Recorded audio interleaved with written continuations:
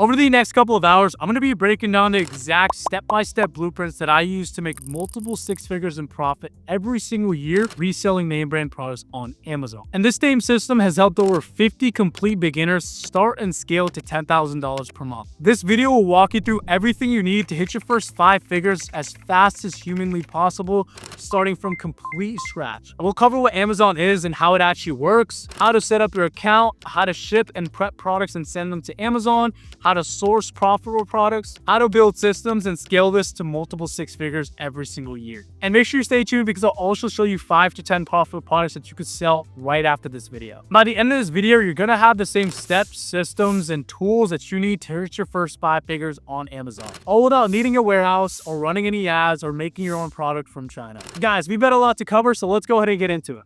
All right, guys, before we start, I'm going to give you a background of who I actually am. How did I even start selling on Amazon? My name's Abdul, and over the last 2 years, I've been on an insane journey to Amazon FBA. My story starts back in 2023, just after I graduated high school. I graduated with a 2.6 GPA, completely clueless, and I just didn't know what I was going to do with my life.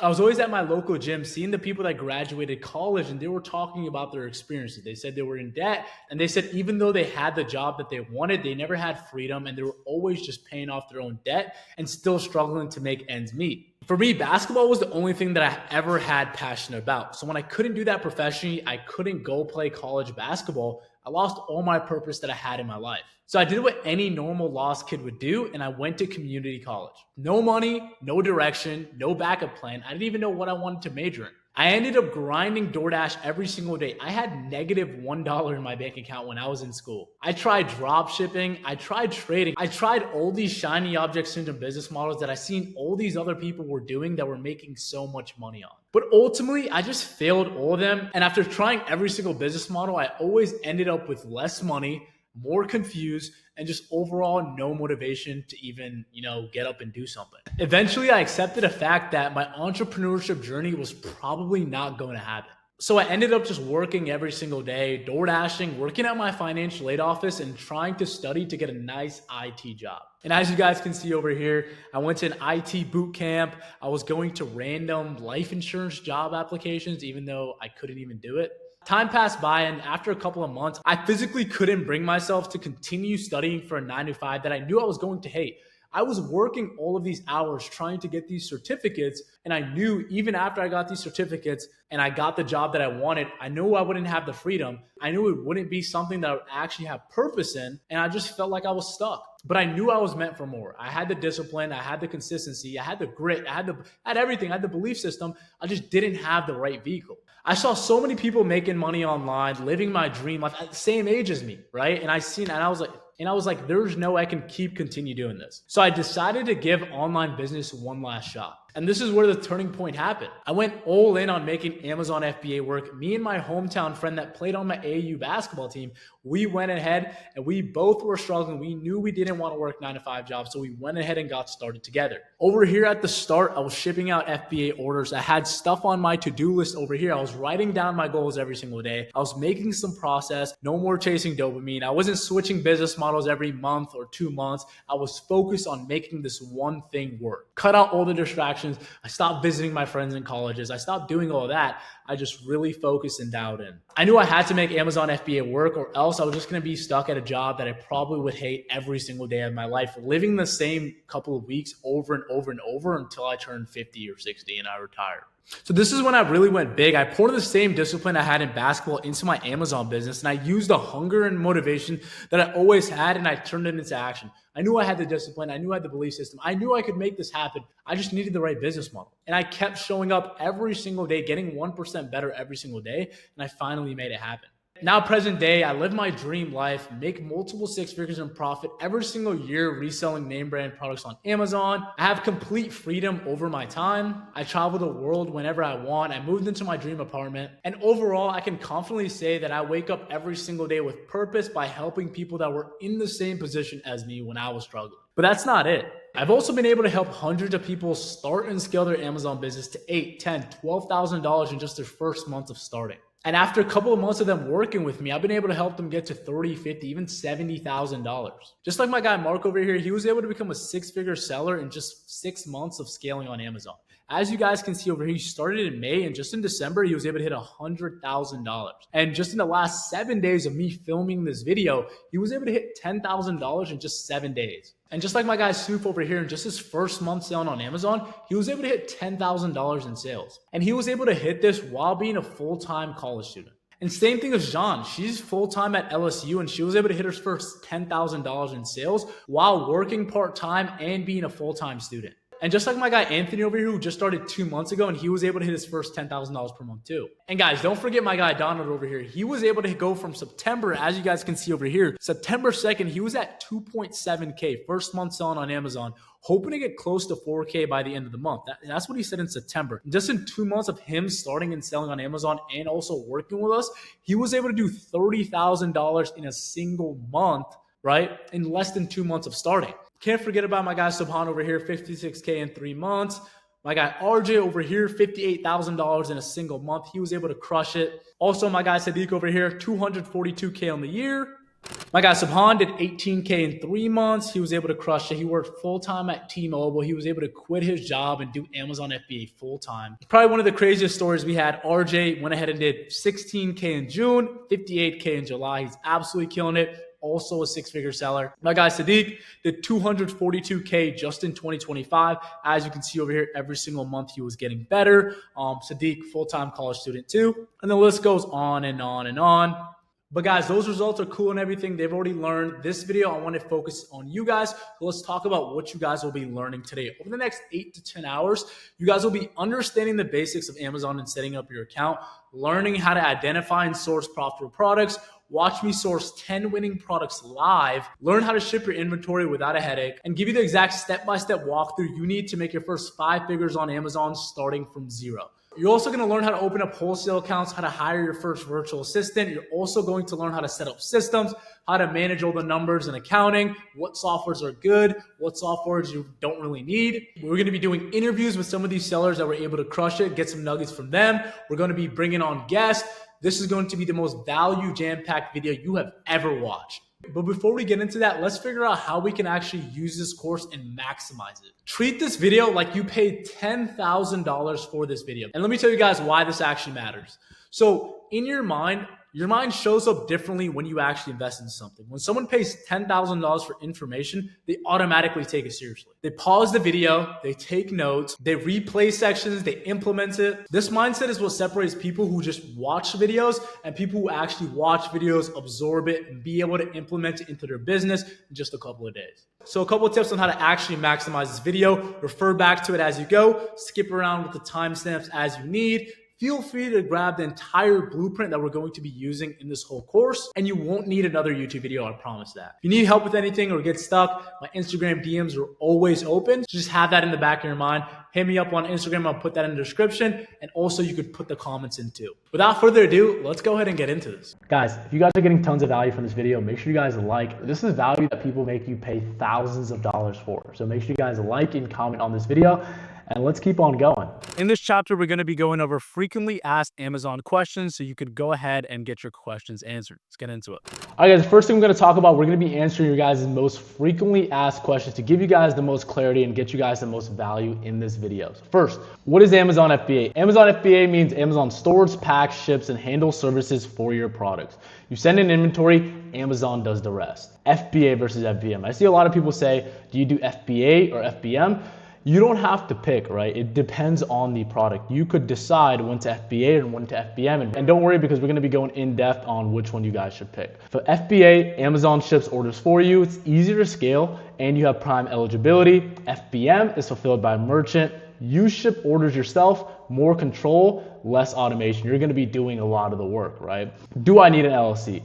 No, you can start as an individual, sole proprietor. Many sellers switch to an LLC later for. I see a lot of people saying, I ask a lot of people, I'm like, hey man, why haven't you gotten started? They're like, oh, I just need to get my LLC. You don't need your LLC. You could always switch over. You could always add your information in, and then you could start it from there. So how much money do you actually need to start Amazon? Realistic minimum, right? 200 to 500 to start, right? You could start with that. It's going to be tough and it's going to take you a lot longer. 1 to 2K, you have comfortable and faster growth. But the best thing to start with, understanding this whole year, the best money to start with is 3 to 5K, because once you have profitable inventory, you're going to want to be able to spend money on that. What is online arbitrage? Online arbitrage is buying products from online stores and reselling them on Amazon for a profit. Example of retailers that we use and we make profit from is Target, Walmart, Ultra, Best Buy.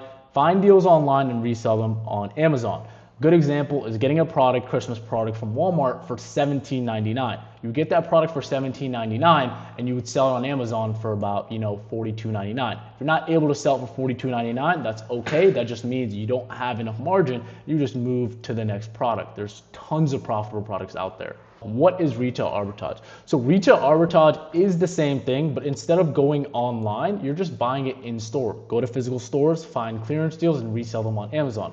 The advantages of retail arbitrage is it's more regional. Your store could have a lot of profit, but let's just say somebody in Kentucky, his store might not have that many products, might not have that many clearance deals. So it's regional. So you could get lucky and have a lot of stores near you where you can make a lot of money. And some people don't have that many stores and don't have that many deals where they would have to probably go to OA. But overall, OA is the end goal because you want to be making money from your computer. You want to build systems, and retail arbitrage, it just kind of takes a lot of time. As a beginner, when you're building up your capital, I recommend it, but the end goal is getting really good at, arbitrage, online arbitrage.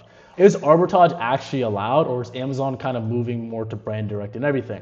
People have been saying that for about 5 to 10 years. When I came into the space 3 years ago, people were saying that, and they say the same thing every single year. Arbitrage is 100% allowed on Amazon. Rules, you have to sell new and authentic products. I see a lot of people get their accounts banned because they're not sending in, real items, and they're not getting it. They're getting it from shady suppliers, which is one of the worst things you can do for your business. So keep all your invoices and receipts and be able to provide proof if Amazon actually asks you. When you do all that, you'll be fine. So what tools do I need? You need Keepa and you need the Amazon Seller app. I'm gonna go over all the softwares that you need. There's tons of softwares that are being sold to you, and I'm gonna go over which ones that actually help me and my students actually make money, because you could be consumed I know how you could get confused as a new seller. So what is Keepa? Keepa shows price history, sales rank history, buy box changes, and it helps avoid bad buys. It's essential for knowing if a product actually sells, and if the product that you're actually buying, right, you're going to actually be able to make money on it, or if it tanks or anything like that. This is why I love Amazon, because you're not guessing anything. With Keepa software, you're gonna look at the past data, you're gonna look at the past history of this product, and sometimes you can look at 2 to 3 years of a listing and then make an educated buy on that, which I'm gonna teach you guys how to do. Do I need UPC codes? No, you match to existing listings over here. It's only required if you create your own listings, which we're not doing. Do I need to get ungated? Some brands and categories require approval. How to get ungated? Order 10 units from wholesale distributor, submit the invoice to Amazon, and you're going to get approved. I have a full ungating section for you guys. Biggest issue that I see a lot of new sellers face, and I'm going to solve that in this video. How to know if a product is profitable? Use Keepa or a profit calculator, at least 25 to 35% ROI, at least $3 to $5 profit after Amazon fees. So what are Amazon FBA fees? So there's gonna be 3 really main fees: referral fees, FBA fulfillment fees, and then storage fees. This is Amazon storing your inventory. You're not gonna have to keep track of these fees because the softwares are gonna be able to do these for you. But the referral fee, that's just for selling on their platform. You're getting access to hundreds of thousands of people looking at your products every single day. FBA fulfillment fee, that's for them actually fulfilling your products in the FBA center. And then storage fee, that's just for them using your storage. So how long does it take to actually sell? It depends on the sales rank, demand, and sales badge, right? You wanna get on a sales badge and you wanna get on listings that have under 100K BSR in most categories. The faster they sell, the less risk you could actually take. So I get a lot of questions. This is another question that I get a lot of is, what if my product doesn't sell, right? You have tons of options, right? There's so many opportunities, which is why I love this model. Lower the price. All you could do is lower the price so you win the buy box. Maybe your margin or profit isn't that good, but that's totally okay. Next thing, you could run a sale, right? You could just, again, lower your price. You could remove it and sell it elsewhere, right? I see a lot of people sometimes when they get regated, get your products back from Amazon's fulfillment centers, and then you can sell it on Facebook Marketplace. You can even return them, right? Sell via FBM and then use Amazon's liquidation program. So there's tons of, if your products don't sell, there's tons of opportunities, right? What is a buy box? I know you guys probably seen this a lot, or maybe if you're not new, the buy box is kind of the most important thing with Amazon. The buy box is the add to cart button. Most sales go over to whoever has the buy box. Now, the next question you might be asking is, how can you actually win the buy box? So the way you're gonna win the buy box is you're gonna have a competitive price, you're gonna have fast shipping. Two main factors that are actually gonna help you guys win the buy box is shipping speed. So doing FBA or FBM, that depends. If somebody's FBA, they have faster shipping because their products are already in Amazon's fulfillment centers. And also your price. Amazon wants to have the best customer experience. And if there's two sellers, you're competing with this other seller and he has a better price than you, obviously he's going to get the buy box because the customer is getting a cheaper price, which gives Amazon, more credit and everything. And that's why they want the buy box. So can Amazon compete with me? Yes. Avoid listings where Amazon is consistently in stock and Amazon holds 99% of the buy box. Most of the times they'll undercut you and you're probably not going to get a better price than Amazon because Amazon could just buy more inventory than you. So do I need to collect sales tax? Nope. Amazon collects and remits sales tax in most states. You usually don't need to do anything extra, right? How to ship products to FBA, I'm gonna be doing a full guide on this, so that's totally okay. And how long for Amazon to check in? Usually, recently, this past year, Amazon's logistics has gotten a lot better. So, your stuff could check in just a couple of days. During, holiday, Q4 peak season, it'll be like 1 to 3 weeks. But be patient, your inventory is going to be there. That's the end of this model. Let's go to the next one. The next thing I wanna go over is what supplies you actually need. So you're gonna need a thermal label printer. It's something that's gonna be printing your 2x1 labels and your 4x6 labels, poly mailers and cardboard boxes, bubble wrap, packing tape, tape gun. You're gonna need some, box cutters, Sharpies to keep everything organized, and then optional but helpful. And then also you're gonna need a scale, measuring tape and everything. So most of the stuff you could get over here from Amazon, and I'm gonna show you guys the exact links that I recommend to you guys. So I like Uline because you could get boxes in bulk and you could get them for a pretty competitive, nice price over here. So over here, boxes over here. Let's just say you're starting out, you don't want to get too many. You could get these from Walmart. This is typically what we use for FBA over here. These are cheap, $1 out of stock. You get a 10 pack in person, right? Next, you get these free boxes from Priority Mail, free boxes from UPS, USPS over here, completely free.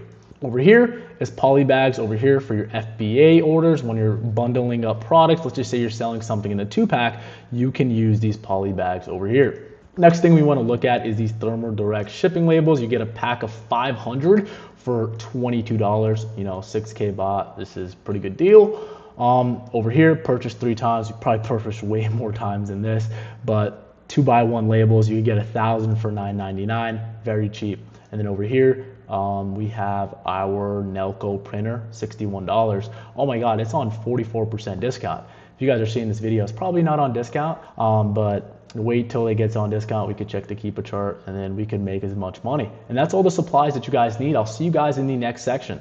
All right, guys, in this section, I'm gonna show you guys exactly the supplies that you guys need for Amazon FBA. Every single supply. Let's go ahead and get into it. The first thing you're gonna need is a Rollo printer over here. Right, you can get this from Amazon. You get whatever brand. I like Rollo. Rollo's a bit more expensive, but it's gonna last you longer, right? If you get some like the $50, $60 ones, sometimes they end up breaking. You want a quality one, just go to Rollo on Amazon. You can get it Prime, you'll get it tomorrow, right? So first thing you need is a Rollo printer over here. Next thing you're gonna need is tape. Just get a tape gun over here so you have, automatically cut it for you. Tape gun, it's about 10, 20 bucks. I don't know. It's pretty cheap. Next over here is up in SKU labels. I think it's $10 for 1,000. So yeah, so 1,000 of these. You're gonna be putting these on your FBA products, which I'm gonna be showing you exactly how to send out your shipment. But right now we're talking about the supplies. So all in, right? You're gonna get your 4x6 labels over here. You do get printers. You do get some of these labels that come with the printer, but you're eventually going to run out when you're sending inventory in. So you want to just get these separately on Amazon. They're called 4x6 labels. I'll put a supply list in the description over there. Next thing you want to do when you're sending out items, let's just say you have items in a 2-pack, right? You're going to want to get poly bags, right? You want to get different sizes. I think there's a variation on Amazon too. I can put it over here. And these poly bags, you're going to be putting your items in over here, right? Make sure they had a warning sign, right? And you're buying stuff that has a warning sign over here, choke hazard for kids. Yeah. So you're going to put 2 units. If you have any 2 packs, 3 packs, 4 packs, 5 packs, you're going to put them in over here. You're going to close this up and it's going to be vacuum sealed. And that's your prep item, which I'm going to show you guys. But also, you're going to need these do not separate, all this stuff you could get on Amazon too. You're going to need these do not separate stickers over here for your FBM items, for your FBA items. These do not separate stickers, when you're prepping an item, it's a 2-pack. You have to communicate that with the person that's prepping it in the Amazon facility, right? That guy in the Amazon facility, he's probably off 5 energy drinks at 12 o'clock working the graveyard shift. He can make mistakes. So you want to make it as easy as possible so he doesn't mess up your, your prepped inventory. So do not separate stickers. You're going to put after that. Next for FBM, right? All you're going to need is a box. Depending on the item that you're getting, right? You're going to need a box. So let's just say you have a small item, a small pet food. You could drop it in this box, or you could do a poly bag, the unmarked poly bag. I like the poly bags too. Or you could do a box like this if it's like something like glass and you want to put some bubble wrap. If you had anything that's delicate, like a delicate item, you're going to want to get bubble wrap too, which is just, an extra $10, $20, right? So yeah, these are your FBM boxes. For FBA boxes, these are your FBA boxes over here, right? You could get these from Walmart, the best price you can get it at. These are the most quality FBA boxes. You get small, medium, and large for like $1 or $1.25. This is where I get it from, so I get this from Walmart. And over here, you could get these FBM boxes in bulk. You get these in bulk from Uline.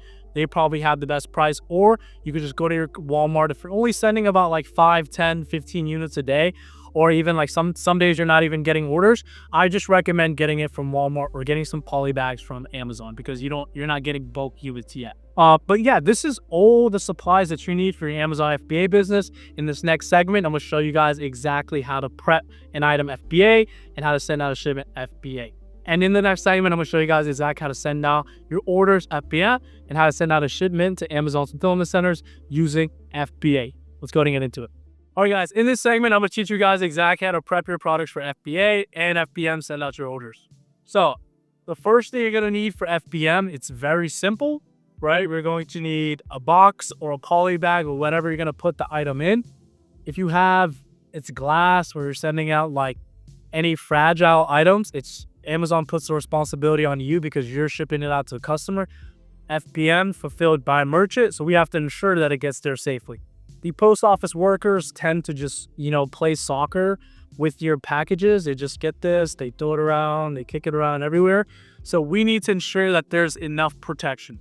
So packing up your order is very simple, right? Let's just say I got an FBM order for this, right? I get the order on my Amazon Seller Central. I have a 4x6 label, right? Let's remember, 4x6 label, this is for FBM and sending your stuff out FBA. These little 2x1 labels are only for FBA. This is just to identify that your product is with your FNSKU label. So now what you're gonna do, you're gonna grab this one label over here, you go through the printer, you print it out, right? After you print it out, it would be either UPS, USPS, or FedEx, depending on which is, the cheapest label. You would get this over here. We get this box over here. Grab your beautiful coffee over here. Grab your $5 of profit. Put it in the box. Close it up. Put on a podcast. Put on some music. Just listen to it. Podcast. Put on some Arbitrage noise to just get better while you're packaging your items. Get your 4x6 label that has a UPS, USPS, or whatever. You grab it over here, slap it on here, make sure it's scannable, and there. Your FBM package is done and it's ready to be sent out to the customer. Very easy process. FBM time in Q4 is very profitable, right? But now let's go and prep something for FBA. All right, guys, I know when I first started Amazon, sending something into FBA was very intimidating. It was so hard. It was just so confusing for no reason, right? I was like, I have to prep the items and I have to ship it to Amazon. How do I send it to Amazon Fulfillment Center? It was so confusing and everything. And in this video, in this segment, I'm going to show you guys exactly how to prep it for. So the difference between FBA and FBA, fulfilled by Amazon, we're just preparing this item. We're prepping it for Amazon. We're making it easy for the fulfillment center to send it out to the customer. So some important notes we're gonna have to do. We obviously need a big box over here. We're gonna do this. You got a 3 box over here. You wanna do 2 lines, right? We have a box over here, right? This is the box over here. Let's put it over here. Now, prepping products is gonna be different based on the products that you're prepping. For example, I have these markers over here. Let's just say I was selling a single unit of these markers over here, but I was getting it from Walmart for $3, but I was shipping these out on Amazon and I was selling them in a 4-pack, right? If I was selling them in a 4-pack, I'd have to, each unit, 1 unit is gonna be 4 of these markers. So I have to prepare for an Amazon worker to just get, like, he's not gonna do the work. We're gonna do the work. We're gonna prep it. So how we're basically going to be doing it is we're gonna have a poly bag. This poly bag is gonna help us organize each marker and make it a unit, right? Because right now it's just 4 markers. You throw in a box, you know, Amazon's gonna deny our shipment and charge us, right? So 1 unit, let's just say we're selling on an ASIN, we're selling on a listing that it's a pack of 4 markers. So 4 markers is 1 unit. We're gonna grab a poly bag over here. We're gonna close it up. You know, you can obviously, we're gonna take this white seal off. We're gonna try to not let it take a lot of space, right? We're just gonna move it in. So now we have, and this is sealed now. Now this is 1 unit of a product over here. There's 4 markers and there's 1 unit, right? This is 1 unit of a product. So we're only giving them 1 FNSKU label. So we're gonna grab our FNSKU label over here. We're gonna print it out for sake of video. I didn't print it out, but we're gonna print it out on Amazon Seller Central, right? We're sending it to Amazon. We're gonna print this out. Our personal FNSKU label is gonna be on here. That's how Amazon identifies us as sellers, that this is our product and not another seller's product that's selling the same thing. So we're gonna grab this thing over here. We're gonna grab this FNSKU label, and then after, right? So we have our FNSKU label on here. Next thing we would do is put a do not separate to ensure that, you know, the guy working at the Amazon fulfillment center, is it separating these items? And now this ensures that this unit is actually ready to be sent out to Amazon, right? We package it up all nice. Do not separate. It's 4 different products in actually 1 unit, right?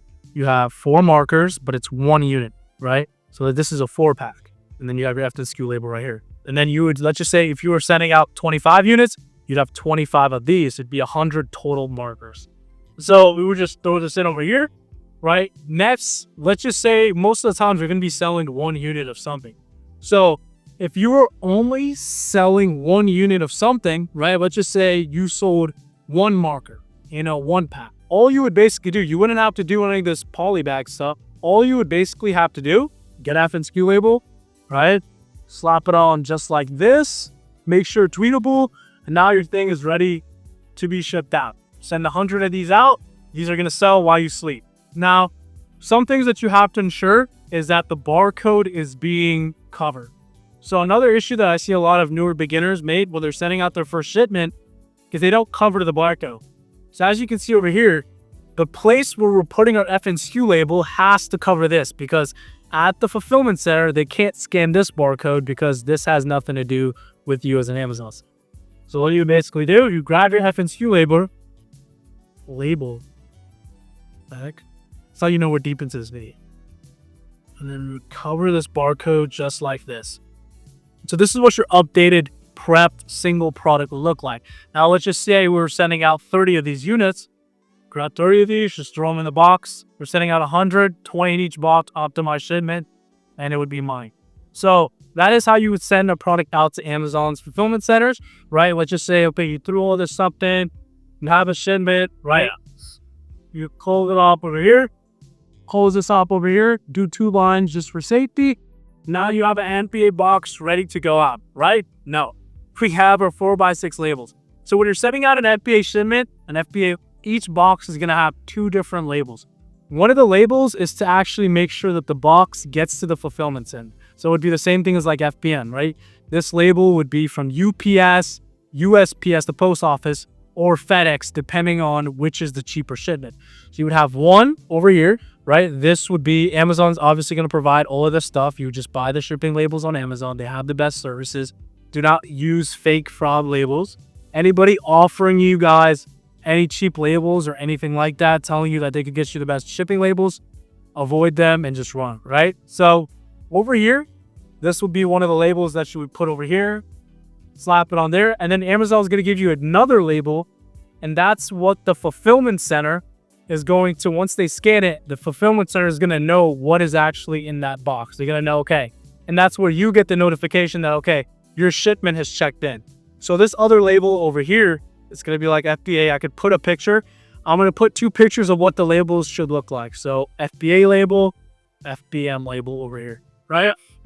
So your box should look like this, and now your shipment is ready to be sent out, right? This is what it should look like. It should be like 2 labels. Obviously, do a better job than me. Send out about 10 of these a week, and then you have to work a day job in your life. But that is exactly how you send a shipment to Amazon. That's how you send out a shipment FBA. That's how you send out a shipment FBM. Hopefully you guys got some value from this. Let's go to the next segment. Let's go. In this chapter, we're going to go ahead and show you guys exactly how to get your first account set up. You know what's worse than finding a winning product on Amazon? Finding out you can't sell it after you bought $1,000 worth of units. I'm dead serious. I've seen sellers drop $5,000 to $10,000 on inventory that they can't even sell, that's collecting dust into their garage. All because they skipped one simple step. And today I'm gonna make sure that never happens to you. Look, I get it. You're excited. You finally found a product that's selling like crazy on Amazon. The numbers look incredible, so you place the order, the inventory shows up at your house, you're ready to sell it. Then you go to list it and you're gating and you're just restricted, and Amazon's telling you that you can't sell it. Your entire investment is just sitting in your garage or sitting in your living room that you can't move it. So in this video, I'm going to show you exactly how you could list your product from start to finish. But more importantly, I'm going to show you exactly how to check to see if you can buy a product and list it without having to spend money on it. By the end of this video, you'll know exactly what to do, what to avoid, and how to list your first item like a pro. Let's go ahead and get into it. Okay guys, so over here I have 2 examples of winning products over here. We have this jelly bar thing over here. We're getting this jelly cat. We're getting it for $50 and we're selling it for $88.99 for FBA, $18 profit, 36% ROI. Over here, we have this Roku product over here that we're getting for $20. We're selling it for $38 and we're FBM it for 4.6 over here. Reset it. So after I talked about this product over here, now we're gonna go into this Roku product over here. We're getting it for $20 over here. We're selling it for $34. That's $6 profit, 19% ROI. So let's just say, right, you found your first profitable product. You're gonna go into here. You're gonna copy and paste this ASIN over here, and you're going to go into your Amazon Seller Central, right? Once you go to your Amazon Seller Central over here, you found a profitable product, right? You wanna see if you can list it. You wanna see if you're ungated to sell it, right? You're gonna go over here. You're gonna copy and paste the ASIN. Right? You can put the name in and everything. You could do it both ways, but the ASIN is the most accurate representation. And over here, once you put the ASIN in, you're gonna be able to click this, select the condition, and then you're gonna click new. And then you'd be able to sell this product. If you sell this product instantly, that means you'd be able to sell this product literally right now. Another example of a product that you wouldn't be able to sell is over here. You click ASIN, copy this. Over here, we click copy and paste over here, click search, click on this listing over here. Same thing, most of the times, 98% of the times on Amazon, you know, as a third-party seller, we're selling new stuff. We're gonna click new, and they're going to make us apply for this product. And this is gonna tell us, as you guys can see over here, you need approval to list in this brand. So the difference between this product over here, we would have to apply to sell this product. They're telling us you need approval to list in this brand. And we would click apply to sell, and we would need a Jellycat branded documentation or invoice or order confirmation, basically what Amazon wants to accept from you. And we can get this from the brand, we can get this from the retailer, and we would be approved to sell this. But over here, right, Amazon is auto-ungating us. This is something that we can buy and sell and profit, you know, start as a new seller. So if we click sell this product over here, so this is a product that we're gonna sell, let's just say, you know, hypothetically, we found this product at a profitable price, right? We're able to sell this for $34, that's $6 profit, 32% ROI, right? Our FBM cost is $5. This listing is selling 100 plus times a month, right? So if we're able to list this product over here, all we're gonna do, we're gonna go sell this product, and this is the page that we're gonna get to. As a new seller over here, so this might be intimidating for you guys as a new seller. You don't have to go fill all this out. The only thing you have to fill out is how much quantity you have. So let's just say you bought 100. You're gonna just put 100 units in, and that's gonna be how much is in your inventory. And as soon as you post this in about 10, 15 minutes, they're gonna be able to buy it from you. Next, we're gonna go over here, your price. So right now, buy box price is at $24.99 for new and used over here. So we want to go a bit higher because we're probably going to FBA this, right? If we want to FBA this, we want to list $3 higher than FBM. This guy's winning at FBM. So we want to list it at about $27.99. So we're just going to click $27.99 over here. And then item condition, obviously we're always going to go new, right? Most of the time, this is you as a new seller, it's always going to be new. And then fulfillment channel. This is why I see a lot of new beginners, kind of get confused. So fulfillment channel, I will ship this myself, and then Amazon with this FBA and this FBM, right? So let's just say for the sake of a new seller, you're most likely gonna put this FBM. You put this FBM and your inventory will be available to be sold in the next 5 to 10 minutes. So you have to be ready. You have to make sure that you're okay with selling it at, $27.99, and you have to be okay with kind of making sure that the quantity is 100. So FBM, it's your inventory. Your inventory is going to be available to the Amazon customer base in about 5 to 10 minutes. But FBA, right, you're going to just list it. It's not going to be available. You're going to have to send a box to Amazon. And then after you do that, once you're able to do that, you're going to send it all to Amazon and you're going to be fine, right? So with FBA over here, you're just going to send 100 units to Amazon's fulfillment centers. And once they get that, once they get access to that, then your inventory is going to be available to the customer base. So just for the sake of things, we're going to click this and then we'll click save and finish. And after that, your item will be listed on Amazon. It's very simple, guys. I see a lot of people get, super confused about everything. But yeah, let's move on to the next part of the video. So guys, now that you kind of know the difference between, a product that you could actually sell and the product that you don't know how to sell, the biggest thing next when it comes to selling as a beginner on Amazon is getting ungated. So you either have two routes when it comes to ungating, right? You have profitable products, but you can't sell them. The biggest thing is just Amazon just doesn't trust you yet as a new seller. So the one way to get over that is get to your first 200 sales. One of those Roku products that I just showed you, you could sell that product as a complete beginner, right? You don't need to have, 1,000 sold. You don't need to be selling on Amazon for about a year or two.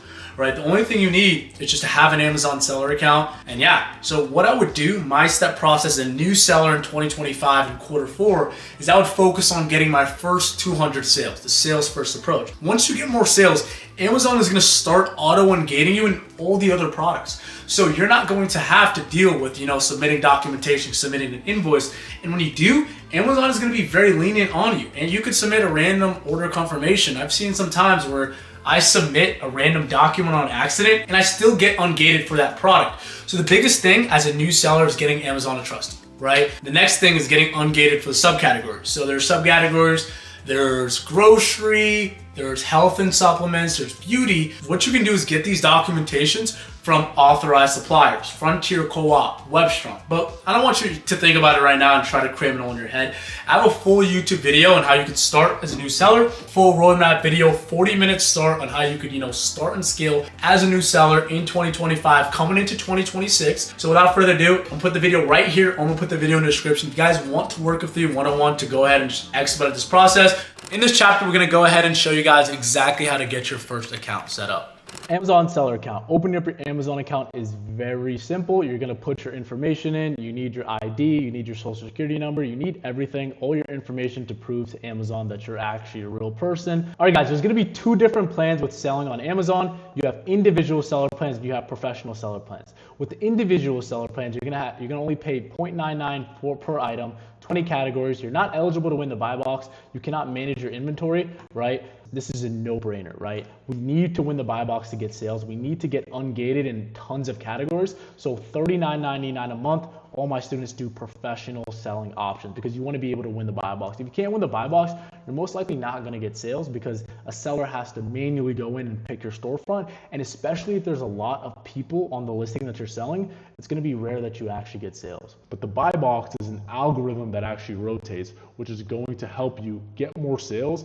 And, if you do everything right and follow everything that we're doing in this, course and everything in this 10-hour guide, I mean, you should be able to make this back in a single day. Let's go ahead and get into it. And for Amazon, create an Amazon selling account. So over here, all you're going to do when you're signing up for the website, you're going to click sign up, put your information in.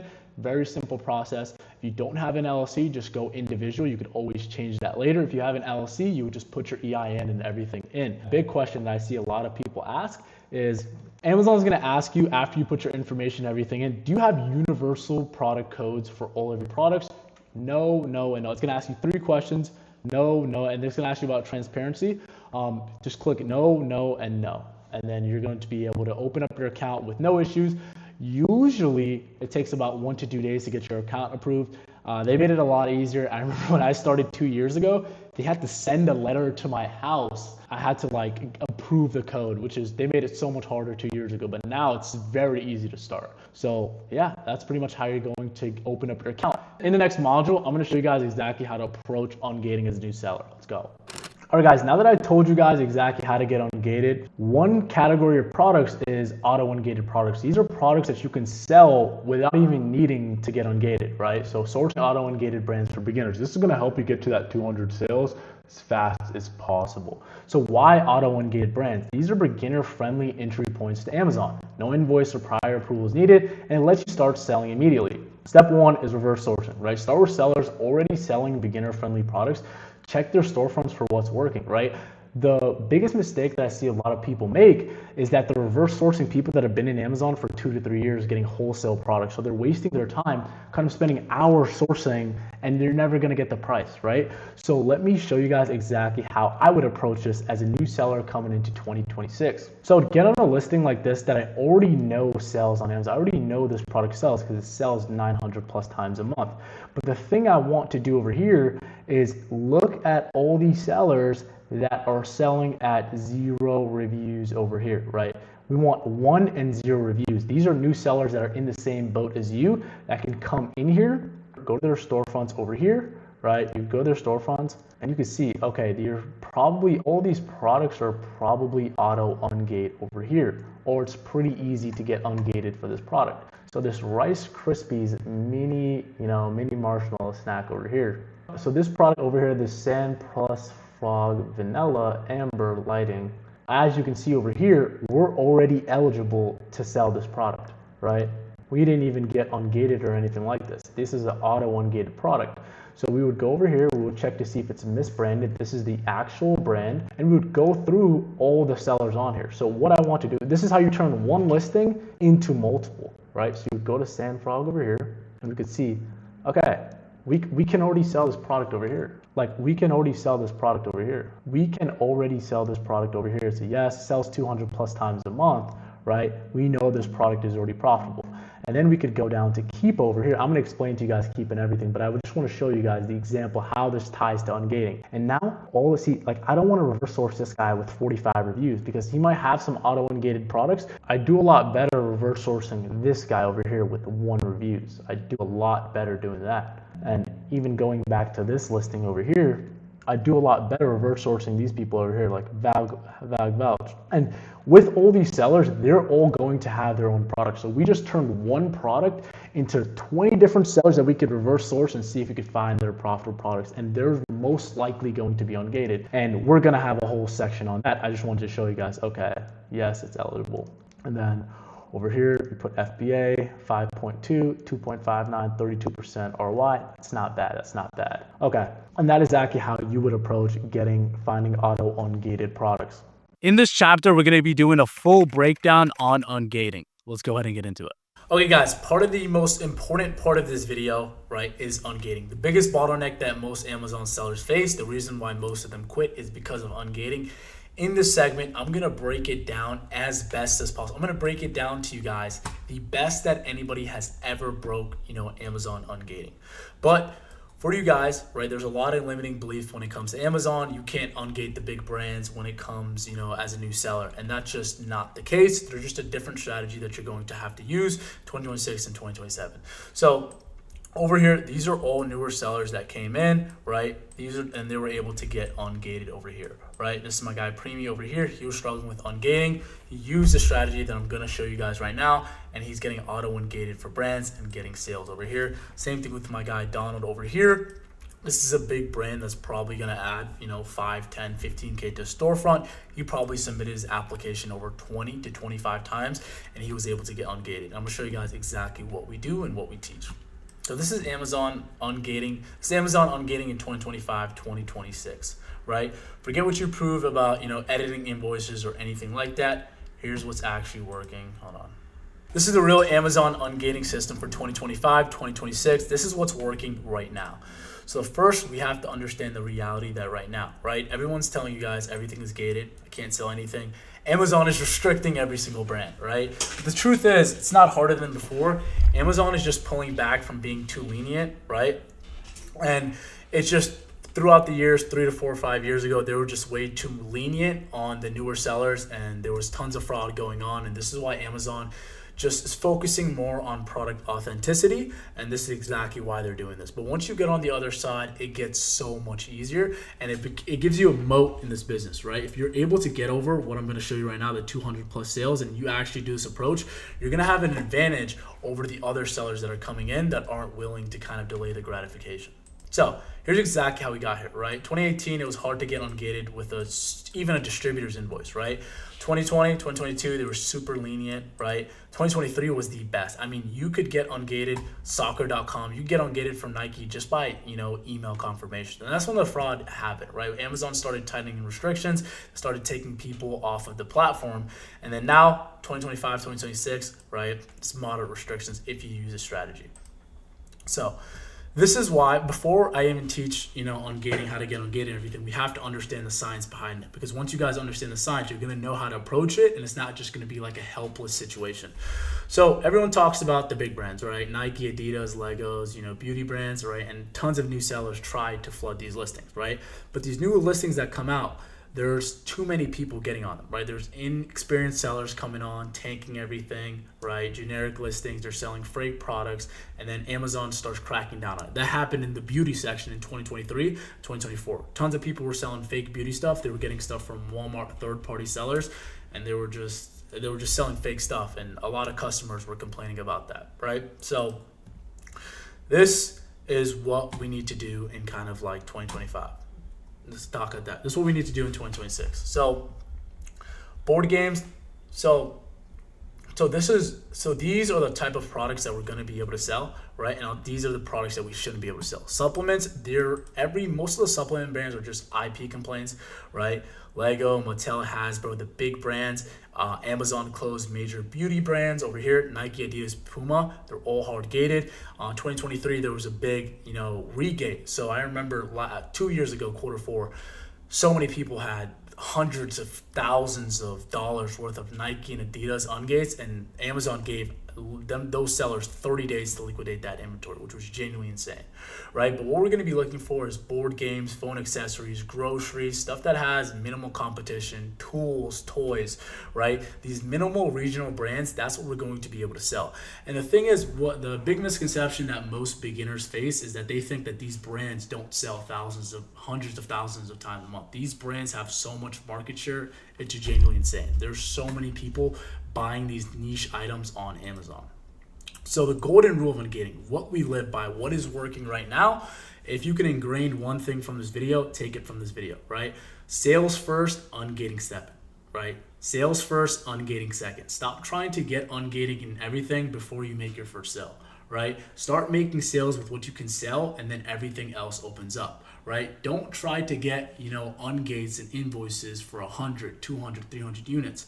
If a application or a brand is asking you to provide 300 units, that just wouldn't be feasible for you as a new seller to put all your eggs into one basket, right? You're not ungated in everything. You just haven't looked hard enough, right? You want to focus on the products you want to focus on the brands that are only asking for 10 units, right? Those are going to be easy ungates. And after 200 sales, brands that were asking for 100 units, 200 units, they're going to start going down to 10, and some of them are going to get auto approved. And that's what we were kind of seeing over here with our students, right? One of our students, Preemie, he was having such a big issue with all these ungates. He was finding such good profitable products, but as soon as he got to that 204, he was able to absolutely kill it. Now, this is where you are, probably where you're going to be as a beginner, right? This best analogy I could have is, let's just say we're trying to drive, right? when you get your license, right, you get a learner's permit. You get a permit, right? There's a lot of supervision. You have to have somebody in the car with you, but there's limited freedom and there's tons of restrictions, but you could still drive, right? So when you don't have 200 sales, you're limited. Your account is limited. You can't even drive freely. So what you want to do is you want to be super careful. You want to find brands that are only, at 10 unit requirements or that are already auto approved, right? You want to avoid big brands like Nike. Like, you don't even want to be sourcing that stuff, right? And you want to build a database of approved brands. And easiest categories, right, to get to that 200 plus sales as a beginner is grocery and the pet category, because those you can get ungated for the subcategory pretty easily, and you're just going to be able to kill it. Next one, right, it's like getting your first, full driver's license, right? You can drive alone now. You have 70% of the listings. If you send an application, you're going to start getting auto approved for them stuff. Amazon just going to start making, the application so much easier for you. Maybe you submit an invoice one time and it gets auto approved, right? And this is the point where, you can start being more aggressive with your invoices, where you're getting it from, right? So if you were getting it from a distributor that's authorized and you get their invoices, Amazon's probably going to take them. If they don't, that is totally okay, right? To get ungated, one of our students over here, Donald, who was a completely new seller about 4 months ago, he got ungated from one of the bigger brands on Amazon, and he submitted this application 30 times. I'm not kidding you guys. He submitted it 30 times. Amazon kept denying him. He kept resubmitting, and he finally got approved.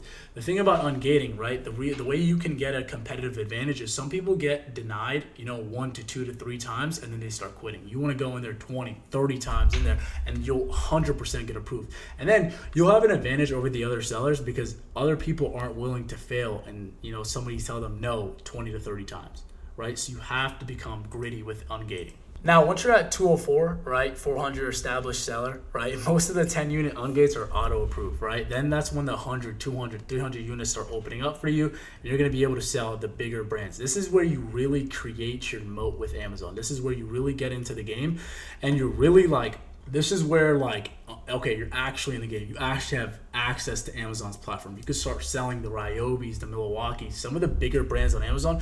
This is where you're going to make most of your money because you're not going to be worried about these, these lower sellers that are coming in here that don't know how to price correctly. You're not going to have to worry about them coming in.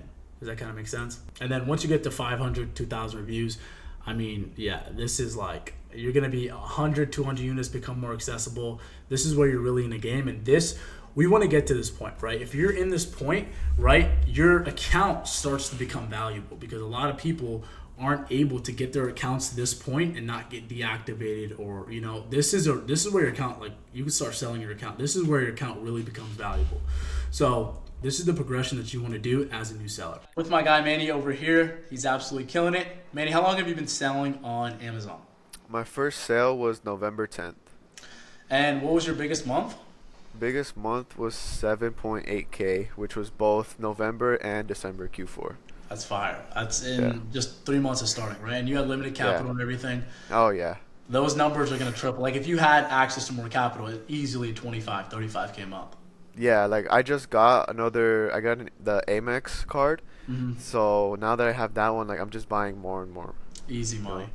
But kind of the whole point about this, guys, I really want to talk about, Manny's personal ungating experience. Obviously, I just filmed the guide and everything, but I want to kind of give you a real example of one of our students that used this ungating strategy and how his current experience was with it. So, Manny, before you joined the mentor, before you started, what was your perception on ungating? Ungating was definitely tough. I had, I think, 3 ASINs of I just had the invoices, and then none of them were working, honestly. So I was just down, and then I had them all in a prep center, and they were just sitting there, and I was paying for storage fees because I couldn't get it ungated. But once I finally did, with your guys' help, it was just that was before easy. That was before you joined the mentor, right? Yeah, I didn't tell you to send something to the prep center without getting ungated. No, yeah, all those units just stayed in the prep center, and then once I got them ungated, it was just better. Now I know, with your guys' help, it was really easy. So kind of tell you, did you know about, okay, I need to get to kind of that 204, I need to get focused on sales first. How did you kind of get to that? How did you go from 0 to 200 sales? What was your kind of strategy going into that?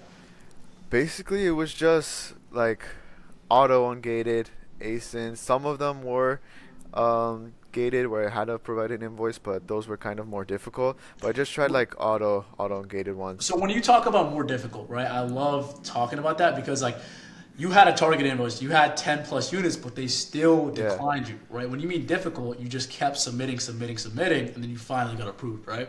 Yeah, it was just submitting, and since like certain brands were harder than others because like you have like 0 sales, 10 sales, but once I did get to the 200 sales and then 204 account health, some of the units, some of the ASINs that were like 10 unit ungate were like auto ungated. When you mean auto ungated, what do you mean? Like you were just able to sell it instantly? Yeah, like some of those like especially for toys. I was into toys. Like I just went back to my Google sheet of like Amazon products, and then I just saw that I was auto ungated after. And kind of tells you that's a good point though, because we do tell you guys to do that. When you're sourcing and you're not at that 200 plus sales, you're in limited. We like to call it you have like a permit. You know, when you have like a permit, you can't fully drive with anybody. Right? Like you're on like a seatbelt. Amazon doesn't really trust you yet. You were finding a lot of profitable products, right? You were good at sourcing, you putting the work in. But if you found a profitable product that you weren't gated in, most sellers would just, you know, oh, I can't sell this. Look away and forget about it. What did you kind of do differently? I just saved it because I knew like I saw the profit in there, and I just knew that like I thought I could ungate, and then once I did get ungated, I already have that there with all the information of like buy cost, sell cost, and like the profit and everything just on there already. And I could just go back, have the buy link, and then buy it right away. And what's your account health right now? The account health is at 206, I think. So how is kind of your ungating experience now versus when you were first starting? Like, do you notice any difference? Like, what is your sourcing? Like, what is it like? Some of them are really easy, but some of them I just go back to the case log and then just reply to them asking for manual human verification, and then it's just like easy. Just keep on rinse and repeat. And how many? What is? Because we just had Donald get upgated for Jellicat. He's 25, 30. What was your craziest ungating story? I think it was also Jellycat. It was like Jellycat because that was the ones I really really wanted. Like I really wanted to sell those. So like that one I would apply like plus 10 times a day, and then I started to just keep on going with the same invoice, and then eventually I just did it. Once I did get to the 204 account health. And if you had like, what advice would you give to somebody that's kind of losing hope, or they're like, oh, everything's gated, and that's their favorite thing to say? What is some advice that you kind of give them? Yeah, just like don't give up. Keep on submitting the invoices. Get more sales. That definitely helps, and then it'll work out. And another thing, those listings that like there's not a lot of newer sellers on, do you see those listings tend to like tank a lot rather than the auto ungated products? Like I don't know, me when I'm sourcing, I noticed the auto ungated products that the under 200 plus sellers have access to, those tend to tank a lot faster than a harder ungate. Did you notice too or no? Yeah, I seen this actually a soccer ball that it was like a brand new listing, and then I saw that the price was like at $55, and then I just knew because I already saw that it was like auto ungated soccer ball from Target is going to like tank, and then I saw 2 weeks later it was like at $20 like it really tanks, and that wasn't auto ungated. So I did see like you start noticing more, but and you start understanding how important the ungate is. Like ungating is like once you get to the other side, you're like, man, I'm so glad this is a tough ungate. Yeah. Yeah, it's definitely easier. From all the tankers. But that's pretty much all I have. Thank you so much, Manny. You guys are going to be seeing him on the 10K per month interview very soon. Next month? Yeah. This month? Definitely. All right, guys, now that we talked to my guy, Manny, over here, the next portion is going to be just giving you guys some distributors and suppliers that you can get ungated with. The biggest way to see if a distributor or supplier is authorized is to see if they actually are getting their products from the brand. You don't want a middleman, someone that's brokering, someone that's getting it from a distributor, and the distributor is getting it from another supplier, and the supplier is getting it from the brand. You want a distributor that is getting it straight from the brand. So this is EE Distribution. This is the easiest way to get ungated for any toys. This is JRC. I'm just going to be giving you guys a list of suppliers that you can use to get ungated. Amazon accepts these people's invoices. So you can have Hasbro, Crayola, Fisher Price, Zuru, all these invoices, right? Amazon accepts their invoices. Over here, this is a supplier for, tech, any type of tech space over here. You could use them, and Amazon accepts their invoices over here. The best one I like to use is Target, right? Target has Target has every single brand, right? The easiest way to, when you're sourcing, is like, does Target have this brand? Does Target have Chomps? Does Target have Dove? If you go over here, does Target have Annie's? So the first thing you should do, if Amazon is asking for 10 units, is check Target, right? Because Target supplies invoices. Over here, office supply, again, if, back to school, Crayola, Amazon accepts office supplies invoices over here. Next is our grocery. If you want to get on Gated grocery, you want to get on Gated for Smuckers or any brand like that. Over here, this is food service direct. You can use them. Amazon's going to accept their invoices over here. Next is Webstront, right? And the biggest thing too is, it's not just invoices, right? If you can get it from an authorized supplier, Amazon accepts order confirmations too. So it's not just, invoices. Amazon accepts order confirmations as long as it comes from a reputable supplier like Webstront, even Home Depot too. The biggest thing is, which I'm going to go through in the next part in our overview for ungating, is really just being really gritty with this. You're going to have to probably send this, 10, 15, 20, 25, 30 applications for the brands that are really worth it. So let's go ahead and go into that portion. But all right, guys, if you guys do these things, I promise you guys will not fail with ungating, right? So the first thing, right, build sales history. If you're new to Amazon, start by selling easier brands that don't require ungating, or they're only asking for 10 plus units. If they do deny you still, make sure you're submitting 5, 10, 20 times, right? Be persistent. This is crucial. Do not give up after one rejection, right? It took me, my biggest ungate was Nike. It took me 20 attempts to get ungated for Nike, right? Anything worthwhile, it's going to take some time, right? And always change the document, change your submission up, right? Maybe get the invoice, turn it around, right? Amazon uses AI. Maybe flip it up, change the invoice name, highlight some stuff too in your application. In your application, provide as much proof as possible, so the person reviewing your thing, it just makes it so easy for them to see. They see your billing address. They see, okay, you got it from a regular supplier, right? Just give them as much reason for them to just say yes, right? Make it as easy as possible for them. And if you do all of this, you stay persistent, Amazon ungating is going to be a breeze for you. Hopefully you guys enjoy this section. Let's go to the next one. Let's go. In this chapter, we're going to break down why systems are so important with Amazon FBA. All right, guys, it's time to get to the fun stuff, right? Let's get to how we're actually going to make money with Amazon FBA, and that's finding product research. Let's go. So first thing, complete toolkit, Keepa and SellerAmp. I'm going to talk about Stealth Seller. I've been using it the past couple of months, and it's genuinely been insane for me. But for the start, as a beginner, $40, right? $40 a month for sourcing. No automated sourcing tools, right? Storefront stocking method, right? Never browse random websites or clearance sections, right? Don't use automated softwares. Find sellers already succeeding on profitable products. Open their storefronts to see their entire catalog, and then copy what's working, right? So two different things we're gonna go into: manual sourcing and reverse sourcing. As a beginner, reverse sourcing is really good because you don't know what to look for as a new Amazon seller. But when you're more advanced, okay, this website has a good deal. This website, keep a product finder. We're gonna go into all of that, trust me. Non-negotiable criteria: under 200 sales rank, minimum $3 profit per unit after all the fees, minimum 30% ROI, make sure the price is stable and trending up on Keepa, and then competition has to be stable or trending down. Remember when you looked at those Keepa charts, what happened when the offer count was going up? The price absolutely went down. Hopefully we're learning, hopefully we're taking notes, hopefully we're kind of putting this all together. So even if one criteria fails, skip it immediately. Yeah, but the thing is, don't make this a hard criteria. Like, if minimum ROI is like 28% ROI or 27, 3% ROI, you can still make money on that product. You can go ahead and do it. These are the instant red flags. Amazon owns 99% of the buy box. Only one seller for months, no movement. The brand name matches storefront name, right? So the brand is actually on the listing. I showed you guys the truffle back there when the IP complaint, right? Seller count spiked 5x, but price only dropped $1, right? No buy box price history or missing sales rank, right? So no buy box history, no nothing, it probably doesn't sell. So biggest thing is looking at the data, show every seller stock count every single time, watch stock decrease to confirm actual sales. Let me show you guys exactly how that actually looks like. Okay guys, now let's get into these softwares. This is the most important part you're going to need for Amazon FBA. This is the most important software you're going to be able to need to scale and become a good Amazon FBA seller. This is $20 over here. You could track products, you could do everything, you could look at all the data. There's a product finder, product viewer, you could view the best sellers.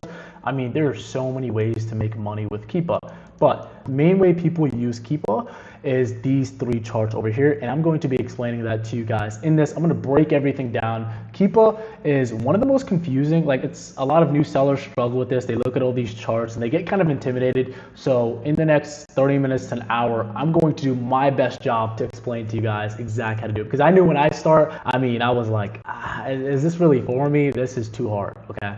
Let's go ahead and get into it. So I'm going to break it down as easy as possible. So with Keepa, there's 3 charts. First thing we're going to be talking about is the buy box chart over here. This shows the historical buy box over time. This is used to confirm price stability. This is used to confirm price stability and avoid tanking and race to bottom products. So this is a good product over here because the price is consistent. In the past 3 months, this price has been consistent over here. The way I like to teach this is I like to get them to understand and get you guys to understand that each chart is going to answer a question about the product. So with this product over here, we can see that this product is selling between 30 and 40, 38, and the low is like 32. This is how much this product is actually selling for, right? This is, and as we can see in the past 3 months, this product has sold. As we can see, the past 3 months, this product has been very consistent. This is what we're looking for as Amazon sells over here. So the question that this chart answers is, the product that I'm selling, how much is it actually going to sell for? That's the question we're answering with this chart. The next chart over here, monthly sales. So we answered, okay, we know how much a product is selling for. Now, how much does it actually sell a month? Because we could sell a product for $100 and get it for 20 and make like, $40, $50 in profit. But if the product doesn't sell, we can't really do anything. And this is the monthly sales over here. So the monthly sales is going to show estimated units sold per month. This is used to confirm real demand and whether the product actually moves or not. This is the monthly sales. So over here, we can see this item sells 50 plus times a month. It goes up to 100 over here. And this is what we call a sales badge. So over here on a product like this is Amazon verifying that this product sells 200 plus times a month over here. And if we look at the Keepa chart, we can see that in the past 3 months over here, this product has went from 50 to 100 to 200. So this answers our question. When I'm looking at this as an Amazon seller, I'm saying, okay, this product, the demand is going up and the price is going up a bit too. That means that this is a good time to kind of buy this product, right? And then before we get into this over here, I'm going to explain what the 3rd chart answers over here. So the 3rd chart is the offer count. This shows how many sellers are competing over time, and it's used to judge competition level and how hard it'll actually be able to stay on the buy box. So over here in this chart, every single person over here, right? This little counting, this is how many people are actually on the listing.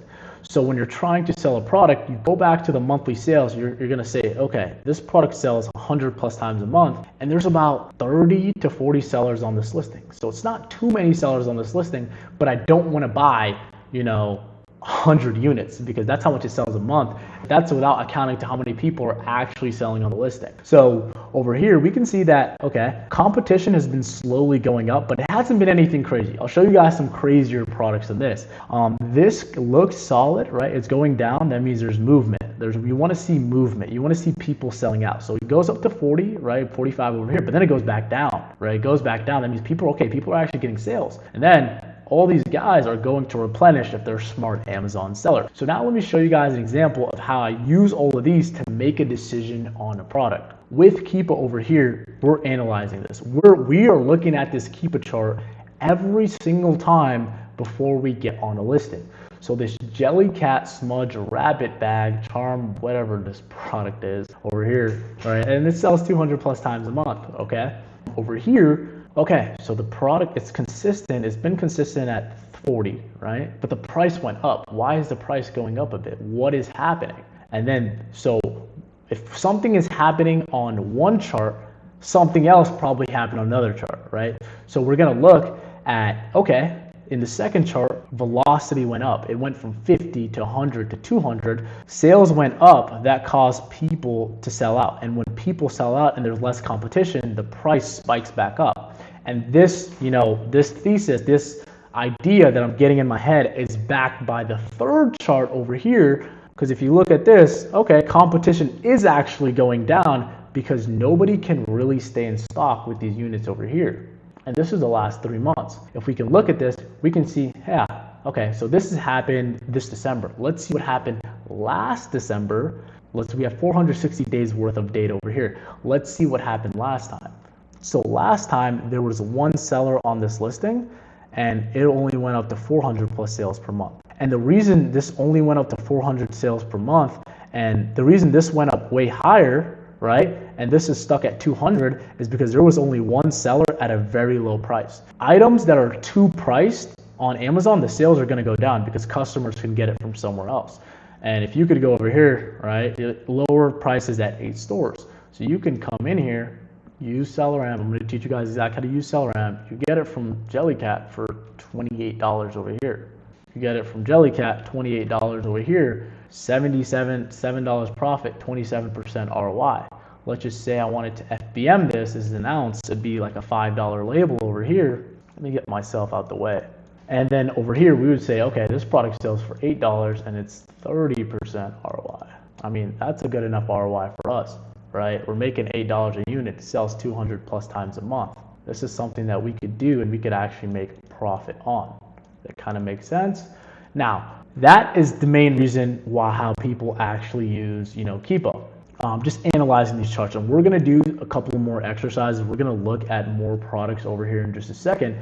But before we kind of do that, let me tell you guys what else we do to kind of look at these products. So we go to track product over here. This is another Keepa feature that I absolutely love that I don't see a lot of people talking about. So over here, the buy box is at 48 over here. Let's just say the buy box is at 48. That was the high, right? Let's just say we were only able to get this product at $37.99, right? We wouldn't be able to or let's just say, for example state, let's just say $35.99. This is hypothetical, guys. So $35.99 over here. We cannot sell this product at $48. It's too expensive for us, hypothetically. What feature I can use with Keepa is a track product feature over here. So we can start tracking this product. Keepa is going to automatically track this product for us. I love this feature. And let's just say, because sometimes products will go up, they'll go down, they'll go up. And for the next 10 years, I can track this product. And I can go, okay, if this product ever goes over $55.99, because let's put $55.99, and I can actually make money on this product, I'm going to start tracking this product over here. So we're going to go track for 10 years, and I'm going to start tracking this product, and Keepa's going to email me and put my emails. I'm going to get emails from Keepa as soon as it goes over that price. This is an amazing feature with Keepa. Okay, the next feature I like using is, okay, sure, there's about, 50, there's a lot of people on this listing. But how many people are actually getting sales, right? Just because you're on the listing doesn't mean you're actually getting sales. So how many people are actually on the listing? Let's go ahead and look at that. So we can look at data, right? We can look at the buy box statistics over here, and we can actually look at the percentages. So let's just say in the past 30 days, one seller has been getting 14%. Another seller has been getting 8%, 7%, 6%. So everybody on this listing is getting sales. Everyone on this listing is selling out. Everybody is eating. This is what we want to do, right? And this is another feature that we're going to look at. So an exercise that I want you guys to do when you're looking at products is, okay, does this product sell 200 plus times a month? Okay, it sells. Now let me go down to the Keepa chart. Let me see if this is stable. Okay, it's stable. Let me see how the competition is looking like. Okay, offer count's actually going down. That's pretty good. Okay, and sales are going up. This looks like a product that I can actually buy. Let's do it. This is a good buy. Let's go to the next thing. Next exercise, let's go to data, buy box statistics. Okay. This product is actually, selling 14, 8%, 7%, 6%, 5%. Okay, tons of everybody's eating on this listing. Let me show you guys an example of another product, how we would use this data feature to see if Amazon is getting on a listing that we can't absolutely sell. Let's just go to, you guys are sourcing, when you guys are doing product, we're gonna have a whole sourcing session, don't worry about it, guys. But before, it doesn't matter how many products you can find, if you're making bad buys and you can't analyze which products can actually make you money. The whole point of this video is to save you guys time, money, energy, and resources. So we can go to this Hot Wheels over here, this Hot Wheels car. Oh my God, it sells 50K plus times a month. This is going to make us rich. No, because as we see over here, Amazon is dominating the listing. Sure, there's 6 offer count. There's 6 people on the listing. Okay, there might be third-party sellers. Competition is going up. That's good and everything. But if we go look at the data with Keepa and we go to the buy box statistics, we can see that Amazon is taking 100% of the buy box. So if Amazon is taking 100% of the buy box, there's no opportunity for us to come there, because even if we were able to get on this listing, we are not going to get a better price than Amazon. Amazon has more funds. It's their platform, right? You know, like we were already making thousands on their platform, right? Let's not get ahead of ourselves. So over here, that is going to explain the biggest use of Keepa over here, right? Price history charts. This is going to make sure that we're price history charts. This is going to make sure that we are actually, you know, getting in here and we're actually making.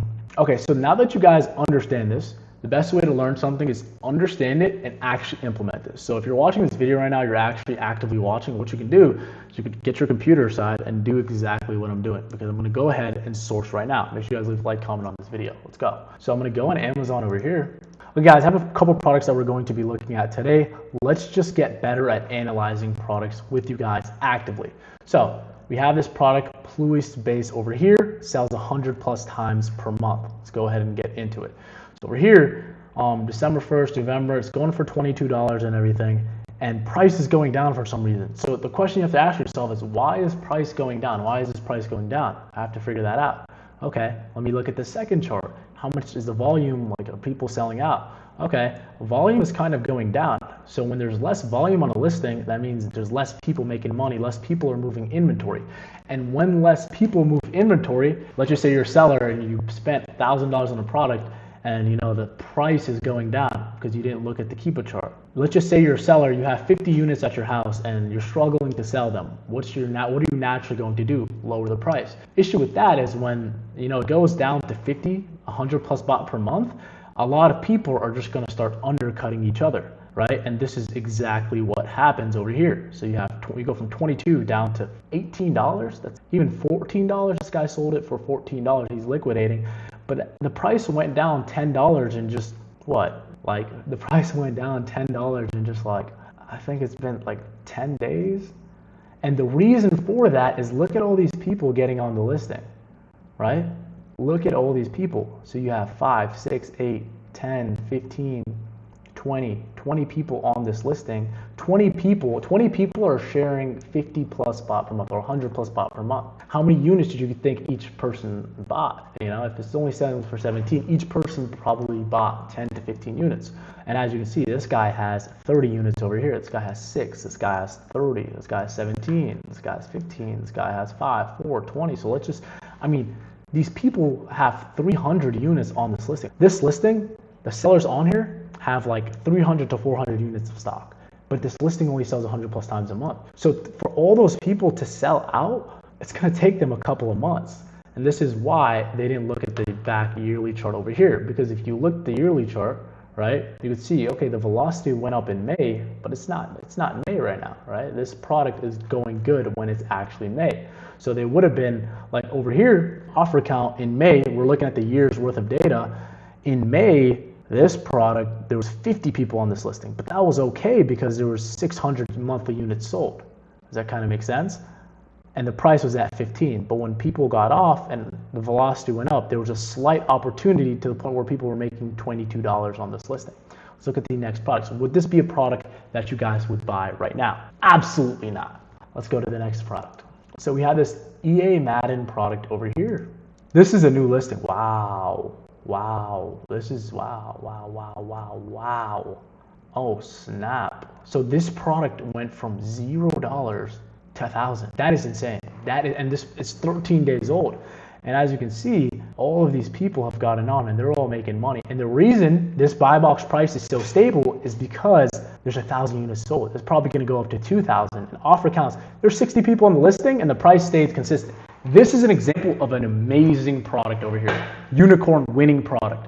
Because this product over here, you're making so much money on this product. And it's selling on Target for $34.99. Oh my God, it's selling for $34.99. So you're putting this at $34.99, that's $10 profit, 30% ROI, standard edition. This is an example, everybody's winning on this product. And you can get on this listing and sell like, you could sell 100 units on this listing and make a K profit just like that. So this is an example of a good product. Now let's look over here. Let's look at this product over here. So this block is choppy over here. Looks like there's people getting kicked off this listing. Very weird chart. You don't want to get on a listing like this. Why are all these people getting kicked out? Looks very weird chart over here. Only sells 50 plus times a month. BSR is terrible. Let's look at the data. Let's look at the buy box statistics. Buy box is being shared over here. Buy box is being shared.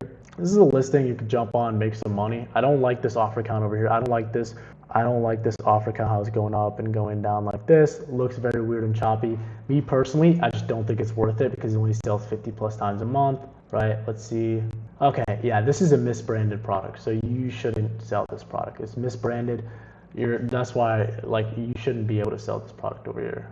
Next, we have this product over here, Lunch for Gourmet Blends over here. Nice. So, okay, price went down a bit. Offer count going up, competition going down. They're coming back up, but price is at all-time high. This is nice. You're getting it from Walmart. Nice. This is good. £1. Nice. Pack of 2.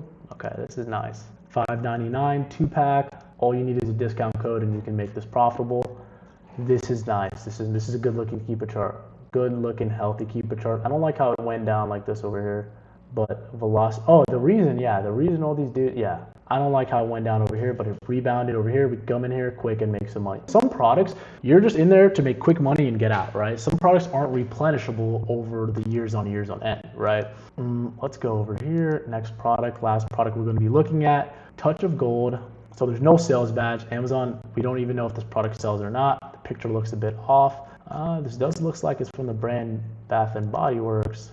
There's no sales badge. BSR did dip down, so there are sales being made. Offer count's good. There's just no sales badge.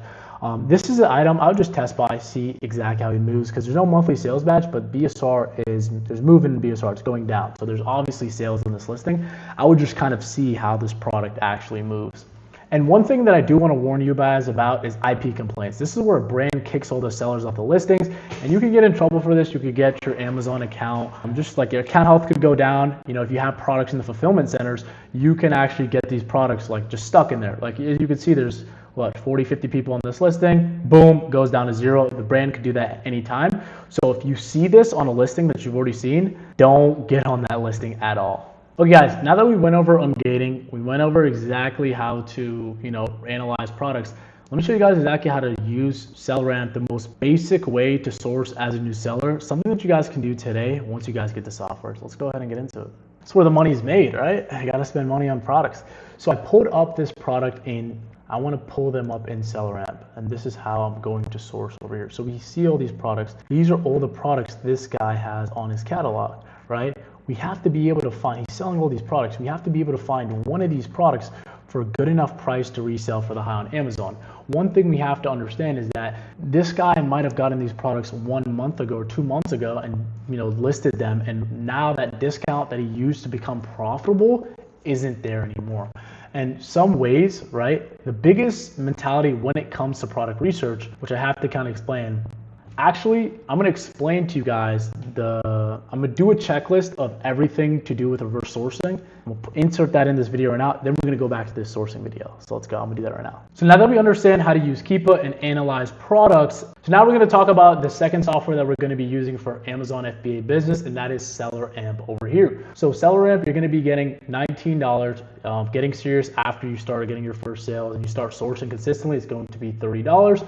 But at the start, you can do 20/20. So your software stack is $20, $20. It doesn't cost a lot to start an Amazon business. And I'm going to show you guys exactly how we use SellerAmp, some of the features and why we like using it. It's pretty simple. You can go back to this listing over here. So usually when you're sourcing over here, this is going to pop up every single time you look at a product, SellerAmp SS. You're going to have the ASIN, you're going to have the UPC, everything is going to be organized for you. You're going to see if you're eligible to sell product, you're going to see the alerts, you're going to see the monthly sales, you're going to see the BSR, all the data over there is just organized for you. It's just making your job as a seller so much easier. You have cost price, you're going to input your cost price from where you get it from that's profitable. You can switch from fulfillment types from FBA to FBM. You could look at the fees over here. So you could go, Let's go to the maximum cost, ROI, profit, so sale price, cost price, plus total fees over here. You could sell, is it hazmat, is it dangerous goods? All the information is going to be on here. You could look at the offers, okay? So you have all these people over here, right? Kick and Buy, DFR LLC, USA Goods, Trevor's Arbitrage, Votes. So all of these sellers over here are going to, you're going to be able to see all these sellers, what their profit is over here. You're going to be able to look at small Keepa chart over here. I recommend just using Keepa, but a good way to source is now how you would use it is, okay, you click on this, you can look at the dimension of this product. Okay, this product is the weight, 6 ounces, length, 6 inches, height, width, right? Okay, over here, just click the Amazon listing. We're already on the Amazon listing over here. Next is Google, right? So where can we actually find this price for a good enough profit to resell on, Amazon? This is how we would source. Just click the Google button, and they're going to give you every single place that you could find this at a profitable price at. So let's just say, okay, Target over here, selling it for $9.99. The next thing I would kind of do is, and that's how we would find profitable products over here. That's how you source with item, right? That's how you source with product. You could search it on Walmart over here too, and you would find it over here. So that's pretty simple. That's how you use Seller Amp. Seller Amp is very simple. It's just a profit calculator. So let's just say you're getting this product for, let's just say 7.5. This is how much with prep fees and everything. But if you did FBM and everything, because my fees are higher because I use a prep center. I'll show you guys why I use a prep center later on in this video. And $3 profit, 40% ROI. All we need is a deal to kind of make this profitable. In this chapter, we're going to break down some sourcing strategies we use to make our products more profitable. All right, guys, so the biggest thing that we have to understand with sourcing is that we're creating our margin. Sourcing isn't about comparing price tags. It's about creating profit where others see none, right? Stacking multiple discounts, turning something that's not profitable into like 40% ROI. So methods 1 and 2, right? Never evaluate at list price. Look for active sales. Stack on coupon pages, email signups, text signups, browser extensions. Some browsers that I love to use are Rakuten and Capital One Shopping. Get 2, 3, even sometimes 10, 15% cash back on just for buying items for your business, which is genuinely insane. Methods 3, discounted gift cards. The websites you guys are going to be using for discounted gift cards, my favorite one is Cardbear. They have 1%, 7%, 8%. So 4, 8%, 10%. So let me show you guys an example of how you would kind of use this to get more profit on an item that's already profitable. I like to go back to this product over here. Good example is over here. Let's just say we're getting this product for $10 over here, right? $10 FBMing for $5. We need to get a better margin on this product over here. So we're gonna go to Google. We're gonna see, okay, Target has this for $9.99 over here. There was another discount that was over here, but we can see there's 2 deals for this item. Save $25 when you spend $100 on select toys, or Target Circle save $10 when you spend $50. So we understand this is, if we save $10, that's basically 20% off over here because we're gonna easily spend $40 on this item. So all we have to do, we're already getting 20% off this item over here, and our margin is being built. So that's 2.53 profit, 30% ROI. So it didn't reach our criteria, right? It didn't reach our criteria of $2.53 because we need $3 profit. So one thing that I love to use to get over that edge is buying a discounted gift card with Target. So Target over here, we're getting 7% off over here, and they have like a little Keepa chart. So before, it was March 19th, it was at 15. They were giving out discounted gift cards for 15. Right now, it's at 7. December 4th, it was at 9. Now let's see if we were able to get that discounted. Like let's just say we got a 15% off discount. This would be our updated margin over here, $4 profit, 62% ROI. But the only thing that's available right now is 7%. So we're just gonna click 5 over here, and this is our updated margin, $3 profit, 40% off over here. $5 label for this item, right? It's 5 ounces, very cheap. We could list this over here. We could let some of the tankers sell out, even sell it for 19 and everything. So these little discounts, 5, 10, 15% off, that could make or break your margin just like that. And that could make something that's not that profitable actually profitable. So method 4, cashback portals, right? Cashback monitor, top cashback. I just use Rakuten and cashback. You can use all of these. You could treat it as bonus money because it's not guaranteed. But let's just say you're spending, thousands of dollars on inventory. You're getting 3%, 5%, 5%, 15%. And I remember when I was first selling and I got a cashback racketing at the end of the quarter, I got like $400 back, and this was 2 years ago, so we were only at like 10K per month. So getting $400 back, bought some new basketball shoes, I was the happiest guy in the world, right? And I'm not doing anything different. I'm just doing the extension when I'm running my business. So method 5, obviously loyalty reward programs. Target Circle, I have Target Circle, Kohl's Cash, Ulta, getting a resale permit, right? Because you could save, once you get a resales permit, you don't have to pay any sales tax. If you're in California, if you're in, a place that has a lot of sales tax, you're going to kind of need this, right? Method 7, no sales tax state. So you can ship to prep center, right? And let's just say you can't get your resale certificate for some reason, right? You could get a prep center. I have a prep center in Delaware, and they handle literally everything for me. Method 8, obviously credit cards, Amex Gold, Amex Business Blue. Method 9, FBM speed advantage, right? So literally sell same day products arrive at your house, and you could beat FBA sellers all the time. Okay, so now that we understand that with sourcing, right, the biggest thing is understanding and manufacturing our margin, there's going to be multiple ways that you can source, right? There's manual sourcing, there's reverse sourcing, there's using Keep a Product Finder. There's so many things that you could do to find profitable products. The best way for beginners, I would probably say, is reverse sourcing, but for the context of this video, I have to show you guys manual sourcing. So let me show you guys exactly how to manual source if that is something that you guys want to do. So let's go into manual sourcing over here. So let's just say you found a brand that's profitable. You know a brand is, it's third party. You could sell third party on Amazon. You know this is profitable. All you're basically doing is you're just gonna grab something like this and manually source it, right? Most of the times when you want to manual source is when a website actually has a discount or anything. So let's go huge. I'm gonna go over here, just paste it in, and the listing should come up. So as we can see, we have to wait for the Jellycat one. This is the best seller over here. And as we can see, one of these sellers, there's a seller that's dominating everything, and he's been dominating. So we have to look for listings. Some of the more popular listings are going to be controlled by, a big seller on Amazon. That's totally fine, right? Next thing I want to look at is over here. We can look at all the variations, right? Okay, so this looks like a lot of arbitrage. Okay, Varsity Sales is on this listing. Let's look at this variation. Okay, Hippo Tails is on this listing. Let's look at all of the listings and let's see which variation of products that there's third-party sellers on. Okay, so with these plush bag collection, it looks like every person on that listing is a big seller. Let's check over here. Let's check at this one. Okay, scroll down to the Keep a chart. Okay, look at what we have over here. So now this Jellycat bag charms is 600 plus bought per month. Tons of sellers on here. Offer counts going down, which is good. Velocity's going up. Let's see if we get it at a good enough price. We're getting it for $30 over here. Put it for 30. FBM this. This is 1.4 ounces. It's a $5 label. Just like that, we're doing $7 profit, 23% ROI. And as we can see, right, with this $5 profit, if we're making $7 profit and we're only 7% away, that's totally fine. 600 plus bought per month.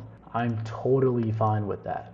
Over here, we can see if there's any discounts or anything like that. Let's add 10 to our cart, view bag and check out.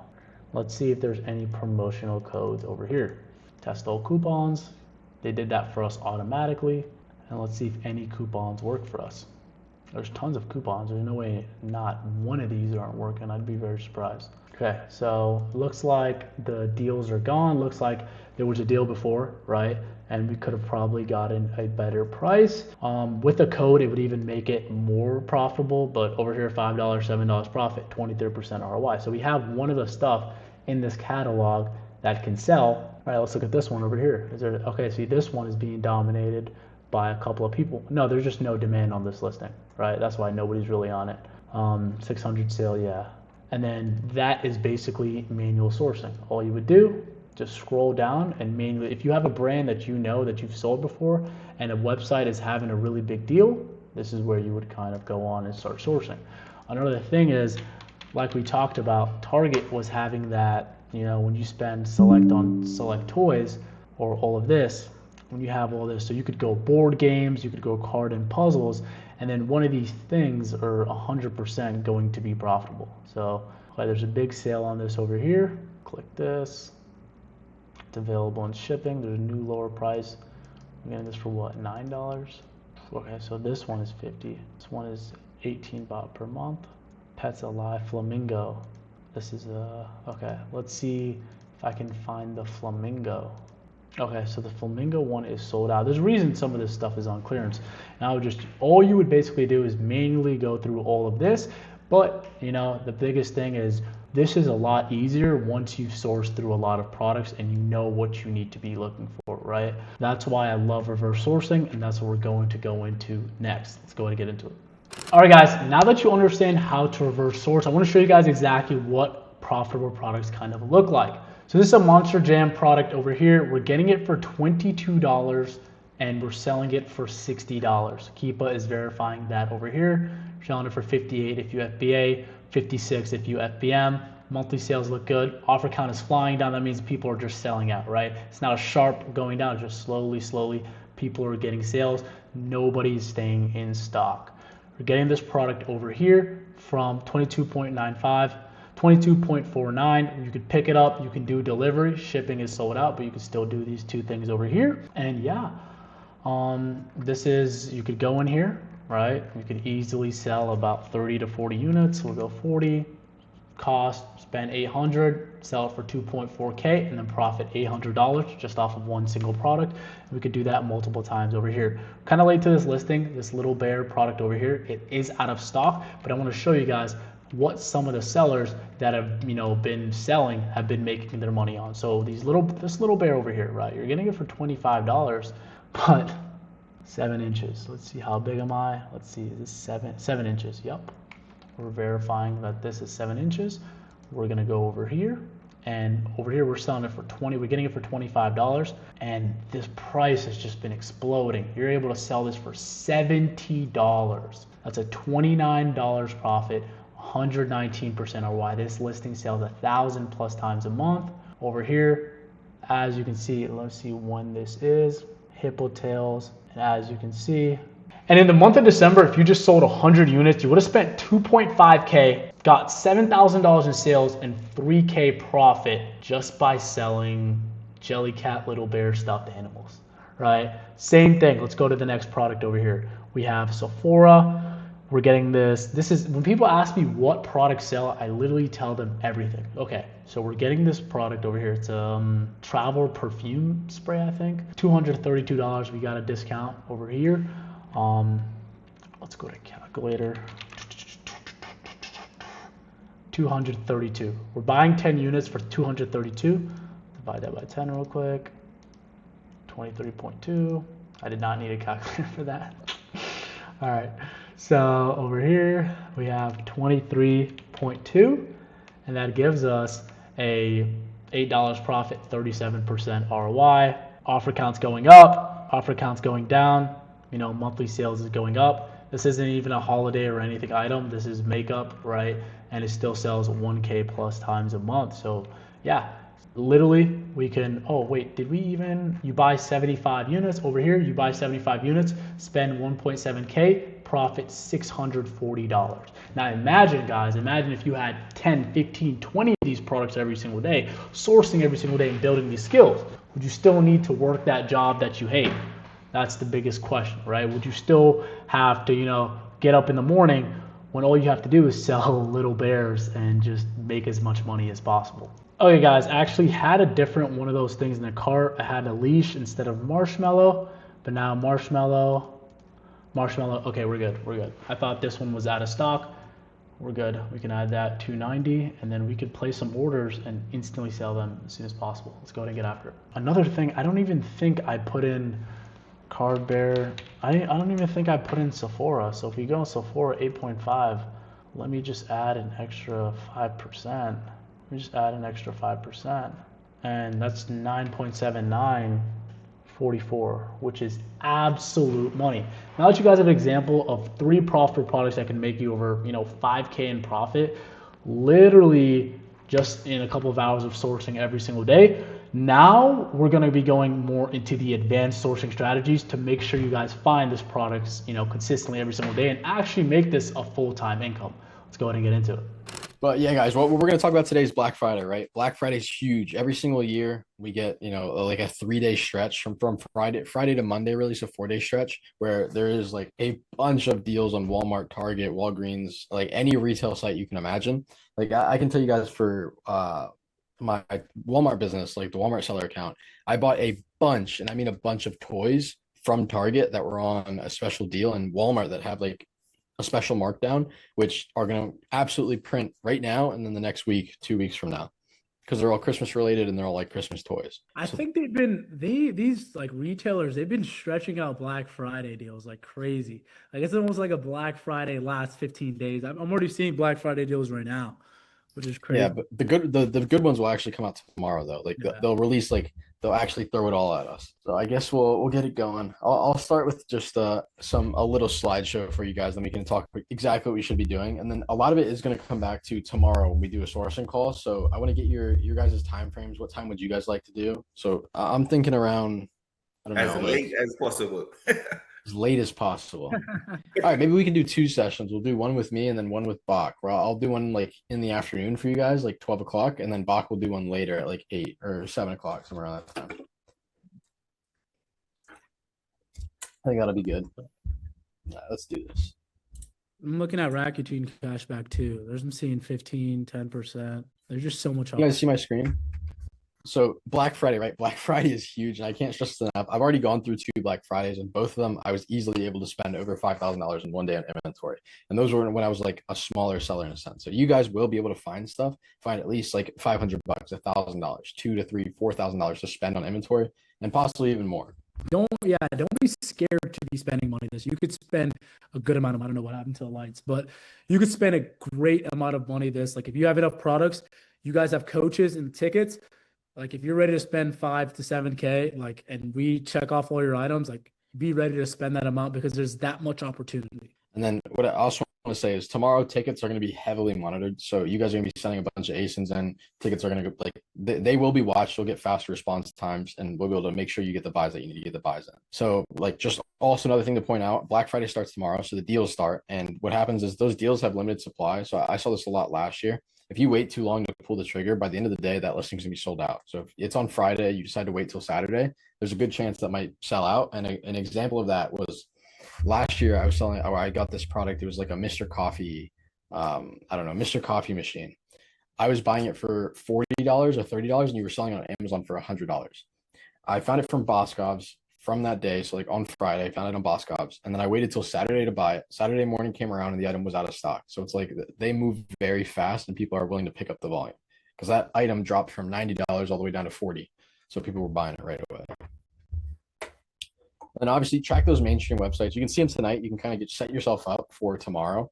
Like see what deals are being promoted. Right now, Home Depot is promoting that they have a buy one, get one free deal on Home Depot. But tomorrow they mentioned that they will be cutting prices too. So it'll be that buy one, get one free, and they're also cutting the prices. And there's different places like Walgreens where they're saying they're going to come out with a 20% tomorrow and cut prices. So it's like there's a bunch of retail sites that are going to cut a lot of prices. And there's like 2 searches that we're going to be doing to really find products. And that's once we find one profitable product on Keepa. So we're going to do 2 things. One, we're going to do brand sourcing, right? So if you start taking Keepa, you can rip apart where you're buying for products and you can start like having a snowball of products. So the first filters I want you guys to use, and I'll send you this in a little thing so you can just copy it to your browser, is the brand search that I've talked about, where we've done a class. Most of you should know the brand search call, right? So we're taking a brand, a signature brand, and we're throwing it in there. For example, like Contingo. So I'm going to show you guys an example real quick. So we'll pull this up. Let's see. Oh, it's pulling up the wrong search. Hold up. Let me go back. Oh, no, it's not. Here it is. Okay, so right here, the brand search, right? We put in 4 offers, so we want at least 4 offers on a listing, 50% buy box, 50 months sold. So like these are just the filters to find good arbitrage products, and there's 73,000 here, right? So what are we going to do? We're going to take the brand. So let's say we're going to use, we use this example pretty close to last year, like Contingo, for example, right? Throw in Contingo in here, and you see we filter down to 6 products that meet our criteria. And you see categories. So you can take these, sort them by offer count. This is a few examples. And then take these Google search them, see if they're in the same source links that you just found. So I'm going to try to actually use an example of a product that we can use today. So let me pull up.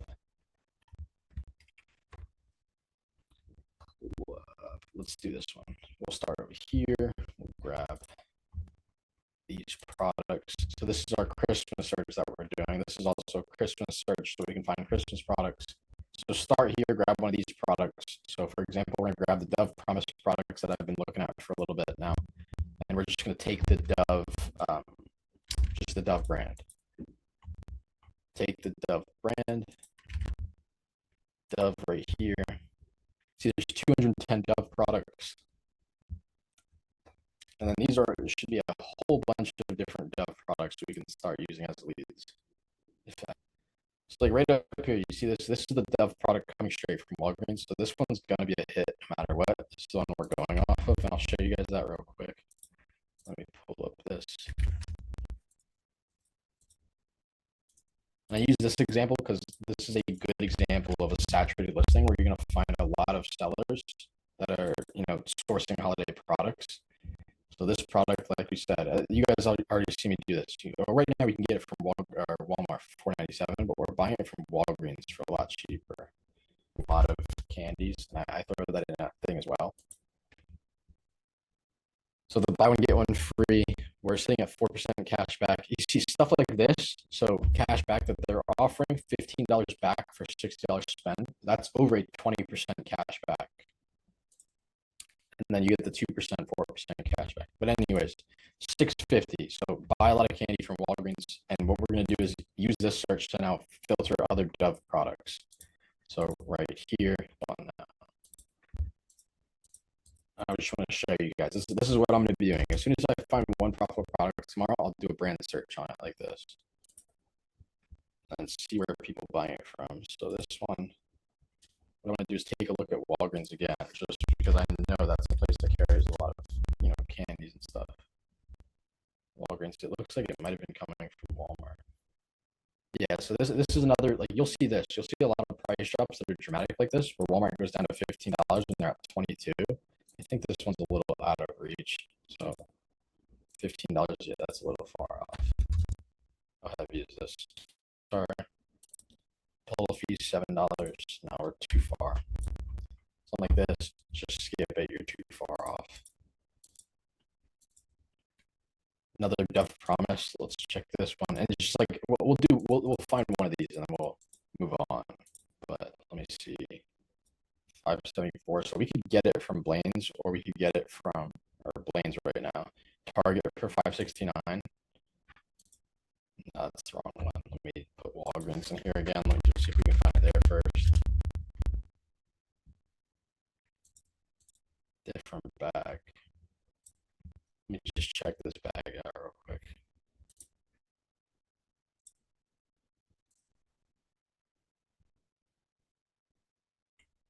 Out of price range. Let's go back on this one. Blaine's. I have to do the authentication for Blaine's. But we can see you can get it from Blaine's profitably. Yeah, Blaine's, this is Blaine's probably having some good stuff for cheap too, bro.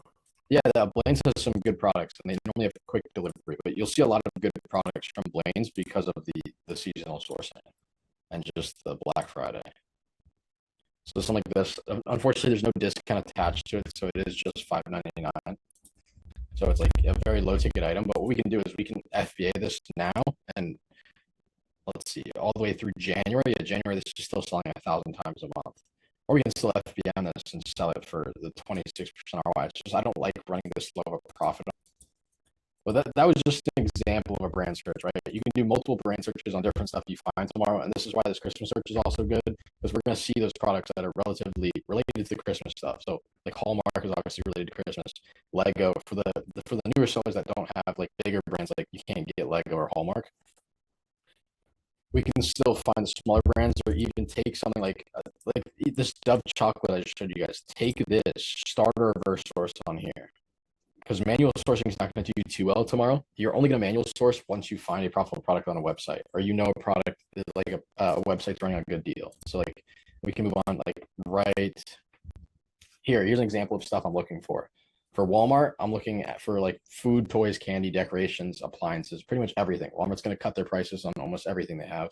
Target, a lot of toys are going to be cut. So think of the Just Play toys, or the Jaquise toys. I don't know what they're called. I forget. Walgreens, big candy retailer. So if you're looking for anything that's related to candy or food at all, just when you're putting it in the Google search, just put in Walgreens before the text field. And I guarantee you, just see if it's at Walgreens first and what's the price at Walgreens. Because Walgreens is going to run a crazy discount tomorrow. And then Best Buy, huge electronics deal. Last year, there's electronics deal. The most recent one that we had was the PlayStation 4 controllers. Those ones got an IP, but those ones were alive for almost a year. And Best Buy is going to be discounting stuff like that. So like you'll see a whole bunch of deals on Best Buy, Home Depot, Ryobi, Husky, DeWalt, and other Home Depot brands and brands you can find on Home Depot are going to go on a lot of buy one get one free. And then one of the biggest ones is niche websites. So like if you're buying from a brand site directly, check their sites first, because I guarantee you they're going to run some sort of promotion tomorrow. And like an example, this is Russell Stover. So Russell Stover. You buy directly from Russell Stover, so it's going to load. Tomorrow they're going to change their sale, but even right now you see they're running a 20% off on tins, and you can literally type in the Russell Stover brand. Like, let me put it in advanced filters. This is what I mean. You can use it for any brand. So as soon as you find a product, you don't even have to find the product profitably. You can put in the brand first. So Russell, let me see how you spell it. Stover, is that not? To be honest, I don't know. Russell Stover.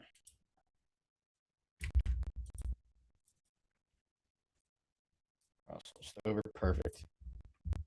Russell Stover, you see how many products they have? These should look familiar to you because these were very, very popular for last year and this year. Like these are going to come back, and I guarantee this is something to maybe look at tomorrow. These baggies right here would go crazy for Russells, and like as you can see, we filter these 28. These are the most popular products. Now you go through these, see if you can find them back on the platform. So we'll use this one for an example. I believe my VA might have looked at these. Let's see. Hey, Adam, I got a quick question. This is pretty.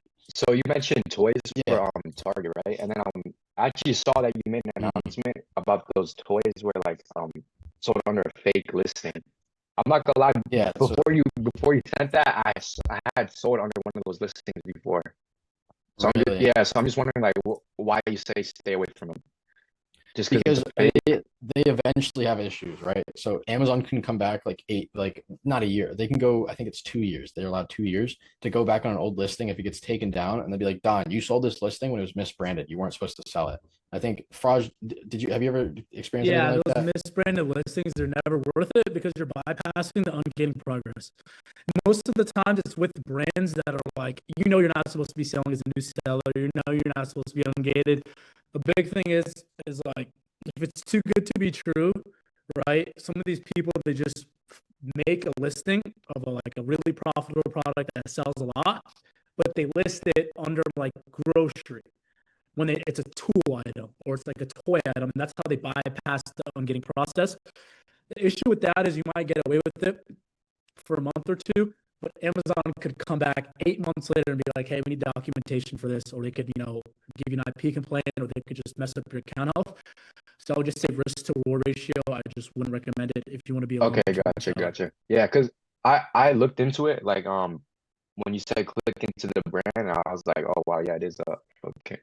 Yeah, it's like it's kind of obvious too. It's like one of the big brands, right? Some people like even they're not at 200 sales per month, and you're seeing a guy with like 0 reviews on the listing. Like, how is this guy on a listing with me when I have like 20 to 30 reviews?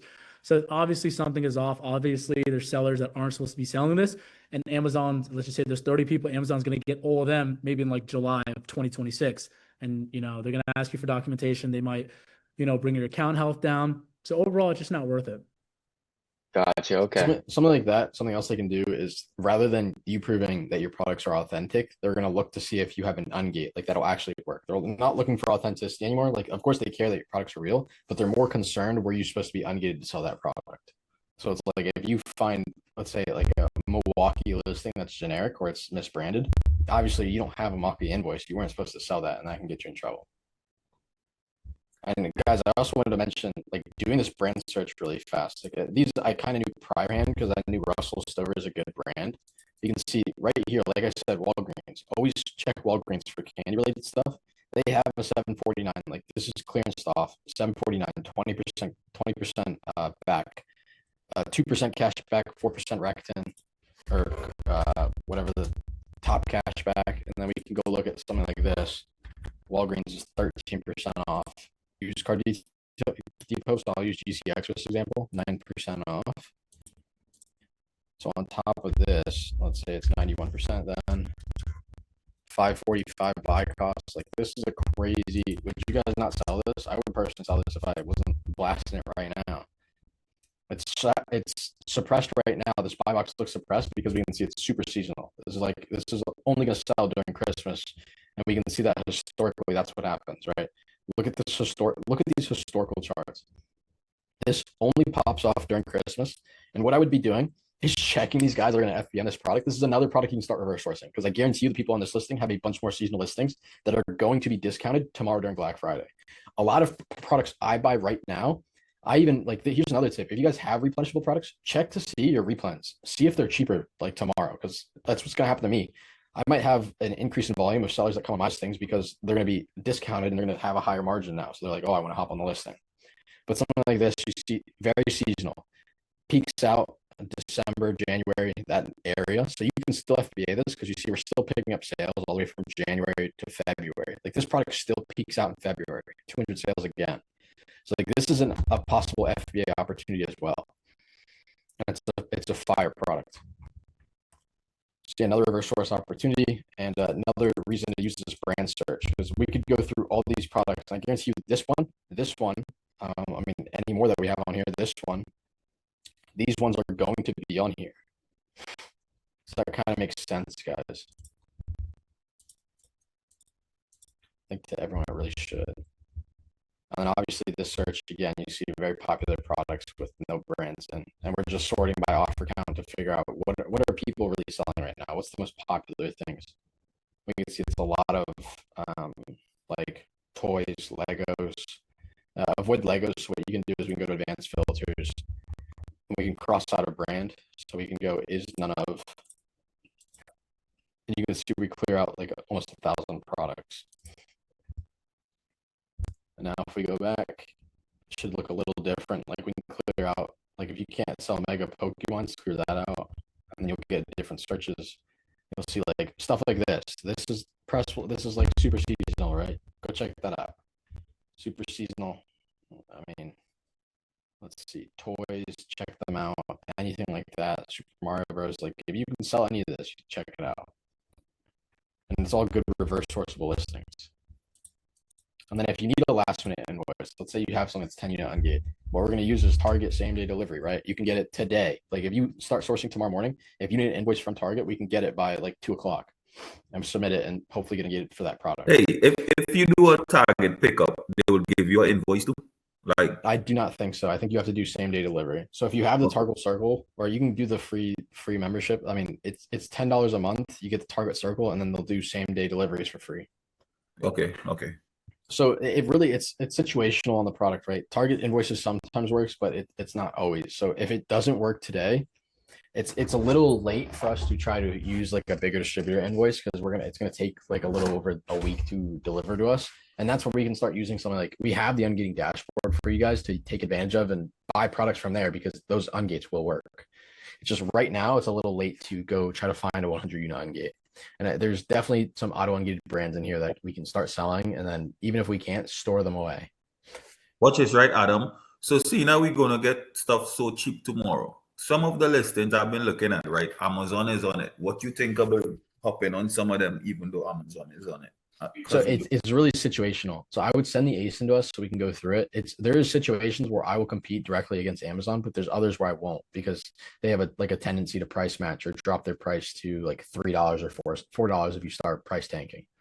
It's very situational. Also, they would take a loss. They would take a loss to keep selling. Amazon would take a loss. they don't even take a loss. So it might not say profitable for you, but their fee structure is very different. So like they can sell something for $6 and still make their money. Like it's weird. It all depends on how they want to reprice the listing. They have set repricing. So like some listings they don't price match, other listings they do. I see. Yeah. And then guys, stack your cash back and everything. Tomorrow, for example, like Fraj just mentioned it, Rakuten's going to have like major cash back. Like tomorrow, these sites, they're going to go all to 10, 15, 20%. Like that's going to happen to a lot of them. So we can stack our cash back and we can use like Rakuten top cash back, or we can use the Rev RY extension. It's in the PDF section. So in there, in the extensions required, Rev RY is in there. And you guys can see which is going to provide the most cash back for your purchase. And that's how you stack kind of gift cards. Like 13% at Walgreens is going to make or break a lot of your products. 8% at Target is going to help you get a bunch of margin. 9% at Best Buy, 5% at Home Depot. Like these are good cards. 9% at Kohl's. You can find some good products.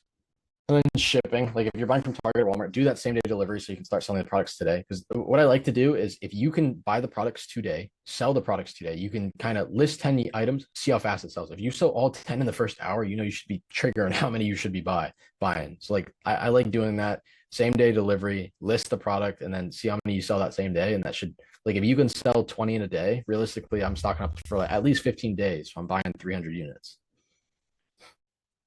You guys get what I mean? And it's going to be a lot of FBM. They're not really going to be doing too much FBA because, I mean, you can use these Black Friday deals to stock up your inventory for January and have way better pricing than most people. But a lot of your capital should go towards the FBM items that you're going to sell tomorrow, the next day, and during December.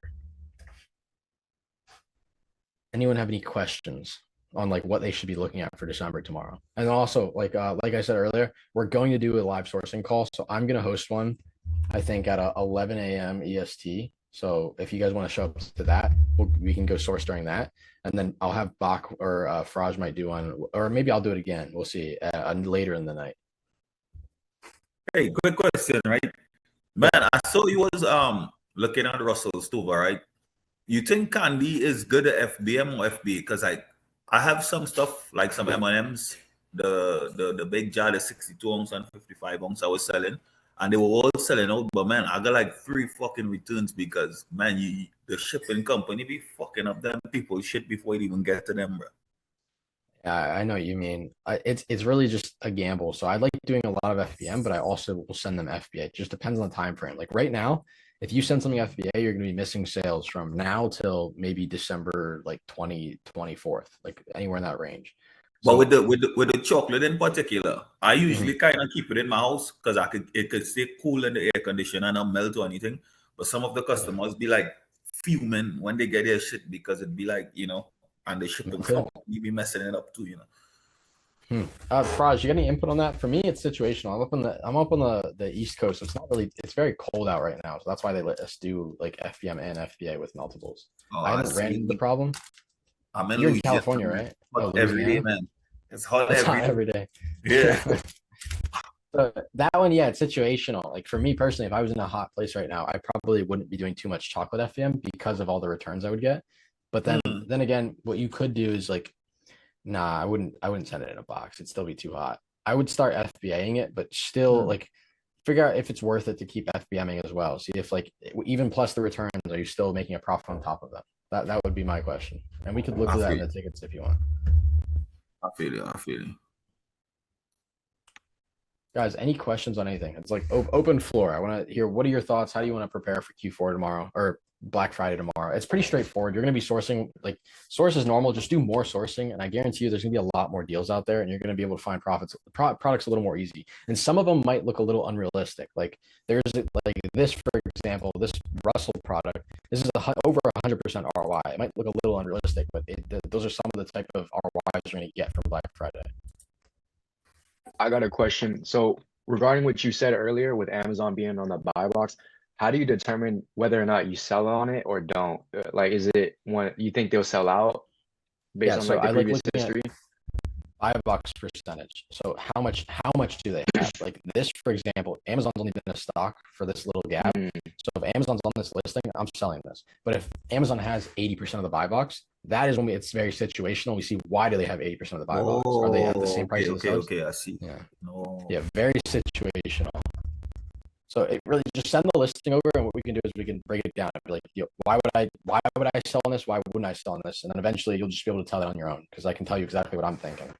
Okay, Because gotcha. I was looking at some of the guys even had the price cheaper than Amazon, and Amazon was still selling more. Like, I don't understand that. Like, if my price is cheaper, why Were would they they FBM or still buy? FBA? Some of them were FBM and some of them were FB. I would say it was like a 60-40 split in between it, but Amazon had the higher price and they were still selling more. Yeah, so it all comes down to volume as well. So if you guys are doing FBM, Amazon's obviously FBA, and they have more volume, like more in stock, they're going to pick up sales for higher price. But like something like this done, you see this, I would not be scared to hop on this listing at all, because Amazon's so out of the price range. Like they're at $43 and the buy box is at 16. And even back here, like Amazon's going to share the buy box with us at this price, or we can undercut them a little bit. And you can see that's happening right here. We're undercutting price. Like buy box is 12.63, Amazon's 15, and then even like back here. Don't say, okay, this is how Amazon usually acts on one listings. There could be another listing where Amazon undercuts you at like $5, right? So Amazon is like, don't be like, okay, this is how Amazon usually acts on listings on every product. This is just a situation. That's why reading a keeper chart and then making a decision backed by the data is so important, because it's going to be different every single time. You guys can see this is a very seasonal product. You see the volume goes crazy and then it completely disappears for like the next 6 months. So like this is a product where there's hidden volume, and like you can see historically what Amazon kind of does with their products. And they're still selling this for $25, $27. Like they're selling out and they're now done, which they kind of will. They do that during December. I'm not worried about their price. Okay, just because they're so out of price last year. So you just kind of look at like the previous data from last year and see like you determine. We got 4 years of data here too. So we can see 2021, 2022, 23, 4, and 5. Okay, gotcha. And then do you also scroll up? So like if you scroll up a little bit and look at the data, do you look at the buy box statistics as well when you? Yeah, no, this is great. You can also just kind of get a piece of the pie right here, but I mean using that is a lot better as well. So data, okay, filter the buy box, 365 days. This one, it has a lot of suppressed, so we can see. I mean, even right now, this is a golden product, right? There's no huge distributor on here. Like the person that has the most buy box. It's like it's pretty well shared, and none of these guys are like the only person over 1,000 is down here with less than 1%. Like this is a perfect product. You're not going to get IP from this. It's like textbook arbitrage product. And I mean, obviously, we know where we're finding it from. We're getting it right here, and this is like a different product. And like, boom, you can even do brand searches right inside the place your source. These things look like gold mines. So check that box, check that box, check that box. Like keep scrolling and see if we can find more buttons. Check this box, this one. Like these are all products that I guarantee are probably on Amazon. And you see some of them are already out of stock. Like we didn't even hit Black Friday, and some of them are already going to the Black Friday deals. So like I guarantee you tomorrow, these might have an extra 20% off. Rakuten might be at 15% cash back. And the deals are 10 times better. It's just they're going to sell out faster. And it's just one brand, right? I'm showing you guys one item. Or one brand. I showed you 2 brands really, but like Dove and this. But it's like there's opportunity here. I don't even think this is something I would look at. Yeah, no. But any questions? Hey, I have one more question, right, Adam? For some of the orders, right? Like, do you all list it on Amazon and you all like put the price plus shipping? Because some of these people will be paying for like next day and shit, bro, and it'd be like $15 and $18. Yeah. So we gotta, man. Yeah, you gotta update your shipping template, Drake. So let's do right after this call. We can do it, or we can do it in the call. You're gonna go to your shipping template, so FBM settings, like go to shipping template on Amazon, and then there's a section where we can increase our prices for second day expedited shipping. You shouldn't be like getting hurt by it. You should be happy when someone does that, because you should be making a lot more money when someone pays for expedited or second day. And I think like has anyone experienced that, like Don or Diego? Have you guys ever gotten an expedited order and you actually made more money off of it? anybody? Yeah. Yeah. Yeah, you see, like all you gotta do. Don, do you remember to do it? Last time I did it was 2 years ago, but I think it's still the same. You're just going to your shipping template. Yeah, so I could help you out if you want. I usually just choose the for my shipping template, I have it on the cheapest label. So I think I do UPS ground and ground advantage for USPS. But yeah, because I remember you talking about like you have super high labels, right? Your labels are very expensive, Jackery. Yeah, I guess some hot labels, man, and that's because I was selling stuff that was like in cans and stuff too, you know. So after I talked to Faraj last night, I kind of get a gist on some stuff. I was able to keep some of the stuff in cans because even with the increased shipping for $9, I'm still making like a $4 profit on a unit, you know. All right. So Yeah, I'm gonna set Jerry, up we can go through. a template. Yeah, we can go through, change your template. We can put like expedited shipping on plus $9.99. If they order expedited, they have to pay an extra $10 and then like $5 per pound. And then like second day delivery, you can go crazy. You can say you charge $25 for second day plus like $15 a pound. I've had people pay for that before, and your 30% ROI product suddenly goes to 2,000% ROI just from all the shipping they pay. Damn, for a whole time I was thinking that was a bad thing. Shit. No, you can, yeah. Whenever they pay expedited, I get happy. So it's like we can change that so it's better. Okay. Any other questions, guys? All right, sounds good. Let's do. I will keep my word to it. We're gonna do a call 11 a.m. tomorrow. Yeah, no, what's up? I was wondering, so because I'm still getting verified for my seller account, I know you said we should be buying early, like don't be scared to buy the products and whatnot. But how long do we have, like, in reality until like we can't really get much value out of these products? Like they won't be on the market. Yeah, the Black Friday deals. So Yeah, really, yeah. you have Friday to Mondays when the Black Friday deals last. A lot of the Okay. products, a couple of them are going to be sold out within the first day, like Yeah, the yeah. really, really hot products. But you still Yeah. have that 4 days to find like millions of products, like literally millions. All right. Perfect. Because I just something keeps bouncing back from your Amazon account. So yeah. Mhm. Yeah, and Lath, you can still be sourcing now, and like Yeah, you yeah. join the sourcing call with us too. Like that'll definitely Yeah, be beneficial. And I just got you. don't buy anything until you know exactly what your account's gonna let you get ungated for. Okay. I got you. Yeah. Appreciate it. Perfect. Yeah. Any other questions, guys? All right. Perfect. Yeah, just let me know if you have anything in the tickets. Schedule one-on-one calls so we can do, sourcing together any questions you guys have that are more personal. And then we'll do that call at 11 a.m. tomorrow, just a sourcing call. It'll be in the high ticket VC chat. Hey Adam, the call that I set up for you for 7:30 tomorrow, can you cancel it? Because Faraj had help out with me last night late. So Yeah, no, it's all good. I'll do that then. all right, thank you, man. Yeah, no problem. All right. Anything else, guys? One more shot for questions. All right. Good attendance, guys. Yeah, Adam. Yeah, what's up, Diego? So with with my ungating problems right now, for these Black Friday deals, should I just strictly focus on like auto ungates and maybe try some brands? Because like buying a brand, getting that Target invoice, I might get it like the next day, but if it still doesn't work out, I'd have to just return it. So Yeah, but it's only 10 units, right? And it just depends on the opportunity. So if there is a brand where it's only 10 units from Target, I would still do it. Because if you can get the invoice to work, that's a whole new product flow you can start buying. So Diego, look for, I would say don't just look for auto ungate. Still click the ungate button, see if it's auto ungated. But if not, just if it's 10 units, I would still be trying it. And if it's not 10 units, then I would be avoiding it just for this like weekend stretch. yeah, for sure. Yeah. So 10 units, guys, if you can get it from Target, try it. And then if it's over 10 right now, it's not really something that's a priority. Just save it to a spreadsheet and then see if it's still there by the time we can get that on gate. Any questions? All right. Perfect call, guys. I think this is definitely beneficial for tomorrow. There's a whole bunch of opportunity out there. It's more so just like a frenzy of sourcing, really. There should be products you'll be able to find. And if not, we'll be sending products in there for you to help, your search as well. And that's all I got for you guys. Thank you guys for showing up. And let's get those one-on-one calls booked. Let's get the tickets jumping and let's get this thing going. I'll see you guys tomorrow. Have a good one, everyone. See you tomorrow, Adam. Thank you. Yeah. Appreciate it, bro. Thank you, Adam.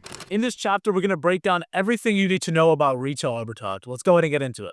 All right, guys, in this module, we're going to be talking about retail arbitrage. We're going to be doing a complete sourcing guide. This is exactly how I started with $500. This is the best way to break into Amazon FBA with limited capital and also learning, right? If you have a couple of $100, you want to flip it, let's go ahead and make this happen. So, what is retail arbitrage? Retail arbitrage is buying products on clearance and reselling them on Amazon at full price, but you're doing it at the stores. You're doing your product research in person. The reason I love, right, retail arbitrage in 2026 is, first of all, there's going to be so many retailers liquidating their inventory from Q4 and Q3. There's going to be so much opportunity to get these products for a low enough price to resell for the high on Amazon. Now, obviously, less competition, right? Biggest thing in everything is just doing stuff that other people aren't willing to do, right? You're going to be able to go into the store. Some people aren't willing to go into the stores and get uncomfortable, and you're going to be able to make money doing that. Another thing is retail arbitrage is more regional, right? With online arbitrage, someone that's in California could buy the same products that someone in New York or Florida can. With retail arbitrage, you could have a specific advantage at your store. You can build a relationship with a supplier, and that could give you $100K per month storefront.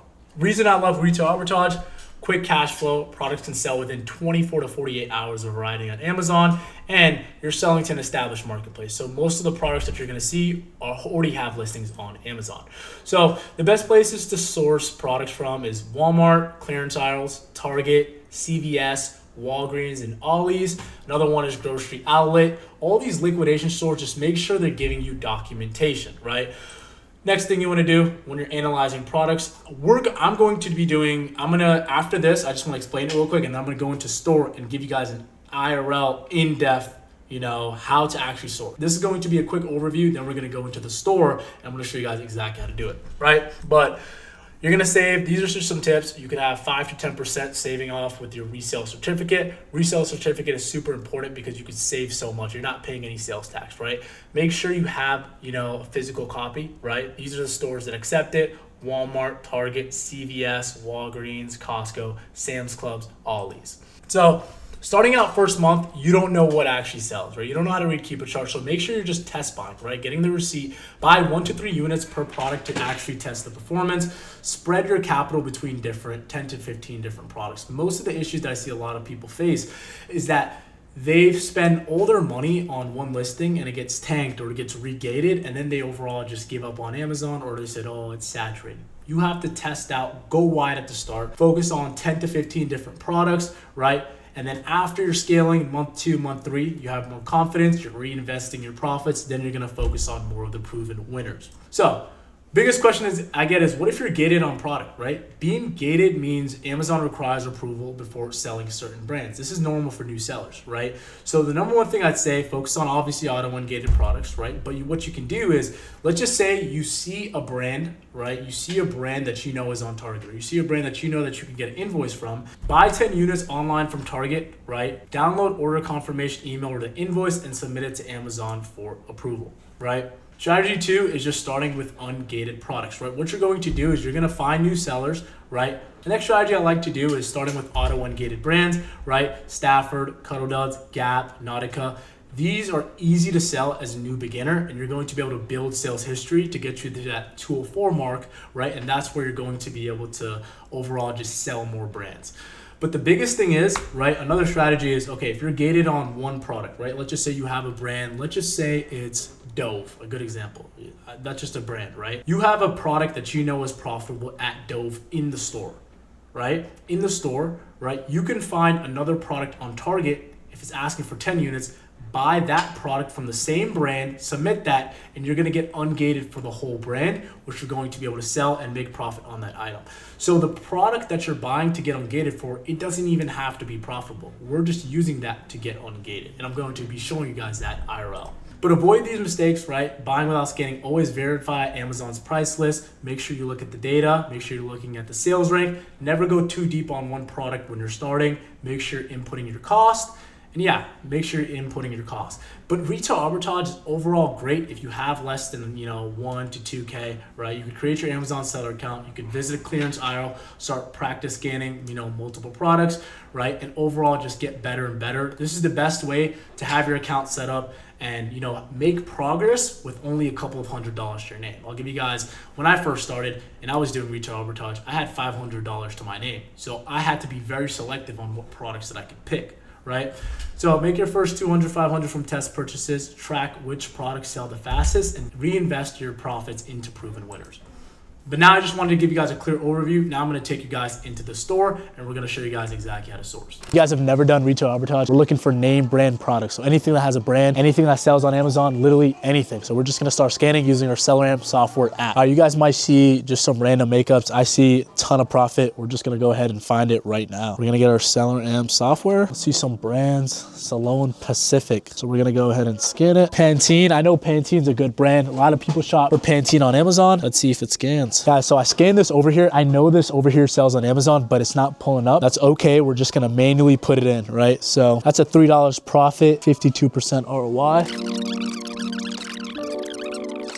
Great interactions, guys. You know, we're trying to put on for the community, man. So guys, when you're first starting out, this is gonna be your best friend, the clearance rack. You can get any product you want it at the lowest possible cost. This is on clearance for $6. Over here, our product is 8% ROI, 50-cent profit. That doesn't meet our criteria. Just go on to the next product. There's a bunch of products out here. We're just gonna keep looking, man. Just have fun with it. Put some headphones on and start scanning. This is on clearance for $2, and on Amazon, it's going for $10. Banger product. This is literally $3.70 profit, 185% ROI. Beautiful. The thing is, it doesn't sell. Look at this. It's over 150K buyer seller rank, and there's no sales badge. Estimated sales is 12. It only sells 12 times a month. This product is not gonna move. We're gonna have to pass on this. All right, guys, we found this Echo style gel over here for $3.99. Let's see if we could find it at a profitable enough price to resell it on Amazon. Okay, so $3.59. It does sell. $3.59. It's not profitable. Let's keep going. So the clearance rack wasn't that good. It looks like someone already went to the store. So we're just gonna go ahead and look somewhere else. All right, what's up, guys? Now we're here at the what is this place? This is the toy section. I guess I haven't watched Dragon Ball Z in 10 years. We'll see if this is gonna make us some profit. So we're getting this over here for $12.99, and on Amazon it's selling for $30. We're gonna input our $12.99, $5 profit, 37% ROI. Sells 50 plus times a month. This is beautiful. What we can do, there's some people FBMing, so let's just go $27.99. We're gonna have to bring the price down a bit. I would FBM this. It would probably be like a $7 label. So let's see if we could FBM this. It would actually be more profitable to FBA this at a higher price, right? So I'd just go 30. I'd just send this into Amazon, don't have to worry about it. Let's put this into the cart. I think there's 2 units of these. We're just gonna go ahead and put these in. Toys are literally free money. We got this over here going for $4.99, $2.62 profit, 52% ROI, sells 900 plus times a month. I'm taking it every single day of the week. Guys, this is too easy, guys. If you guys are broke in 2025, you're unemployed, just go to your favorite Ross and just start scanning. I see a potential right here. Bowser. This looks like it would sell for like 30 bucks on Amazon, right? You could see this selling for 30 bucks on Amazon. A good retail arbitrage tip is ask them when they restock. Oh my God, you'll literally make so much money. Once you do that, come back to this video and be like, bro, Faraj, thank you so much, bro. I owe you a house, bro. I've been doing this so long. I just have like the telepathic, like I could do this. Like I have the eye sensors. Like I know when something is profitable. Look at this, look at this. We're getting it, show the $14.99, so they don't think we're capping. $14.99, $7 profit, 51% ROI, 300 plus bottom month. What are we doing with this product? We found more of these. This is easily $70 profit. We got to get to at least 150. With something like this though, it just weighs, it's a lot, it's heavy. So the margins have to be insane. This one's $69.99, this one's $14.99, but this one's the Marvel movie. So this one actually might be more better cook. It would be insane. $16.99, we're selling it for 30. Let's FBM this. $7 profit, but a label would be like $8, so it wouldn't be profitable. Kinetic sand. On something like this, I got the under. I'm taking the under. It's Jason Tatum, we're taking the under. It's selling for 30. Oh my God. Show them so they don't think we're capping. $9.99. That's $7 profit, 73% ROI, sells 100 plus times a month. Are you kidding me? You're not broke, you're just lazy. I'm gonna sell this on Amazon, getting it for $9, selling it for 30. Welcome to America. Guys, we're just skimming through. Like if we really locked in, you know, if I was really scanning everything, this car would be, we would need multiple cars. But right now we're about like $100 in profit right here. Kinders, I've sold this before. I know it's profitable. $199 over here. Let's see how much it's going for on AMZ. All right, bro, buy box is at $9.50. Let me explain to you guys, cause I'm gonna drop some chill sauce. The difference between Amazon and like eBay or something, there's like, let's let's just say I listed this, I'm getting on this listing, I don't have my own listing. Like there's only one listing. So there's one listing and there's 99 sellers on Amazon, or there's like 10 sellers on one listing. On eBay, there would be 99 different listings and each listing would have one person. A lot of prices, you know, you're like, what should I buy? Which one's good? You go on Amazon, whoever has the most competitive price, whoever has the fastest shipping will always win. So we're gonna go over here, $199, sells 200 plus times a month, $3 profit, 147% ROI. That means for every $1 I spend, I'm making $1.40. That means for every dollar I spend, I'm getting $1.40 back. That is literally insane. That's a money glitch. Well, guys, I think you guys get the point. The thing about Ross, the locations are kind of iffy. I kind of like Ross, but I think there's better areas out there because the thing about this is we're only getting one of these products. We're only getting 2 to 3 units, right? These other stores like Marshall's, if you get lucky, you get like 7 to 10 units. Ollie's, you could get bulk. And like when they restock, you get bulk. So in this video, we're gonna see if Marshall's has good products to resell on Amazon FBA, right? We're doing retail arbitrage today where we go ahead, we buy products for the low and we resell them for the high on Amazon. We're gonna see how much money we can make in 1 hour reselling name brand products on Amazon. If you guys already don't know who I am, my name is Faraj Nice on literally all platforms. I've resold hundreds of thousands of dollars in profit, reselling name brand items in the past year and a half selling on Amazon. And I've also taught over 100 people how to start and scale their Amazon business. Without further ado, let's go ahead and see how much money we could print from Marshall's. We have this product over here. We're getting it for $6.99 over here. Sells 400 plus times a month. Our max cost is $5 though, so it's a little above. And that doesn't meet our criteria over here. 50 cents profit, 88% ROI, right? There's good sellers on this listing, right? But Amazon is dominating the buy box. So even if this was profitable, I probably wouldn't go for it. Understanding how to use the software, SellRamp and Keepa is gonna be one of the highest leverage things you could do because anybody could just go out and you know these numbers. It's really hard not to look at software. The thing that's gonna separate you from the other sellers that are just getting this and scanning blindlessly is being able to read the data efficiently as possible. I'm gonna slap labels. I don't want to fulfill them myself. I'm just gonna slap label. Amazon's gonna handle fulfillment. Amazon's gonna handle literally everything for me. Just a low leverage task and I'm lazy. Guys, I made thousands of dollars reselling name brand pet dog trees, so don't sleep on the little niches. These little dog trees, you only need one successful ASIN, right? I could probably scan all of this and I'm guaranteed I would find a profitable product. But for time's sake, we're not gonna do it. All right, guys, people ask me what is the most profitable place to scan profitable inventory at? 100% the clearance section. It's just so easy to find profit. So we're gonna start over here and we're gonna find a banger soon. We're getting this product for $4.99 and it's selling for $27.39. This is the power, oh my God, 267% ROI. That's literally insane. There's one seller on the listing though, Amazon Germany. We're good. But these prices at the clearance racks, you can't beat them, right? So if you're too lazy to come do this, you know, 1 to 2 hours a day, then just stay broke.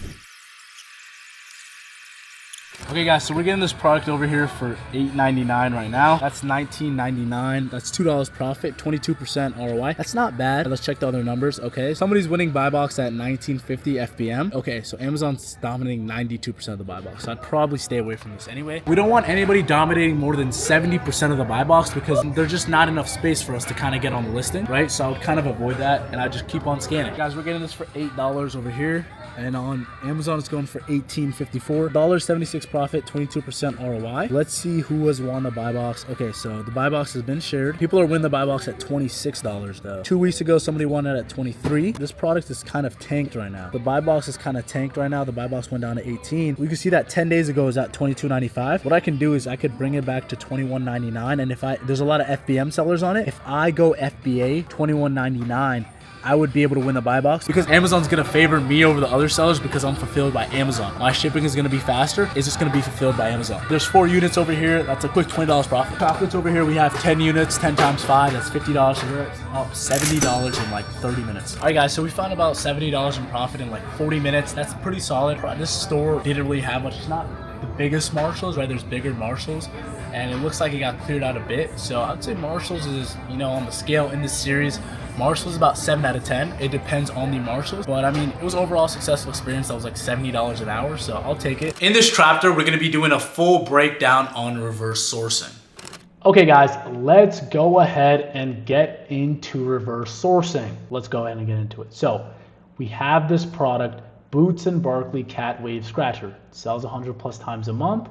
Offer count's going up. Price is going down a bit, right? It's going down to 31, 32. Sneak in here, get some sales, right? But we don't want to buy too much of this because it only sells 100 plus times a month and there's 200 people on here, right? So Now we're gonna see if we could try to find it at a profitable enough price to resell it for the high on Amazon. Let's go ahead and get into it.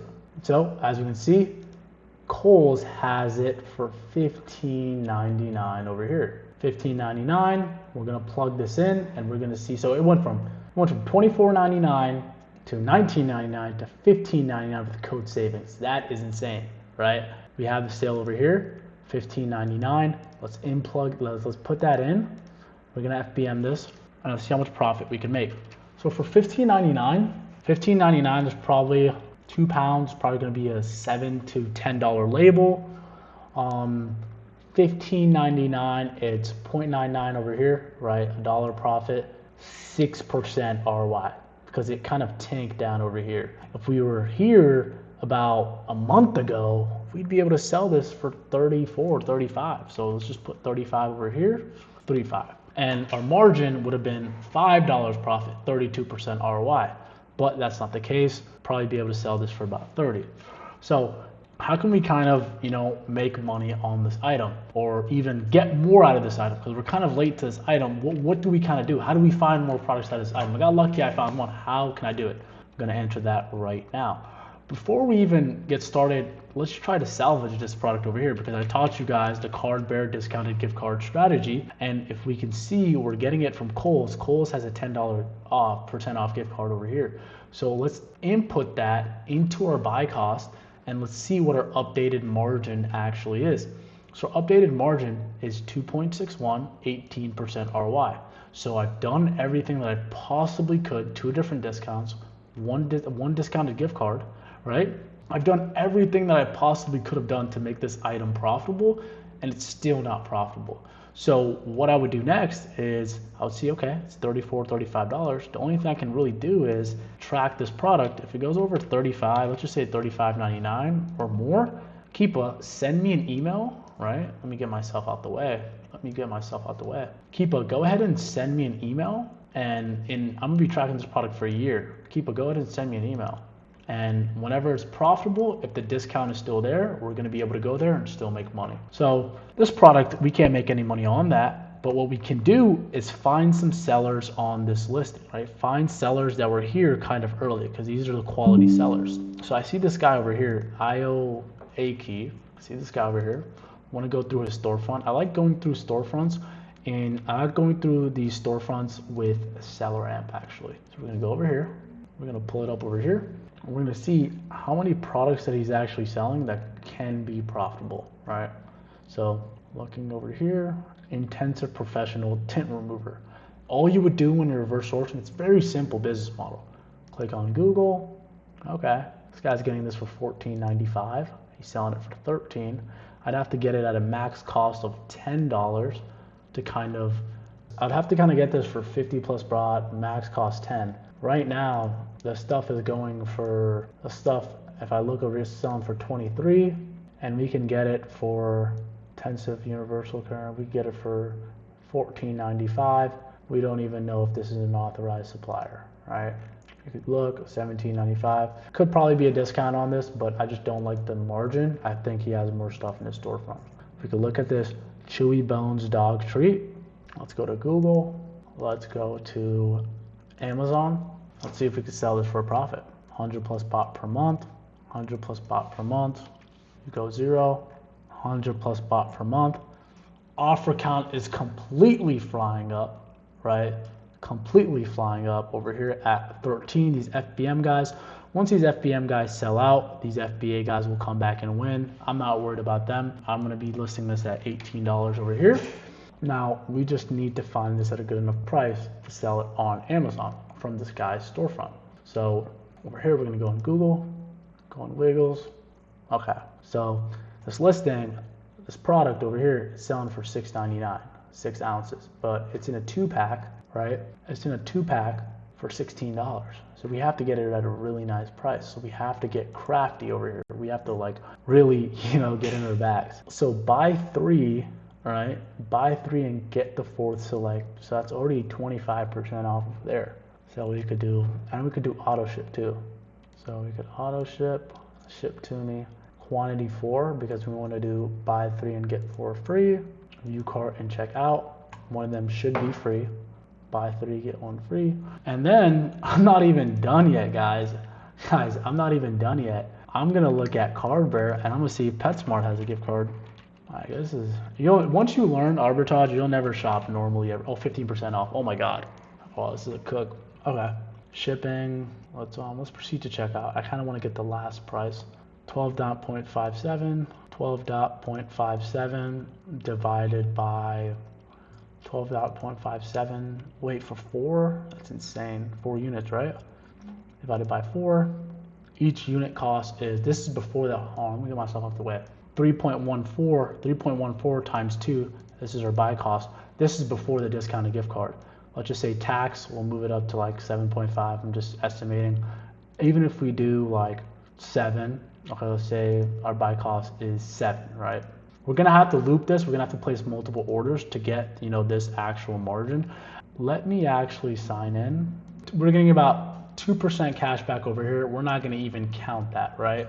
I just want to see what shipping is going to be. All right, guys, so shipping is going to be $6. That did affect our buy cost over here. Usually when you buy enough, they give you free shipping, but we can't, like, the limit for the auto ship, if we buy too much, it's not going to apply to all of the units that we buy. So whichever one we're getting a better deal off of, we're going to use that. But 19.32, right, that's for 4 units, so we're going to divide it. We're going to go 19.32 divided by 4. 4.83 is our buy cost per unit after shipping. We're going to times that by 2 because it's a 2-pack. So our buy cost is 9.66, but that's before the discounted gift card. So let's go into here after shipping, 9.6, and then we're going to go 15% off over here. So 15% off, that's going to put us at, break even. Then I have a prep fee cost. I have a prep fee that's a 1.25. So we're going to minus the 1.25 because you guys aren't going to be doing that. And that's going to put us at $1.18 ROI. So the thing with this is there has to be a better way to get a better price because these sellers are doing it. So what I'm going to do is I'm going to see if subtotal discount. It's just this $6 is kind of ruining everything. So it's like, if I get an account, can I get free shipping? Like, what do I get? Auto ship, free shipping. How do I get free shipping on my order? Free same day delivery. Treats rewards members, you can get free shipping. Okay, so you have to spend over 49. So you have to spend, yeah, that's what I thought. You have to spend over $49. So let me go to my cart, right? I'm trying to see if I'm going to get a better buy cost. Let me just do 20 units. So that's over 49 and I'm not gonna have to pay for shipping. Okay, so let's just see what my buy cost would be at 20. Proceed to checkout. Free. Okay, yeah, it's free. And this is 20 units. So let's go calculator. So now we're gonna go 86 or something, 84, 85. 85 divided by 20, because that's how many units we're buying. 4.25 times 2, that is a better buy cost. 8.5, and then let's put 8.5 in there. Let's see if it's a bit better. So we're gonna go 8.5. That's what we're starting at now. We're starting at 8.5. We have a 15%, and then let's go minus 1.25 for prep center fees. Okay, so now this is probably the best price that we could have gotten, right? We did our discounted gift card, we did our PetSmart, we did literally everything. 36% ROI, $2 profit, send in 20 units, right? This is a solid product. I probably wouldn't send it in because of this many people, but if these people were selling it at $19.99, $18.99, $19.99, like I could operate, like if this product, I could track it, like I could do the same thing. If this product was at what, $19.99, it's a whole different game, right? Even $18.99, then we're at $3 profit, 50% ROI. But my main thing, what I was trying to tell you guys was look at how, I'm kind of manufacturing my margin, kind of understand what it kind of takes to build my margin, how like just doing the math and the numbers are so important, right? Now we could do the same thing over here, right? Now let's go into here, right? Let's go on this guy's storefront, Home and Harvest Marketplace. Let's go to this guy's storefront. Let's check over here. And you're gonna get faster and better at it, right? You're gonna get faster and better at it the more you actually source. Show on Amazon. Let's go. He has this many products. Boom, boom. All these are kind of FBA. Boom. Okay, let's take a look. He has these over here. These are performing. Okay, no cracks scented used. 200 plus bot. Max cost could be 9.34. Nowadays, I just use Stealth Seller because it's just a lot faster. But yeah, you can just look, scroll. It's like you're doom scrolling, but you're just, you're getting better. 42, 100%. Okay, our buy box is at 33. He's selling it for 42. Okay, you could get it over here. Let's see if this is the right product. This is a third-party seller. It doesn't matter if it's Jones Road's Beauty. Amazon is not going to accept this documentation from us. Let's go to Jones Road. See if we get this at a nice price. Jones Road is selling this for 28. It's going for 33. This is tanked to the ground. Okay, I don't like this storefront. This guy's not selling any good products. Let's go over here. I don't even know why I clicked this. This guy's storefront's not going to be good because he's tanking it to $13. Official controller, be active. This looks pretty solid. This looks like it has some potential. Go over here. Offer count is flying up. Offer count is flying up. Looks like my VA already sourced it. VFBM this. We would generally just keep on sourcing over here, right? Coastal e-commerce distributors quickly go into their storefront, right? Boom, boom, boom. Kohler, genuine part. We could find this over here. Okay, how's this guy getting this product? Check. Just scan it immediately. Okay. Looks like these guys are kind of getting IP complainted, right? Because all these people are getting kicked out. Go on Google. Okay, they're going for what? 5.87 plus 6% off. I don't even have to click into that. I already know. 5.87 2-pack. But it doesn't matter because it's IP complaint. This is going to be a full Amazon FBA product analysis. If you've already been selling on Amazon, you've probably been going through some products that you think aren't profitable or you don't know how much to buy. And that lack of information has probably been costing you some money. So in this video, we're just going to go in depth with it right now. So let's go ahead and get started. So first we need to talk about the keep a chart fundamentals, right? The biggest thing is how can we look at a chart and see if we should buy it or not, right? The first chart we're going to be looking at is the pink chart. That's the price history. Second one is the yellow line. That's monthly sold. And the second and third one is the green one. That's the offer count over here. Obviously, I'm going to go ahead and show you guys an example from an actual graph. So we have this Full Cheeks hamster gerbil, right? We have this product over here. It's going for $16.75. There's no sales badge, right? So we don't know how much this product is actually selling per month. But if I look at the past 3 months of data, right? This is the second chart. Each one of these questions, each one of these chart is going to answer a question. So the second one over here, I want to see how much this product sells for, right? We're going to go to the buy box and we're going to see, okay, if you go down over here to FBA, people are selling it for $12.99, but the price rebounds to 16.5 and it keeps going to 16.5. So people are winning at 16.5 over here. Next, I want to see how much this product actually sells. So this product sells 50 plus times a month, and it goes 50, then it goes no sales badge. So this listing probably sells about 30 to 40, 40 times a month. Next thing I want to look at is the sales rank, because we can see, right, sometimes the sales rank is going to give us how much this product is actually selling for and how much it's actually ranking for on Amazon. So over here, if we just look at the sales rank, right, we can see that this product has been performing pretty well. Last December it was at 100K, but now sales rank is at 48,000. So this product is performing a lot better. So if I were to do a prediction, this product can go up to 100, 200 plus sales a month. And there's only 11 people over here. But the biggest thing is I don't really care how many people are on here. I want to see how many people actually have competitive pricing, because that's the people who we're going to be competing on. What you see that happens is some of these sellers, they don't have competitive pricing, so they're not even in contention to win the buy box. And understanding that is going to differentiate to see if there's actually 5 sellers that have competitive pricings that have opportunities to get sales, and if there's 20. So right now, let me get myself out the way. If you look over here, other sellers on Amazon, that means that there's 11 people, like there's 11 from $13.99 on the top right over here. So I'm going to go to these, I'm going to see how many people are actually selling, right? So this guy has a competitive price, this guy has a competitive price, this guy has a competitive price. But this guy at $23.79, he's not going to win buy box until all these other people sell out. $18.41. This guy's winning. This guy has a competitive buy box. So all these people that are listed at 23, they have to wait for these other people to sell out. So me making a decision based on this, there's only really 4 to 5 people with competitive pricing over here. And as you can see, now when I look at the data chart and I look at buy box statistics, okay, these people that are priced competitively, they're all sharing the same amount of buy box over here. That means this is a product that we can get on and we can get sales on. We could sell 10 to 20 units a month pretty easily, right? Go to 1675 over here. And that is exactly, right? That is basically the fundamentals, right? Higher price equals slower sales, lower price equals faster sales, right? So that's the Keepa chart fundamentals. This is exactly, how we know if something actually sells or not. Now the next things to see is actually the critical red flags to watch, right? So the first one is Amazon's on the listing, right? So if Amazon's on the listing, that might not be always, like the end of the listing, right? You could still get on the listing sometimes, but you have to look at these.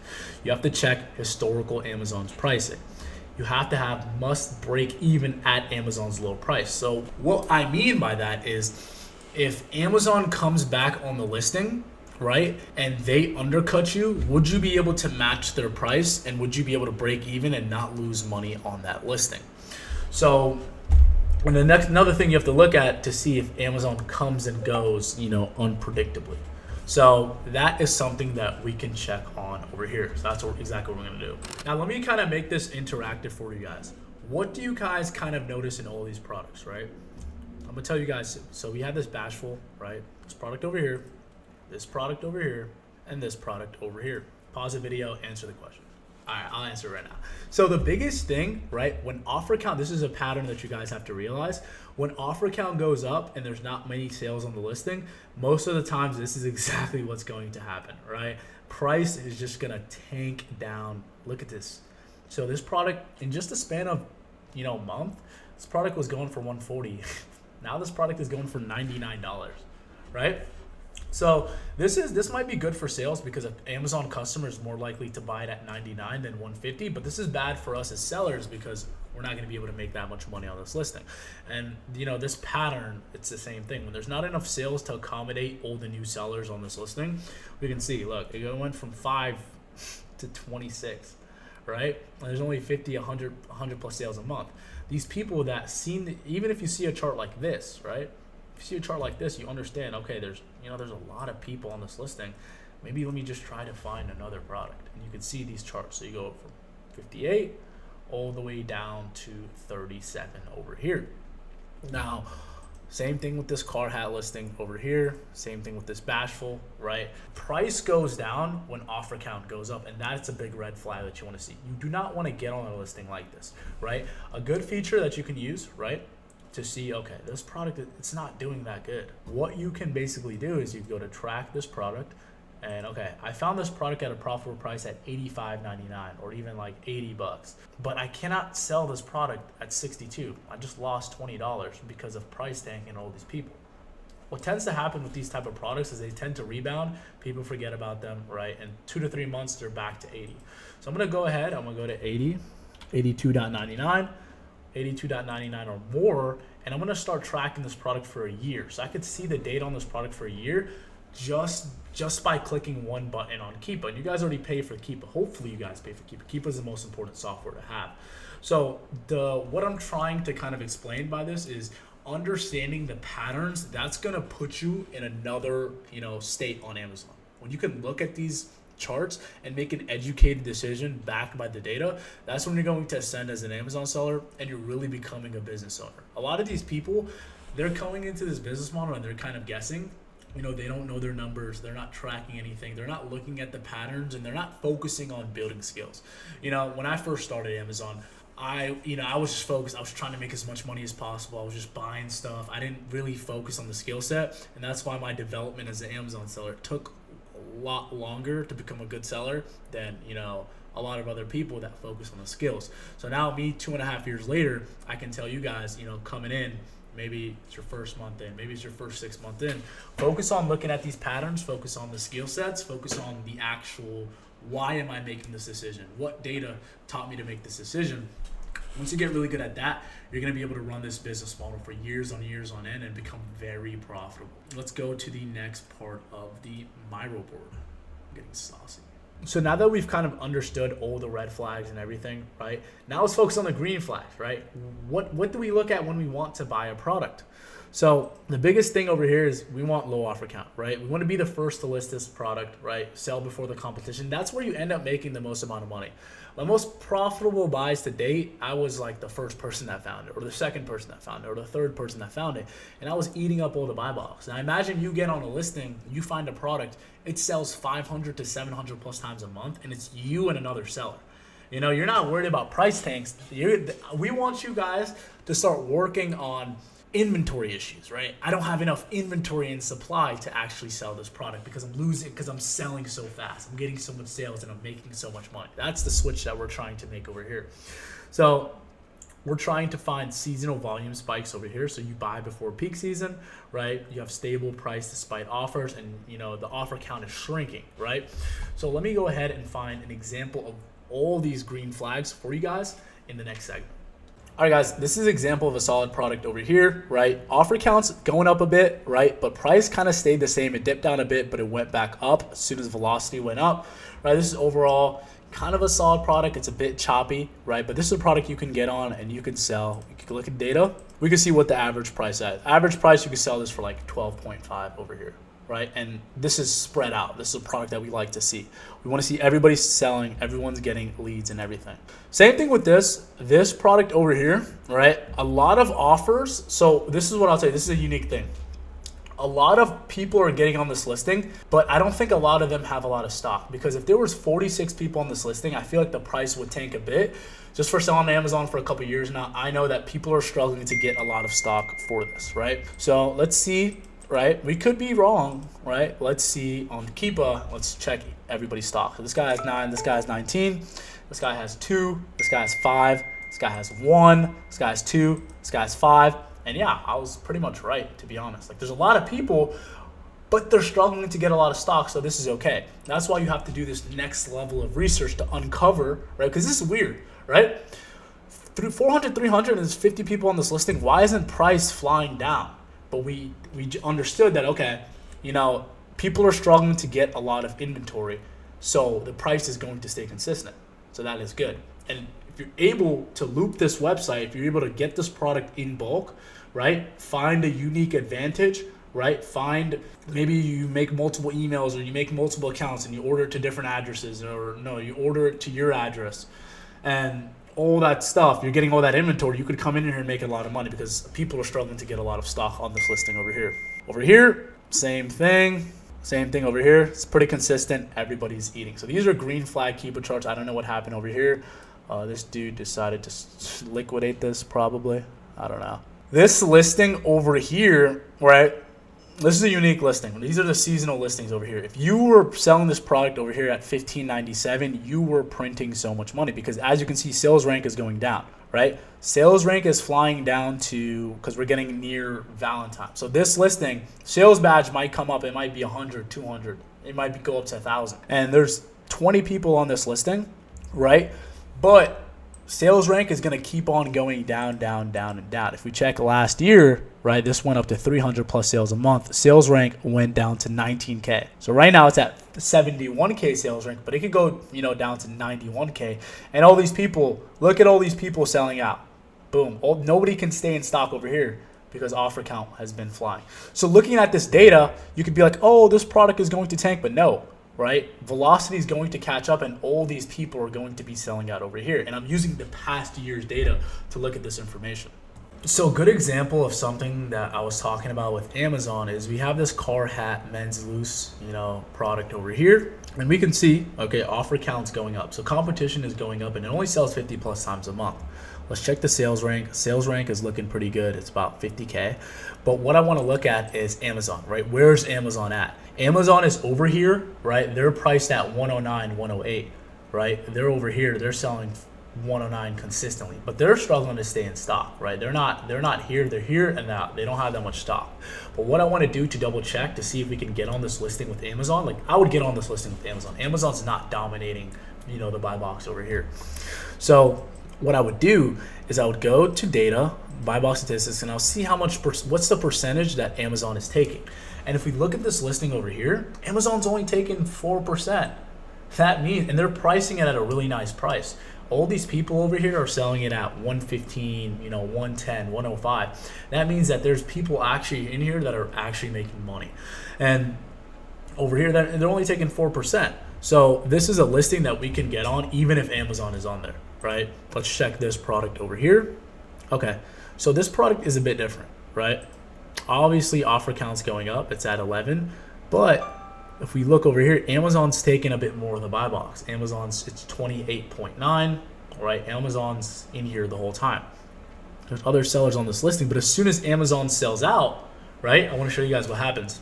As soon as Amazon sells out, they list it down to 19.90, the price goes up to 42. The thing about this listing, right, is all these people, these are beginners, all these people they're buying these products over here for $42, $35. If Amazon comes back and prices their product at $19.90, they're screwed. Everybody on this listing is screwed. So this is a risk that these people are taking. They're hoping Amazon, they're in here to make some quick money and to get out. Well, we can see Amazon has done a pretty good job staying in stock. Now, the next thing I would do, I'd go to data, then I'd go to buy box statistics over here, and we can see, right, Amazon has taken 52% of the buy box in the past 30 days. Let's check the past 90 days. Amazon has taken 81%. So this is, as a business owner, I know I can deploy my capital somewhere else and not have to worry about anything like this. So that would be a good example of when to get on a listing with Amazon and when to not get on a listing with Amazon. So the next thing I would do is I would look at the price crash patterns, right? So if you have a small offer count increase and you see a big price drop, right, that is a big example or big reason that, okay, this listing is going to tank. And I'll show you guys a good example of that right now.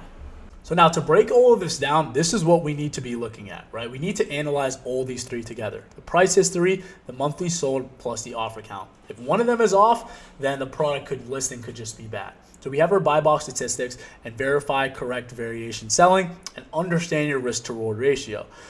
If you look at the past 3 months and the price is lower than your break-even price, the product is probably not worth it, right? And if you look at the past year, right, you shouldn't be losing money at any point in the year. And I'm going to show you guys a live example of another product that we can look at over here. And we're going to put these principles together. So with this product over here, right, we go to data, we go to buy box statistics. Okay, one seller isn't taking 50% of the buy box. So that's a check over here. We're checking that, boom, okay? No single seller, and then higher percent, more inventory, not, okay. Nobody has any favoritism. Everybody's getting the right amount of sales. Let's go back over here, right? Risk to reward ratio. Are we going to be breaking even, like at our worst price over here? Would we be able to break even at this price over here at 11.75? I don't know the buy cost for this item over here, but let's just say we were getting this for $4.99, $4.09, $3.89 with auto ship. We could get another 20% over there.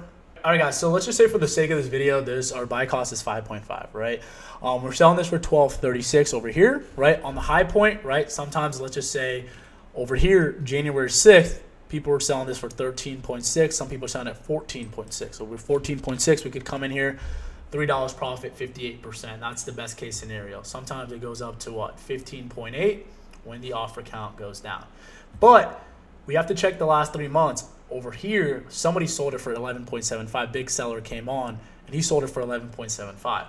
So if it got tanked to that and we need to liquidate it, would we lose money? So 11.75. Our worst case scenario, we'd be breaking even at 60 cents, 11% ROI. And that's a risk that I'm willing to take because 13.6, 13. But most of the times, if we go to the data and we look at the average price that these guys have been selling it at, this guy has won it at 12. This guy has won 4% at 14. This guy has won 5% at 13.26. So I'd probably want to sell this at 13.26, and I'd be okay with getting 36% ROI, $2 profit, right? And that's how I would be able to tell my risk to reward ratio over here on that listing. Now, if you do this every single time when you're buying your products, it's going to be really hard, and you follow everything that I showed you in the checklist, it's going to be pretty hard to lose money with Amazon FBA. All right, guys, this is an example of a solid product over here, right? Offer counts going up a bit, right? But price kind of stayed the same. It dipped down a bit, but it went back up as soon as velocity went up, right? This is overall, kind of a solid product. It's a bit choppy, right? But this is a product you can get on and you can sell. You can look at data. We can see what the average price at product that we like to see. We want to see everybody selling, everyone's getting leads and everything. Same thing with this have a lot of stock, because if there was 46 people on this listing, I feel like the price would tank a bit. Just for selling on Amazon for a couple years now, I know that people are struggling to get a lot of stock for this, right? So let's see, right? We could be wrong, right? Let's see on Keepa, let's check everybody's stock. So this guy has 9, this guy has 19, this guy has 2, this guy has 5, this guy has 1, this guy has 2, this guy has 5. And yeah, I was pretty much right, to be honest. Like, there's a lot of people, but they're struggling to stock, so this is okay. That's why you have to do this next level of research to uncover, right? Because this is weird, right? Through 400, 300, and there's 50 people on this listing. Why isn't price flying down? But we understood that, okay, you know, people are struggling to get a lot of inventory, so the price is going to stay consistent. Unique advantage, right? Fine, Keepa charts. I don't know what happened over here. This dude decided to liquidate this probably. I don't know. And then this listing over here, right? This listing over here, right? This is a unique listing. These are the seasonal listings over here. If you were selling this product over here at $15.97, you were printing so much money, because as you can see, sales rank is going down, right? Sales rank is flying down to, because we're getting near Valentine. So this listing, sales badge might come up, but sales rank is going to keep on going down, down, down, and down. If we check last year, right, this went up to 300 plus sales a month. Sales rank went down to 19K. So right now it's at 71K sales rank, but it could go, you know, down to 91K. And all these people, look at all these people selling out. Boom. Nobody can stay in stock over here because offer count has been flying. So looking at this data, you could be like, oh, this product is going to tank, but no. Right? Velocity is going to catch up, and all these people are going to be selling out over here. And I'm using the past year's data to look at this information.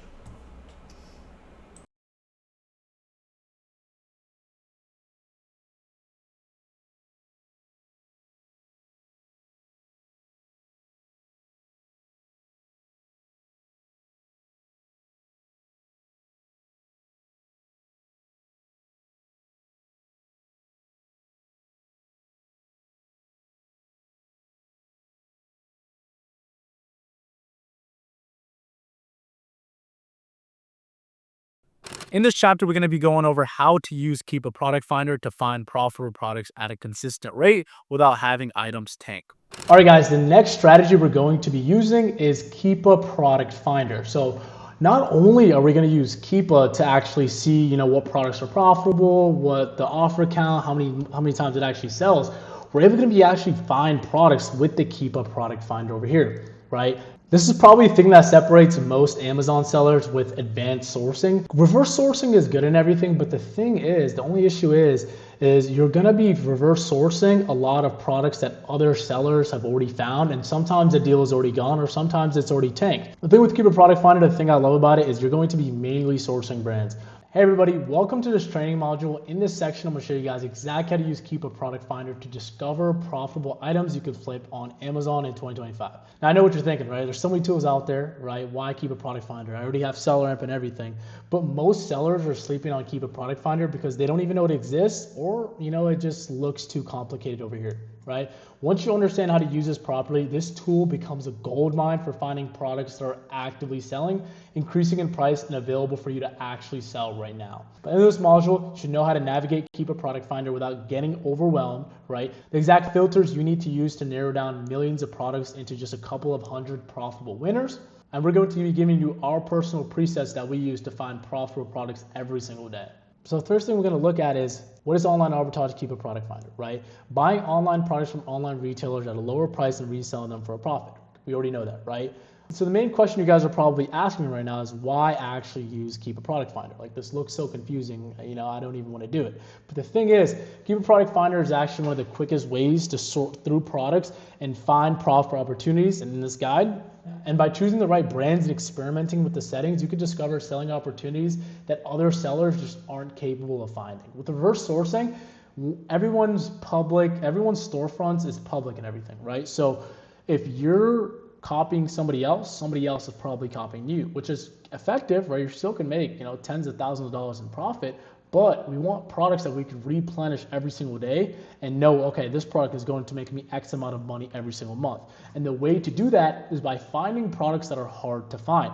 So break down on how to use Keep a Product Finder, right? Find a starting point. Take a product you previously sourced before or a brand that you're interested in that you know that you could sell as a third-party seller. And all you're basically going to do is you're going to open up and Keep a Product Finder. You're going to look at data, and in filters in KPF, you're going to go sales rank 1 to 100, right? You're going to take the name of your brand. You're going to do new offer count, 30 to 50, buy box. And then for buy box, you're going to use Amazon or third-party seller. It doesn't matter because some listings Amazon is on. They're only on at like 10, 20% of the time, right? You could filter through the catalog. You look for plus 50 badges or more, as well as a decent amount of active sellers. So this is what the product finder actually looks like over here, right? You have sales rank, historical, you have buy box, and you could actually be like, hey, I want products from 29 to 200. Right? If you want Amazon to be out of stock, you can put them over here, right? Same thing with the offer count, same thing with the sales rank, and you can customize your searches and you can narrow down each brand over here.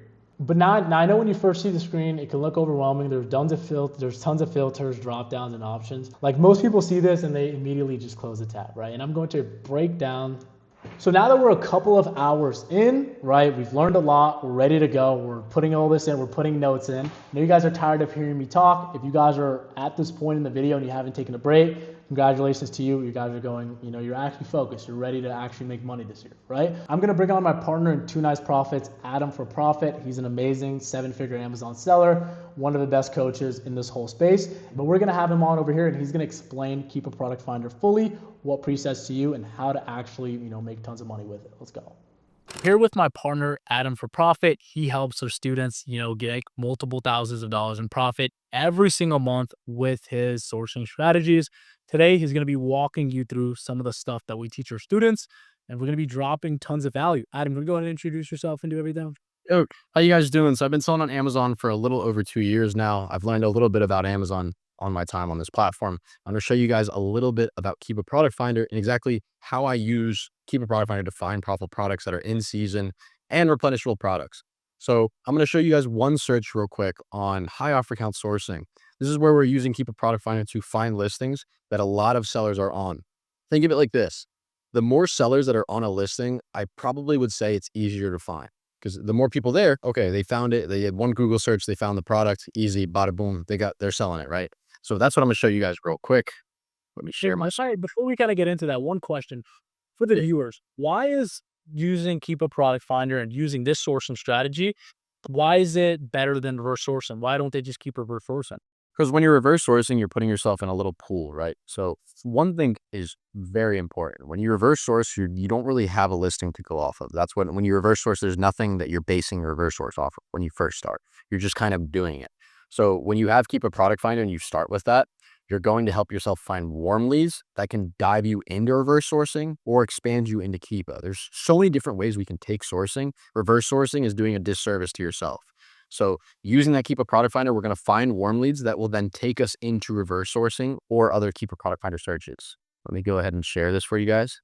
Let me see. Can you see my screen, brother? Yep. All right, perfect.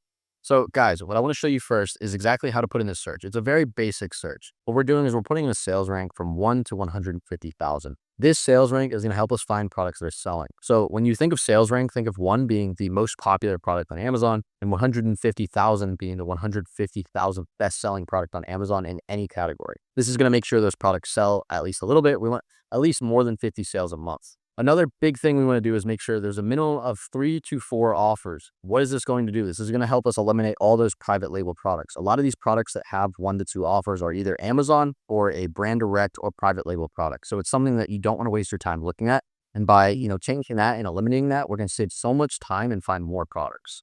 Okay. Next, I want to show you guys buy box top seller. Very important. A lot of people miss this part, right? So this top seller percentage, 40%, what this is going to do is make sure nobody has more than 40% of that buy box chart. So you see, when we look at this chart right here on this listing, last 30 days, we can see this is how many people are sharing this buy box. And we would see if someone had 40% of this buy box, it would look like this suppressed listing right now. This is 54%. 40% is a huge amount for one person to have on this saturated listing strategy we're going to be doing.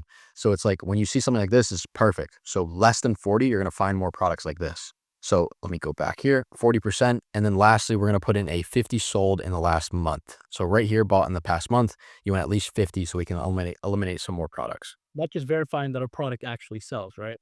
Yeah, just verifying that it sells, and we can actually skip all the products that are less than 50 times a month. So with that search, guys, you see we get something like this. And your searches might not look like mine because you don't have my columns configured. So I'm just going to quickly scroll through these so you guys can copy my columns. And we're just doing that just because we like you guys. Scroll through here, pause the video whenever you want, and you can go through and copy these. Perfect. Next, what we want to do is filter this by new offer count.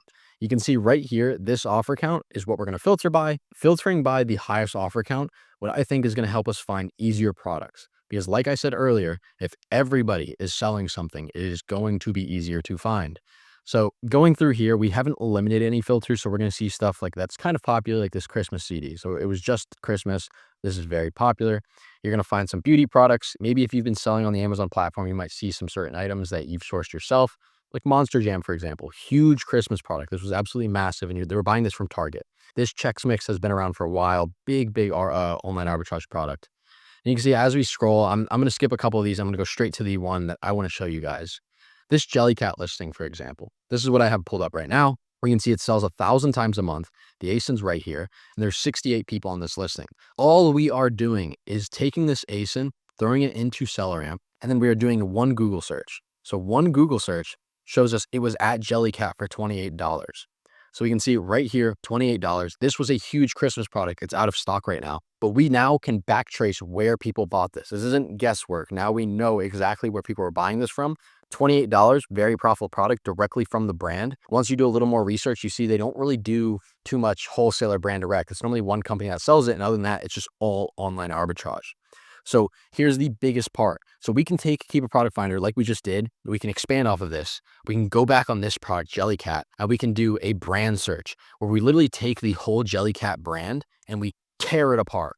But I will save this. We'll go through what I'm about to show you first, and then we'll go back and tear apart the Jellycat brand. So right now, something like this, what we want to do is we see, okay, there's smaller sellers on here. We found this profile already. We are now sourcing warm leads, not cold leads. A cold lead, we have no idea where anyone found it. We're just sourcing it because we're looking at listings. A warm lead, we found this product profitable, and now we're transitioning over to sell the product because, we found it through Keep a Product Finder. We know where people are buying it from. Okay, it's a warm lead now. So we go take a look at these smaller sellers.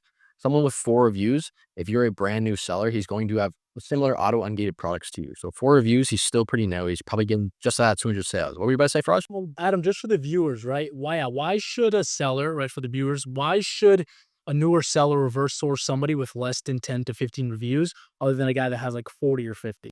When you source somebody with 40 reviews, what you're going to find is they have a lot more SKUs and products. So when we come to this guy with 40 reviews, you're going to see some of his products are immediately something you will not be able to sell. Nike is a huge brand. Fraj knows this as well. Yeah. Like we cannot sell Nike. That is a restricted brand. Anyone new on the platform is not going to be able to sell this. This product got gated in like early 2024, which means they got restricted, which means there's no eligibility at all to sell this product.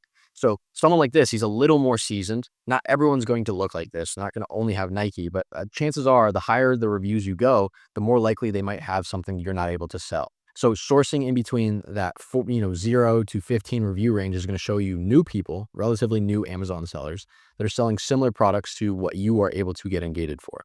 So that's why pulling up this guy's storefront, we would try to look at his stuff, see that he's carrying stuff like Paw Patrol. Like this is a product we can go look at. He's carrying stuff like those video games you just saw. Bob's Red Mill. He has 2K, so he probably has the 2026 2K. It's out of stock, so he just sold out of all his 2K. But it's like someone like him has more products that you will be able to go look at. And this is why this strategy is great, right? So we found a really saturated product. We could have sold it if it was in stock, but it just doesn't end there. We can now take this and expand off of it. And like even expanding with that, what we also can do is we can save these sellers. This is obviously a Q4 lead, right? A lot of people are trying to sell this for Christmas. We expand, we take these sellers on here, we save their storefronts. We save them into a software that tracks storefronts, or we save them into a spreadsheet, and we save them to see what they're selling in Q1. Because I guarantee you these products are going to change. These Q4 products they're selling are going to change into different products during Q1. And we're going to have more products that we can start ripping just by saving them and tracking them to see what their replenishable products are. Doing the same strategy, before we expand into, the Jellycat search, we can see once you scroll down, I think it was on the second page. I mean, right here, you can see another popular product that people used to sell that Bonkers was very good on PetSmart. I think it's on the second page where you'll see the second product had popped up here. Let's pull it up. Second page. Let's see where it's at. You so much time because like you're not sourcing stuff that Amazon's on, or you're not sourcing stuff like wholesale or brand direct products. You're not wasting any time doing that. The whole purpose of this is to, okay, how can I have a big range of products on the Amazon platform? How can I kind of narrow it down as much as possible to fit my current criteria? 100%. That's why I think I lost it. It might have been on the first page, but I'll show you guys this second product here. I was just hoping I could show it to you guys before I went through all the pages. Let's see. Page 1. This Jellycat product, another very popular product. You're just going to start getting familiar with more of the brands that are targetable brands. That's literally it. So you can see on the first page, we saw this product. So this beauty nail product. So same thing, right? You hit the ASIN, you pull it up, you see it's from here. You can, do the little Google search. So after we do this Google search, I'll close all this crap out for you. You can see we're buying it directly from Sally Beauty. $7.49. That's too expensive. Okay, $6.49 or $6 for $29.99. Okay, we're getting a better price point of $5. But now, if you were to take this a step further, you'd know they have a 15% off. And eventually, it does just pop up. Or here it is. Look, get 15% off your next online order. So we take this 15% off, and we can do this by, doing it right in here. We can do, we're getting 30. There's 6 products. That's $5 a product times 15% off, which is 85%. Which makes Where are you getting it from? Where are you getting it from? CV? Are you getting it from Sally's? From Sally Beauty. Sally's having a gift card or no? Yeah, we can check that right now. So we can go to the cards there. If Sally has any gift cards, that could put us over the edge. Yep, 7.8 from Card Cash. So let's check this out. Yep, so we can get 7.8 off. These are physical. So you have to wait for them to come in the mail. So we'll take this 2 ways. We'll add it and we'll see what we get, and then we'll do without it and see what we get. So without it, we're gonna round up. We're at 8% off. Without it, we're at $4.25. This is a great product right now. SBA product, NAC 47, fantastic product. We add in that extra 8%, which would be 92%. You can see even better product, right? $2.30 profit, 58% ROI. This product becomes more, yeah. And this is one where we can buy this. But once I said, like I said it again, you don't need to buy this product. This is something where we can start reverse sourcing, trail into a different area because you're sourcing a new warm lead. You're going to find a whole lot of sellers that have great products. And that is the first way we can, scale this business. And that is exactly, so like if I show you guys real quick, I'm going to pull up our Miro board for you. This is exactly how I'm going to show you Donald. He did this exact search. So Donald, his first month on Amazon, he was doing $2,000 a month on the platform. And you can see 2,700, first month, 921. He did that search I just showed you. He tailored it towards Halloween by putting Halloween in the text field. And his second month on Amazon, we were able to 10x that and go from, $2,000 to $20,000 a month on Amazon. Big change, big momentum from just using that keeper search and being able to expand off of it and learn from. He was also saving products too. So we didn't just tell him, okay, use a keeper product finder search to find the Halloween items. When he couldn't get ungated and he was still learning, he was putting those products that he couldn't sell before he got to that 200 units sold, the 204 account health. He had in his spreadsheet. Soon as his account, Amazon started trusting him a bit more. He had a full spreadsheet of profitable products that he could buy with the strategy. 100%. And you can see he kept expanding off of that during the new months. So this search that we just showed you guys, it doesn't just magically go away 1 month. The next month, it's going to be a whole new list of products. And if you keep utilizing that and expanding off of it, you're going to make money in this business. So you can see 1029, the second month was $20,000. During the start of December, he was able to do a $30,000 month doing this. And tailoring the search to get ready for Christmas, he was able to hit a $45,000 month, 1213 last 30-day average, and literally not even just 1 day later, he was able to add an extra $5,000. So on his third month, basically fourth month of selling on Amazon, he was able to go from a $2,000 a month seller to a $50,000 a month seller, hitting his first $100,000 in revenue from doing this. This is like real work. Like Fraj, what do you think was Don's number one aspect besides utilizing the tools that helped him get to this point?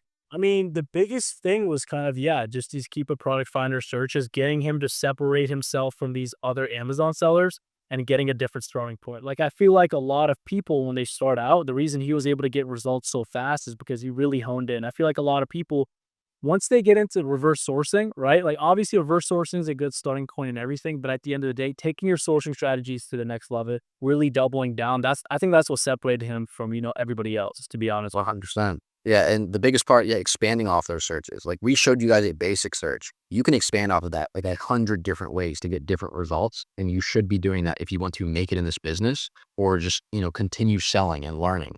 So what I want to do is expand into a different side of this as well. So like I said, I was going to show you guys two. So the second one I will show you is similar to this one, but we're just adding a keyword filter. So we're adding Jellycat, and we could get rid of some of these filters, but for the sake of simplicity, I'm just going to leave it as is.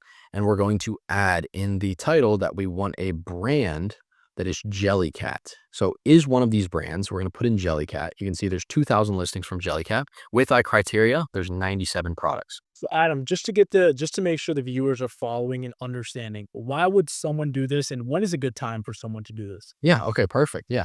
So why would you want to do this as even like a new seller? Because when you do this, you are able to find so many similar products to what you were already selling. So we found that one Jellycat listing profitably. So looking at these other listings, we're going to be able to see if we can cross-reference and match to see if these products are also profitable. And from the same spot, we bought the previous product.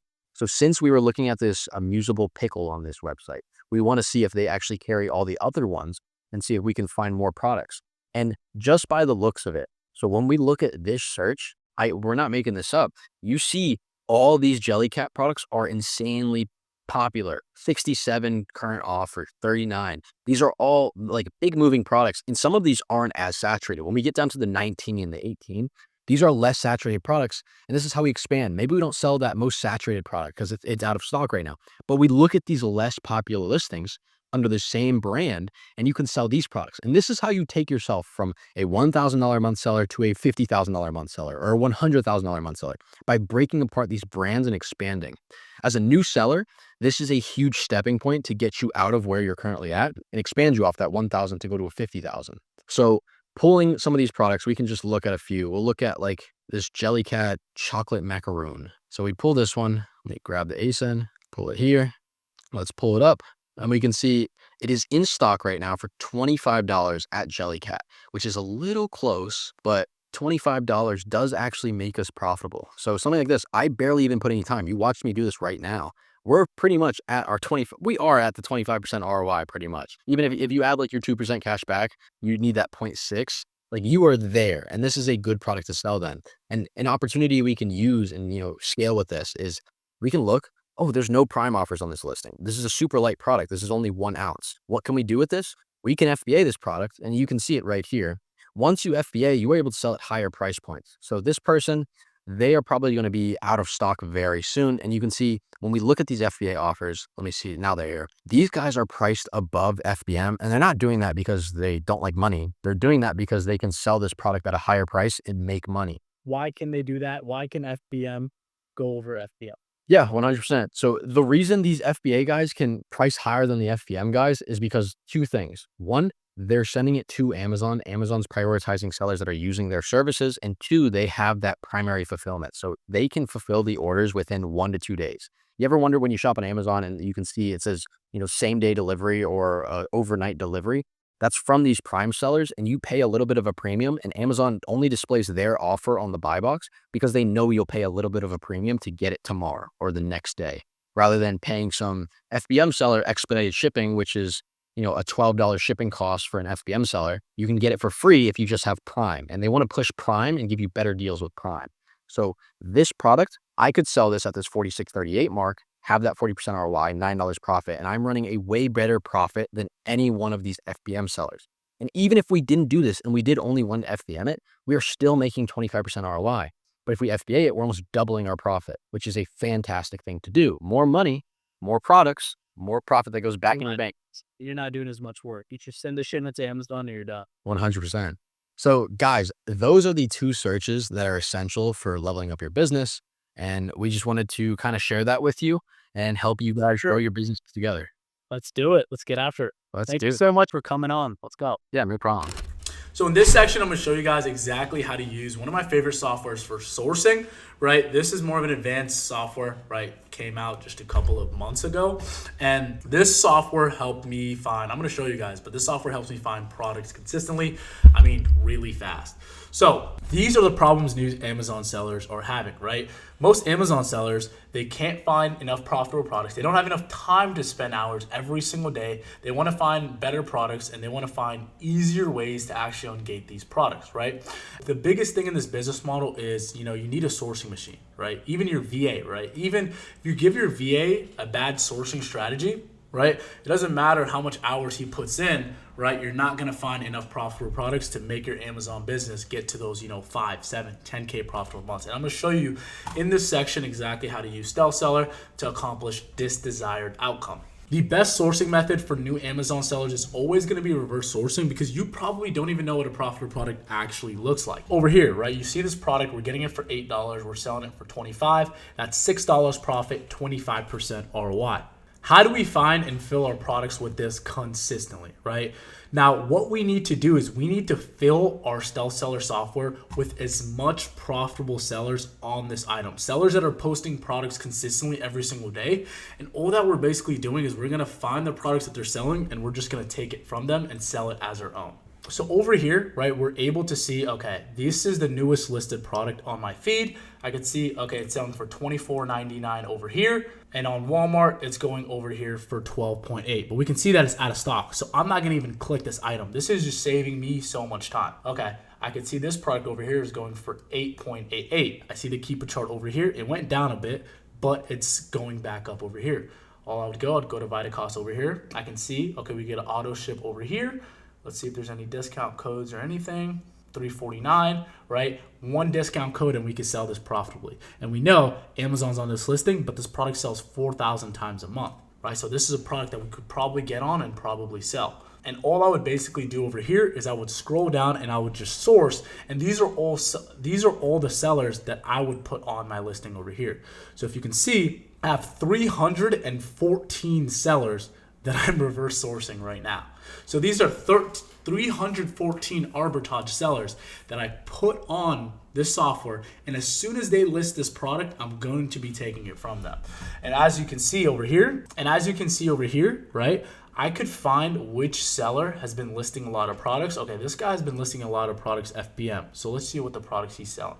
Let's see people who are active FBA. So this NW Deals guy, right? He's active FBA. So I want to get on products that he's actually selling. So he has this Friday the 13th. He has it over here, $66.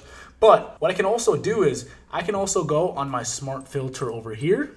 I can go on my smart filter over here is, hey, don't give me Amazon on my listings, and give me products with over 300 sales badge.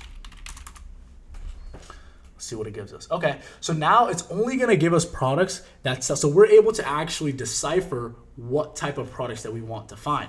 So we can see over here, this is a newer listing. We're getting it for Sephora over here for $25. We could use a discounted Sephora gift card over here, and he's selling it for FBA for $47 over here. So I'm gonna go on Amazon, go on Google, see over here selling it over here. We already checked the Keepa chart, 41 over here, it's selling for 41. Offer count is flying up. So this is not a product that we would get on. It's not a product that we get on because there's too much competition. But I just wanted to kind of show you guys, right? Okay, Rode Pocket Plushable Hydrating Clean Plush over here by Rode, so it's not misbranded. We go over here, put $25, that's 4.9 profit, 19% ROI. We're getting it from Sephora. Let's go to Cardbear. Sephora 9.6 off on those discounted gift card, 9.6. Let's see it over here. We could get it for 23.7, 5% off with auto replenish. We could click subscribe and save and just cancel it. And then let's see if we can get another discounted gift card over here. So check out over here. Let's see if there's any discounted, so you get it shipped. Okay, so we got a free gift, right? But we wanted, discounted. We wanted to be discounted.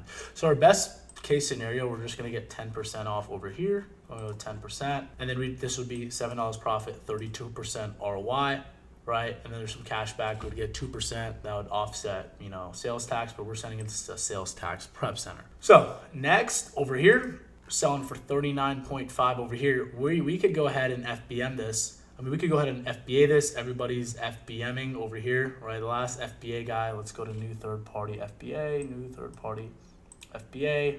Okay, and they're all selling it for about like 42. So I would monitor, see if sales go up over here. Sales rank is, I mean, what is sales rank at? Sales rank is at 60K, 59K, 55, 41. So we'd be profiting $9 profit, right? 40% ROI. And we would just have to see how much this actually sells, right? I don't like this offer count's flying up, but I just wanted to show you guys how I was able to find a profitable product and I didn't source at all by using this. So next thing I'd use over here, and I just keep, it's like you're doom scrolling, but you're actually, you know, finding profitable products. Okay, 115, so for a favorite holiday, sales went down over here. You have ESPN Madden. This is one seller that we're looking at over here. Now you could start naming people. So okay, I could say, okay, this is a good high ticket seller over here. This guy's selling high ticket products that I like. He has this golf ball over here. Let's go to Amazon. He's selling this. Okay, he's selling this for 35. Pricing is at consistent. It's at like 39 over here. So it's at 39. 39 over here. We can get this product for 29 over here. Limited, buy 2 for 50, buy 4. Okay, so 2023 Tour golf balls. Let's see if this. Okay, 2023 golf balls over here.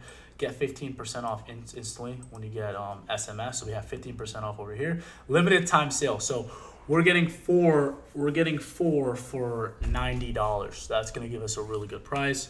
Oh, we'd have to. I think we had that deal already. No, we already have that deal, right?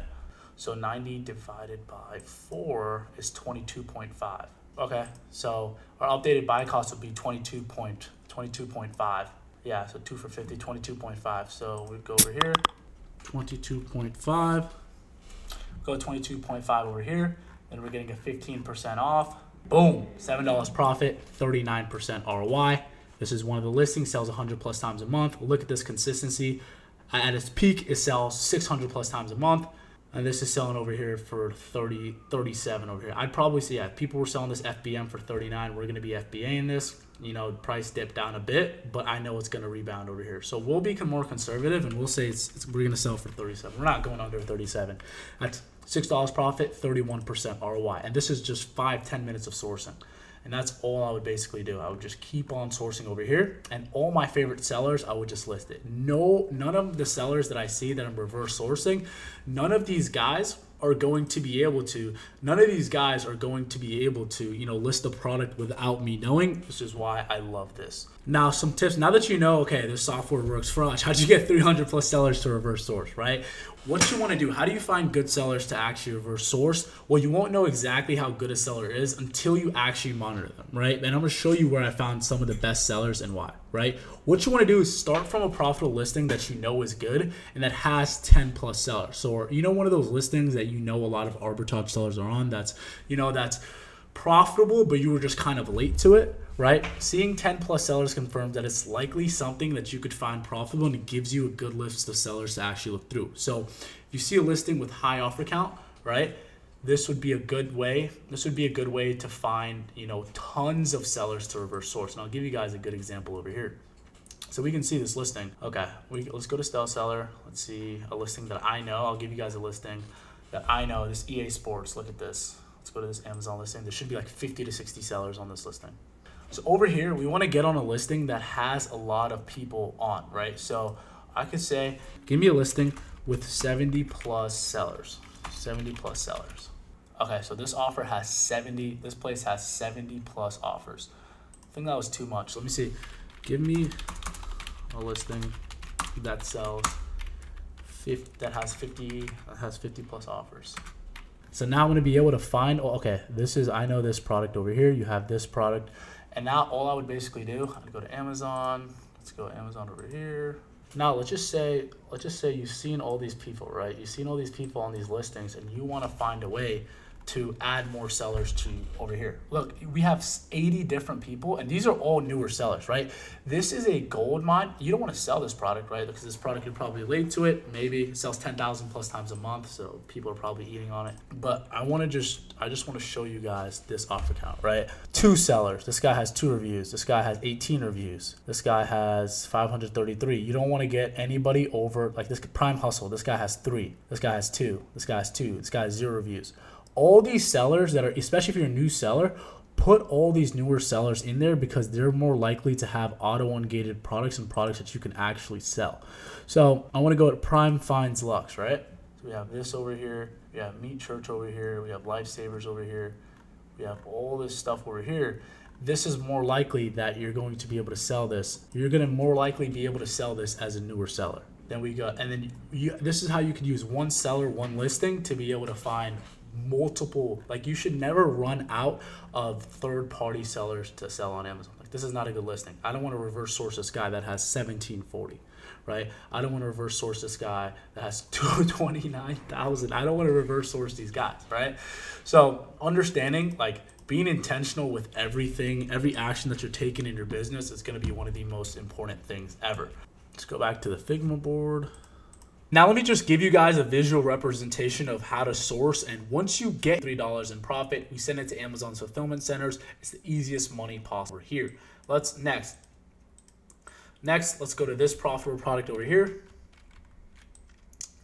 Next, this is to summarize everything, right?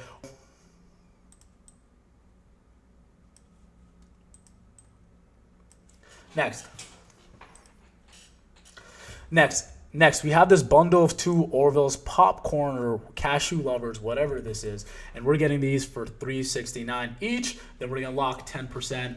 We're locking $10 off over here. That's gonna give us a buy cost of 6.6, selling it for 21.96 after fees and fulfillment and everything. That's $4 profit, 20 units. We only sell 20 units a month, $77 over here. Now imagine a storefront, right, of just 30, 40, 50 of these products using the sourcing strategies that I've been teaching you guys in this whole course over here. Now, next thing over here, let's get to the higher ever, right? Don't ever think something weird to be sold on Amazon, or there's no way this product doesn't sell. But over here, we're selling, jackets. We're selling heated jackets over here, right? We're getting it from Home Depot, spending $150, and we're selling it for $264, and we're not running any ads at all, right? Our profit is $61, right? And our ROI is 40% over here, which is genuinely ridiculous, right? And just by selling 10 units, we can make $600. And we didn't have to run any ads. We didn't have to do anything like that. Same thing with this over here, right? We're selling literally anything, right? So over here, now let me just give you guys a visual representation of how to source. And once you get good at this product research, how easy it is to really make money. Let's just say we're doing conservative, right? We're getting this vanilla cafe product over here from a retailer, $4.73. We're selling the 2-pack for $22.5. 22.5 over here. Our cost price is going to be $9.50, right? We sell 20 units, that's $73 in profit. We send it to Amazon's fulfillment centers. It's the easiest money possible over here. Next, let's go to this profitable product over here. Next, we have this bundle of 2 Orville's popcorn or cashew lovers, whatever this is, and we're getting these for $3.69 each. Then we're gonna lock 10%. We're locking $10 off over here. That's gonna give us a buy cost of 6.6, selling it for 21.96 after fees and fulfillment and everything. That's $4 profit, 58% ROI, 20 units. We only sell 20 units a month, $77 over here. Now imagine a storefront, right, of just 30, 40, 50 of these products using the sourcing strategies that I've been teaching you guys in this whole course over here. Next thing over here, let's get to the higher ticket items, right? Because you're probably thinking, this is okay, $77. What am I gonna do with that? Like, can I sell higher ticket items? But as you can see, we're selling this anything literally sells on Amazon, right? Do not ever, right? Don't ever think something is too weird to be sold on Amazon, or there's no way this product doesn't sell. But over here, we're selling, jackets. We're selling heated jackets over here, right? We're getting it from Home Depot for $169, right? $169 over here. We're getting a discounted gift card, Home Depot, 11% off over here, right?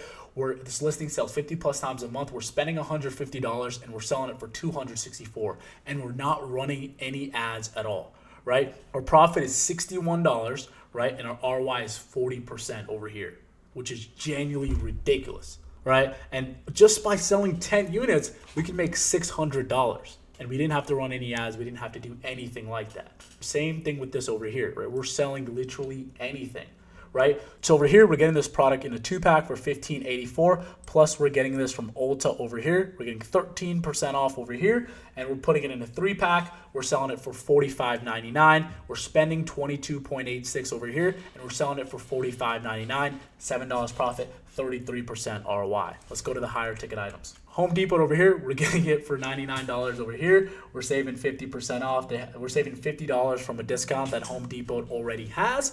Now we're getting a discounted gift card for 11%, right? Our cost price is $88, right? And we're selling it for $144. $28 profit, 31% ROI. Estimated sales is $100. Same thing, buy it for $5, use a discounted gift card, sell for $17.43. There's thousands of these listings on platform selling on Amazon every single day. And when I mean anything sells, anything sells. We have this bluey things over here, right? We're getting this product $5.59. Discounted gift card, 11%, $5. We're selling it for $21, $5 profit, 100% ROI. That means for every dollar you're spending, you're getting $1 back in profit, right? 600 plus sales a month. This item literally rips. And this is being conservative, right? This is being conservative and we're selling it. This is being conservative. We're selling this. We're selling 100 units and we're making $568 profit. We could easily sell 200 units and make $1,000 in profit on this listing every single month. Same thing with these Hershey's Kisses. But I think you guys get the point. But the thesis, my whole point, what I'm trying to explain to you guys over here is that understanding, refining your sourcing systems, right, is going to be very profitable. The better you get at sourcing, the more money you make, the faster you could just jump on your computer and be able to print money out of thin air reselling name brand products on Amazon. And Stealth Seller is a tool that we're able to use to just make the overall process a lot faster.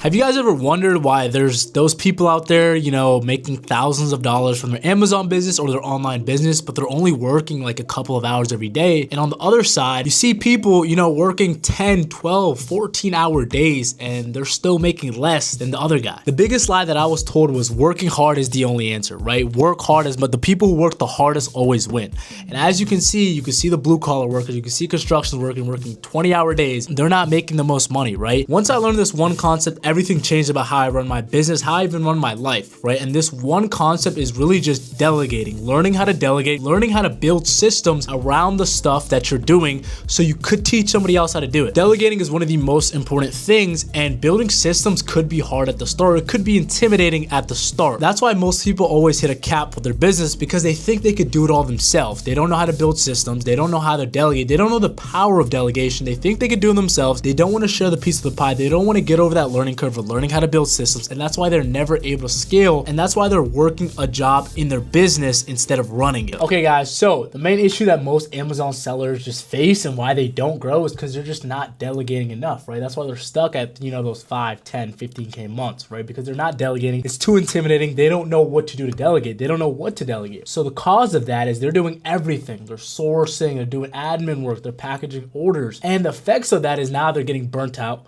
right? They're not scaling fast enough, thinking about quitting. Oh, Amazon is too hard. I don't know how these guys are doing 100K months. I don't know how they're doing 50K months. They think it's impossible. They think that there's this little secret method that everyone knows that they're just not aware of. And I'm gonna show you guys exactly that. It's not a secret method. It's just learning how to delegate and learning how to build systems. So we have our solution over here with Amazon FBA and Arbitrage and even wholesale too, right? The two biggest solutions, the two biggest ways you can go, right? What are the two biggest bottlenecks and issues that you face when you're scaling a business? I don't have have enough leads, and I'm too busy, and I don't have enough leads, I don't have enough time, right? These two solutions over here will literally change everything for you, right? The first solution I want to talk about, hiring a virtual assistant. Hiring a virtual assistant is one of the most important things because you can get him to literally do anything, right? So whatever your issue, maybe you're getting a lot of returns, right? And you don't want to verify that the item actually deliver or not. That is something you get a virtual assistant to do. See if you get ungated for some items. That is something your virtual assistant can do. Sourcing for 8 hours. That is something your virtual assistant can do. When a supplier sends you a catalog email of 1,000 items to look at, right? There might be some gems in there, but you personally, you don't want to look at all those products. You don't want to, vet each one 10 lines of Excel sheets. You don't want to do that. That is where you delegate those tasks. That's a low leverage task. You're going to go to online jobs over here, and this is what you're going to do. This is what you're looking for. You're going to post a job saying you need a personal assistant. You don't want somebody that's Amazon lead research or you don't want him to have any Amazon experience, because most of the time, what these virtual assistants love to do is they love to share leads with other Amazon sellers. So what they'll do, which is pretty smart in my opinion, but it's not good for us as Amazon sellers, is they'll work and they'll get jobs from they'll work for 5 to 10 different Amazon sellers, and you'll be sharing leads with 5 to 10 different Amazon sellers. I had somebody that I was working with in my group, right? He got a virtual assistant and he kept seeing the same storefronts on his listing. I was like, and it's like the same day. He would get on a product, and then the next day, 4 to 5 different storefronts would get on the same product, and it'd be multiple times. So I was like, and then we looked at it, we did an audit of his systems and everything. I asked him, I was like, when you were hiring your virtual assistant, how was that process like? And he was like, yeah, it was very easy. I got lucky. She already knew Amazon and everything. I was like, I got something to tell you, bro. Like, that virtual assistant is 100% taking advantage of you, right? So this is why this is straight up sauce over here. This is going to save you so much. This is going to save you a headache, because if you get a virtual assistant, right, that's the highest leverage thing you could do. This is going to be the biggest ROI, so you want to do it right. On your job description, she must have a computer. She must speak English, obviously. It would be nice if she understands charts, math, and data, because that means she's just a smart, bright person. The next thing is she has to be comfortable with just changing daily tasks, because with being an Amazon seller, right, you're going to have different needs, different times. So being flexible is going to be super important. Salary, you want to be full-time, right? You want to 40 hours a week full-time, you could do flexible, right? You don't want to be, you could do flexible time, right?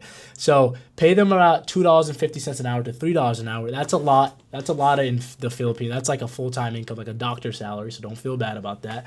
And then required skills, just say Google Sheets, English, and data analysis. You don't need anything crazy because you're going to teach her. After that, this is where most people fail when they get to this part, right? Have an SOP ready for the person that you hire. Most of you guys are probably like, what is an SOP, bro? What language is that, right?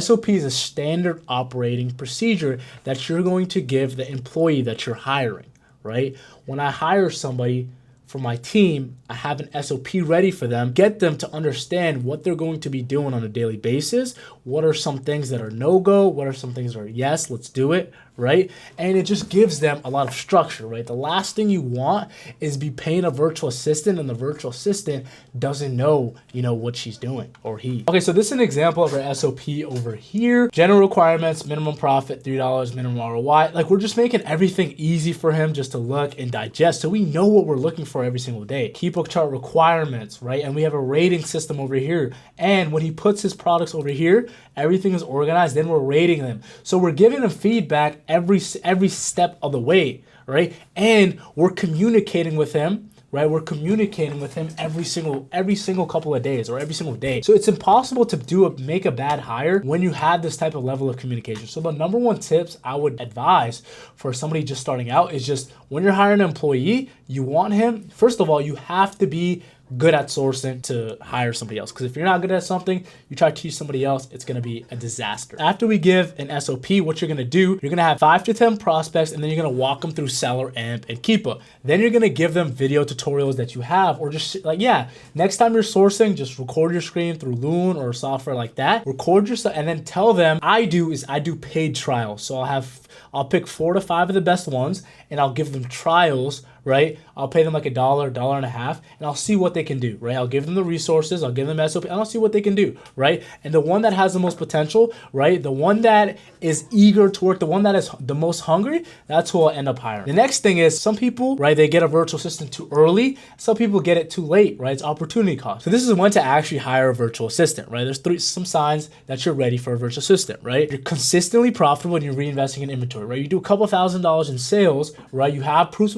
of concept. You're getting after it. You just need more leads. It's just a volume thing, right? The difference between a 30K a month and 60K a month is just you 2x your spend on inventory. How do you 2x your spend? You 2x your product. It's a math game. It's literally all math, right? You master sourcing and can confidently teach it. I just talked about this, right? If you're not good at sourcing, if you're bad at sourcing, you're a virtual assistant sourcing. Next, you're spending too much time on repetitive tasks like sourcing leads, repricing, data entry, booking. All this stuff could be delegated. These are low ROI tasks. These don't move the needle.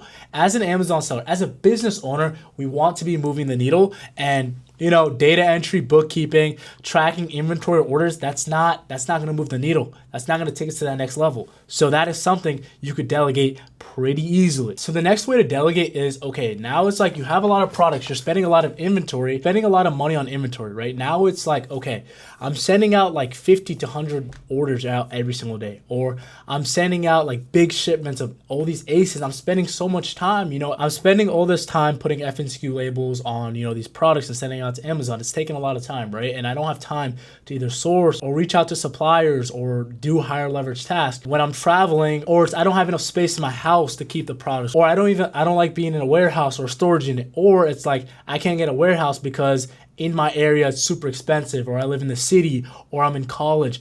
Prep Center is going to literally solve every problem because you don't have to touch any products, right? This is where you kind of take the delegation to the next level. This is where you're generally printing money off a computer because you're spending money on inventory, you're sending it to a Prep Center, they're handling fulfillment, they're doing everything for you. And your only job is just to find it at a low enough cost, at a low enough margin to resell it for the high on Amazon. This is where it fully becomes passive, semi-passive.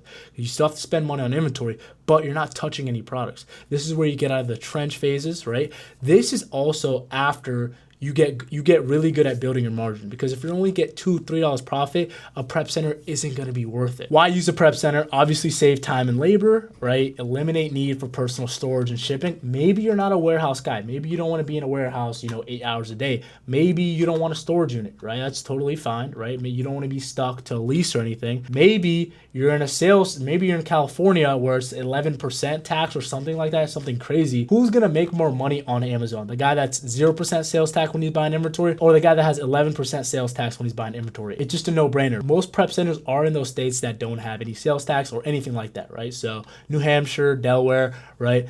And obviously you can scale operations faster, more efficiently, because at the end of the day, you're not putting your hands on any products. You can focus on the logistics, the back end, and everything. So cost structure for online arbitrage is going to be $1.25 to $2.50. Anything over $2.50, they're scamming you. Don't do it, right? Don't do it. And locations preferably in tax-free states, right? Guys, with the price, if you have like 500 units or 1,000 units of one thing, like it's a wholesale order, you could get a nice price. You could get under $1. I've gotten prices like 65 cents, 75 cents. It's all about negotiation. It's all about network. It's all about who you know. Make sure you reach out to Amazon sellers. You can reach out to me if you don't know a good Prep Center. Hit me up on IG. My DMs are always open, right? I'll refer you to some great Prep Centers. Word of mouth recommendations, obviously, over here. Those are my requirements for Prep Centers, right? That's the basic gist of that. Just like the before, when to use a Prep Center, right? Some people do it too soon. Some people do it too late, right? So when to use a Prep Center. It's ideal when you're hitting 1,000 units per month, right? And it's getting too crazy. That's when you just hire a Prep Center, start sending it there, right? Saves time for high volume sellers. We all want to be high volume sellers.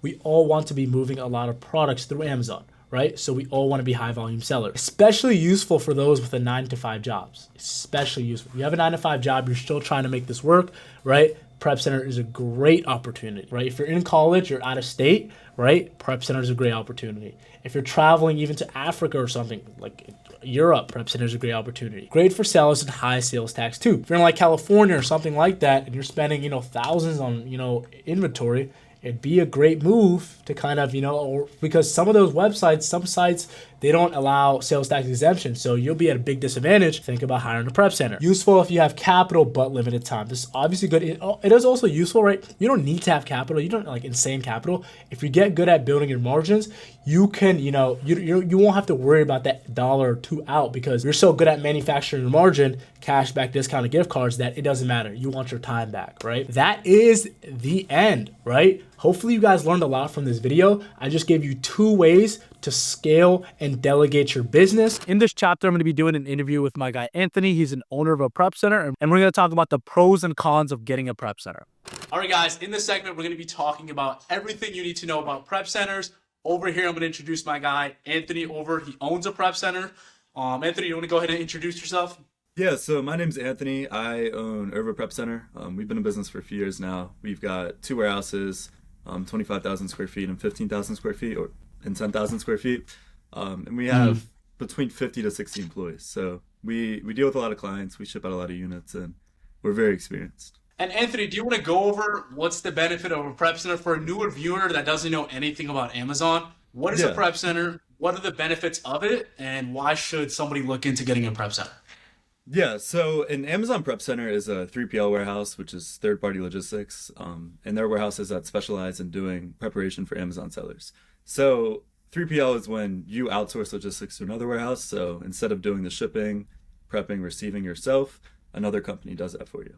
So how it works is you ship all of your inventory to a prep center, and they receive your inventory, they store it, and then whenever you're ready for a shipment, they prepare all the items, and then they ship them out to Amazon.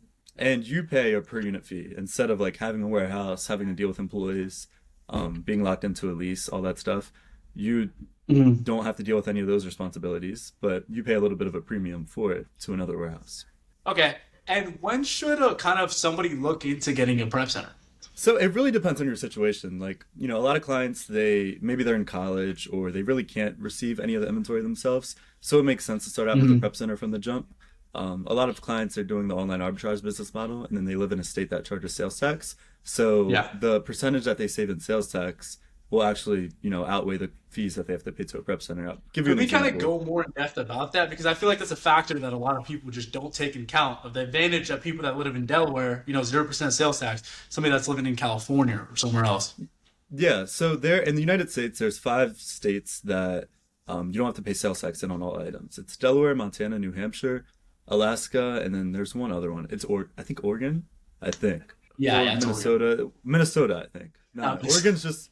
Are you sure? Wait, no. Montana. No, it's Alaska, Montana, New Hampshire, Delaware, and is it Oregon? Yeah, it might be Oregon. Yeah, Oregon. Yeah. I didn't know if Oregon was just some categories or if it's everything. But anyways, that doesn't matter.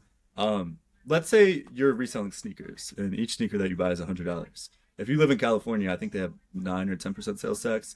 You'd have to pay $10 just in sales tax to the state on everything you buy.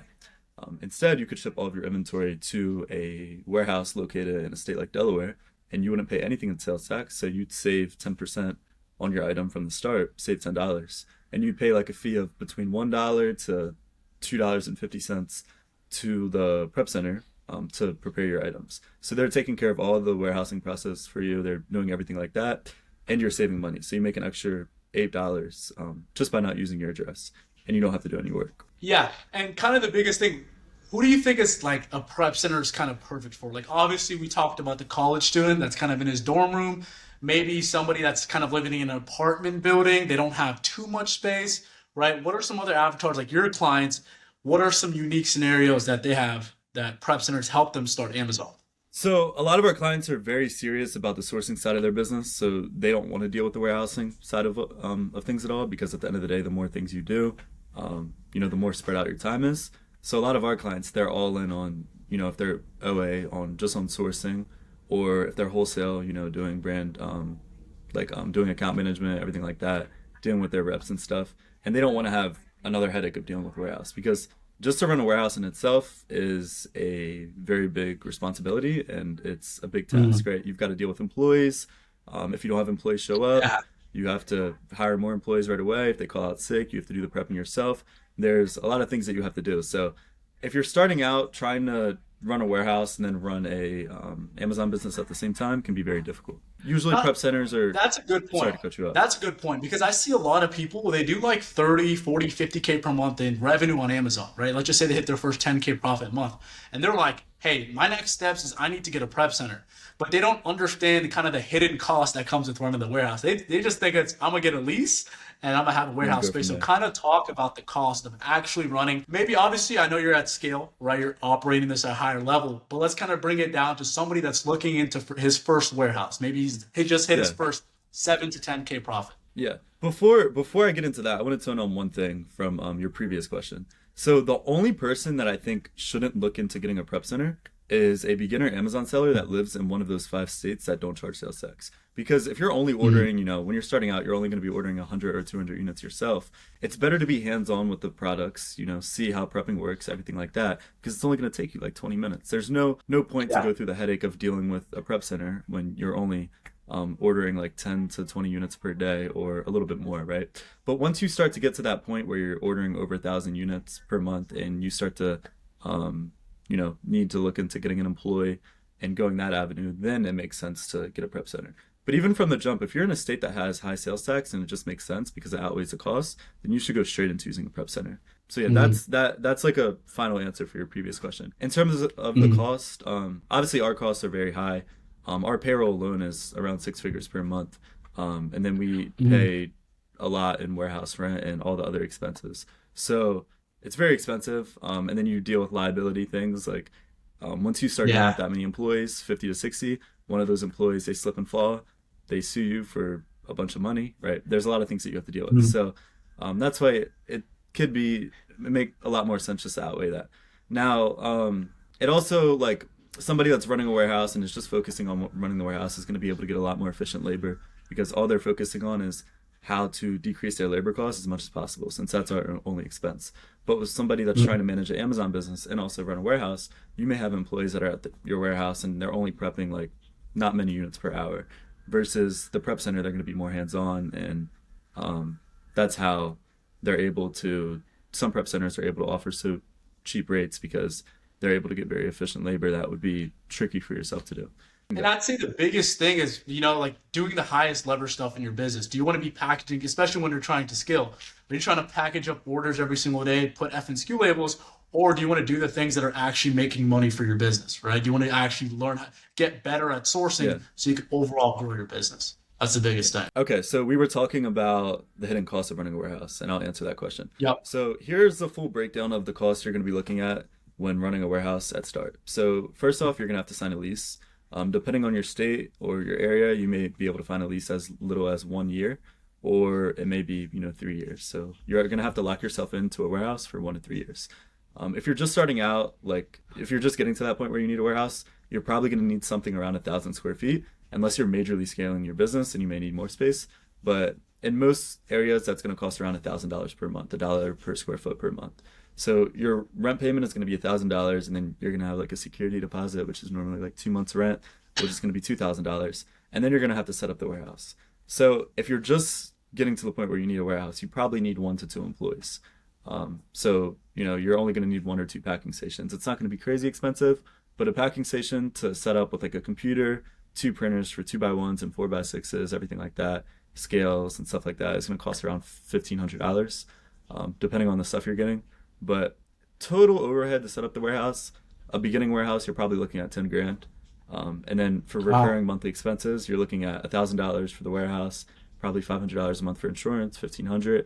And then the employee is probably going to cost you around $2,000 per month for minimum wage. Electricity, you have to pay for gas, water, or is that included? Yeah, too? utilities, a few $100. Okay. For a warehouse with 1 employee, a small warehouse, you're probably looking at around $5,000 per month in recurring expenses, and that's going to be with 1 employee. Yeah, because I feel like a lot of people just look at the lease and they're like, okay, I can manage this 3K, I can manage this lease and everything, and then that's it. Right? That's all they think it is. They don't understand the lease, they don't understand the insurance and everything like that. When you could just overall get a prep center, you don't have any liability, you don't have to have any employees, you don't have to micromanage them, and you're not tied down to a single spot, right? I don't know about you, but it's like most of the people, right? Most of the people, they start their online business so they could travel, right? So they could have more time with their family. So it's like, why would you kind of do that, especially if you're not operating at an insane level of scale, right? Yeah. Another thing that a really good prep center is going to offer you is they're just going to be way better at shipping into Amazon than you. So a lot of bigger prep centers or prep centers that really know what they're doing, they have employees that are well trained in making shipments. So a lot of them, what we do at least is we offer a service called FTL consolidation. So how that works is a prep center has a bunch of other sellers that are shipping their inventory to Amazon on a daily basis, right? And you may be selling like, a few thousand units per month. And you don't have the use case to take advantage of full truckloads into Amazon. So what a prep center can do is they can take all of their clients and they can consolidate all their inventory, and then they can send one truck to Amazon. So you can ship a full truckload into Amazon for as little as $600, depending on how close it is to the prep center. It may cost upwards of like $3 to $4K, but it just depends. But imagine you can fit 26 pallets on a full truckload for $600, and then your inbound placement fees may be like $2,000. So a total of $2,600 comes out to $100 per pallet. Just give you a perspective, on a pallet you can fit, if you're talking about medium boxes, you can fit 18, right? So if you do 100 divided by 18, that is bringing your costs down to like, what does that come out to? Like $5 a box. When you're shipping normal SPD into Amazon, you're paying upwards of $15 a box. So you're getting inbound shipping to Amazon. Yeah. So you're getting inbound shipment. Actually, because that's including placement fees. So you're paying upwards of 20 to 25. Also speed, like you said. FTL's check-in within insane. 48 hours. Normal SPD, it's taking like 3 weeks. 2 to 3 days max. Yeah. So a FTL, how it works is it goes to the warehouse, picks up all the pallets, and then delivers the pallets directly to the Amazon fulfillment center, and it gets checked in right away. Or like within like 12 to 24 hours. So that's another benefit to using Prep Center. If they're doing consolidation for you, they can get you a lot more efficient shipping into Amazon and save you a lot more money on that.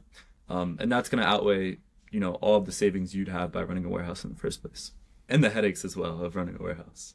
Yeah, 100%. And then when do you think a beginner should kind of look into getting a prep center? Is it like when they're tired of packaging all these orders, when they're spending too much time packaging the products up, when they should be sourcing?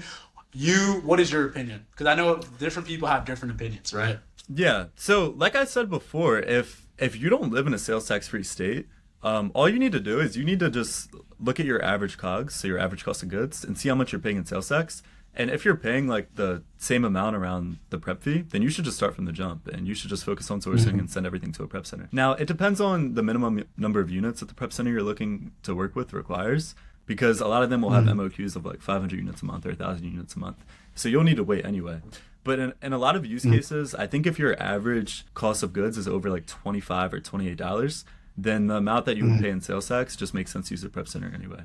And I know you guys are probably sourced, like a lot of OA clients source a lot of cheaper items. So maybe like you pay like 60 cents in sales tax, but you would have paid $1.50 in prep fees. So it makes sense to do it yourself. But at 125, but at a certain point, it just doesn't make sense to do anymore. So it depends on the situation. But if you live in a sales tax free state, I would look at doing it from the start. Oh yeah, 100%. I would probably say a bigger issue is like, especially if someone's buying, like the average unit cost they're buying is like what, $30, $40, $50. I think it's a no-brainer, right? If like you have a lot of clients that are doing shoes and everything like that, I think they should do it right off the bat, right? Yeah, exactly, because you save a lot. But it'll be a lot more tough for the grocery guys, the people that are doing like average cost is like $15.99, $16. But if you're doing it at scale, it's like, do you really want to spend all that much time? If you have 100 units of grocery, listing sells 400 plus times a month, that's a lot of time that you're putting in, right? Especially if you have no employees. So I'd say it would be different for, every different seller. I personally prefer prep centers. I mean, you just talked about all the headaches for, warehouses. I see a lot. I mean, Anthony, I don't know about you guys, but there's a lot of people that are just like in this Amazon space are like, yo, I have to get a warehouse. That's like the symbol of like making it, but it's like, because you guys are specializing in this, where you guys waking up every single day is like, okay, how can I optimize this shipment, like workflow the best, right? It's like, how can I get better at sending these how can I get better at when these, units come in, sending them out as fast as possible? So it just wouldn't, like, for me, somebody that's trying to, help other people, that's trying to buy products, that's trying to do all that, and also learn how to optimize it. It just wouldn't make sense. There's only so many people we could have in our business, right? I 100% agree with that. But yeah, Anthony, I mean, yeah, I didn't want to take too much of your time. That's pretty much all we had. I mean, I just wanted, perspective and opinion from someone that's actually running a prep center. I want to thank you so much. I'm going to leave a description. If you guys want a prep center, you guys are sending out a couple thousand units, or you're looking to start and get to that point. I'm going to leave a description count. I'm going to leave a calendar description under so you can book a call with him or you can contact him. And I just want to thank you, Anthony, for coming on and, dropping so much value for us. In this chapter, I'm going to be doing an interview with my guy Israel, and we're going to be explaining to you guys exactly what a return prep center is and how you can implement it into your business to make yourself more money. All right, guys, I'm here with my guy Israel over here. Israel, you want to introduce yourself to the viewers? What do you do? Yeah, how you doing? My name is Israel. Thank you for having me on the call. Building selling on Amazon for many years now, coming on 4 years now. Started how everyone starts off, retail arbitrage, online arbitrage, wholesale, all that. And I have my own service, which benefits a lot of sellers. See, when I was selling on Amazon, I was dealing with a lot of returns, right? We all deal with returns and nobody wants to deal with these returns, right?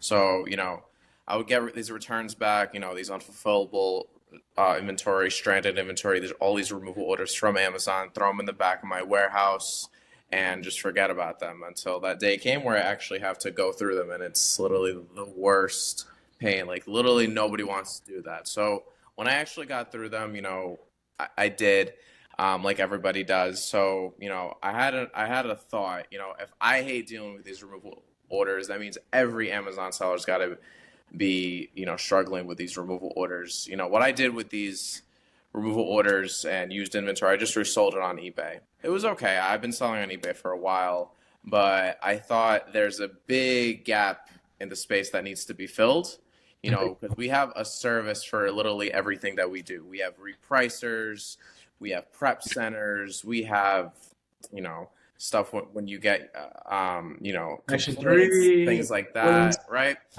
Virtual assistants to expand your systems, but wasn't really anything for excess inventory when your stuff gets gated or returns that come back to you and things like that. So that's when I started this service to help sellers with all of the excess inventory that they have and all the returns so they never have to deal with it again. The way it works is, we receive all of it and we resell it on your behalf so you never, ever, ever have to see those ever again. And you get more capital back and in your cash flow to buy more inventory and, keep the process flowing. Could you kind of explain to the viewer? Because I mean, me when I was starting out, right, first couple of months in, I was like, okay, I have a couple of returns, right? It's whatever.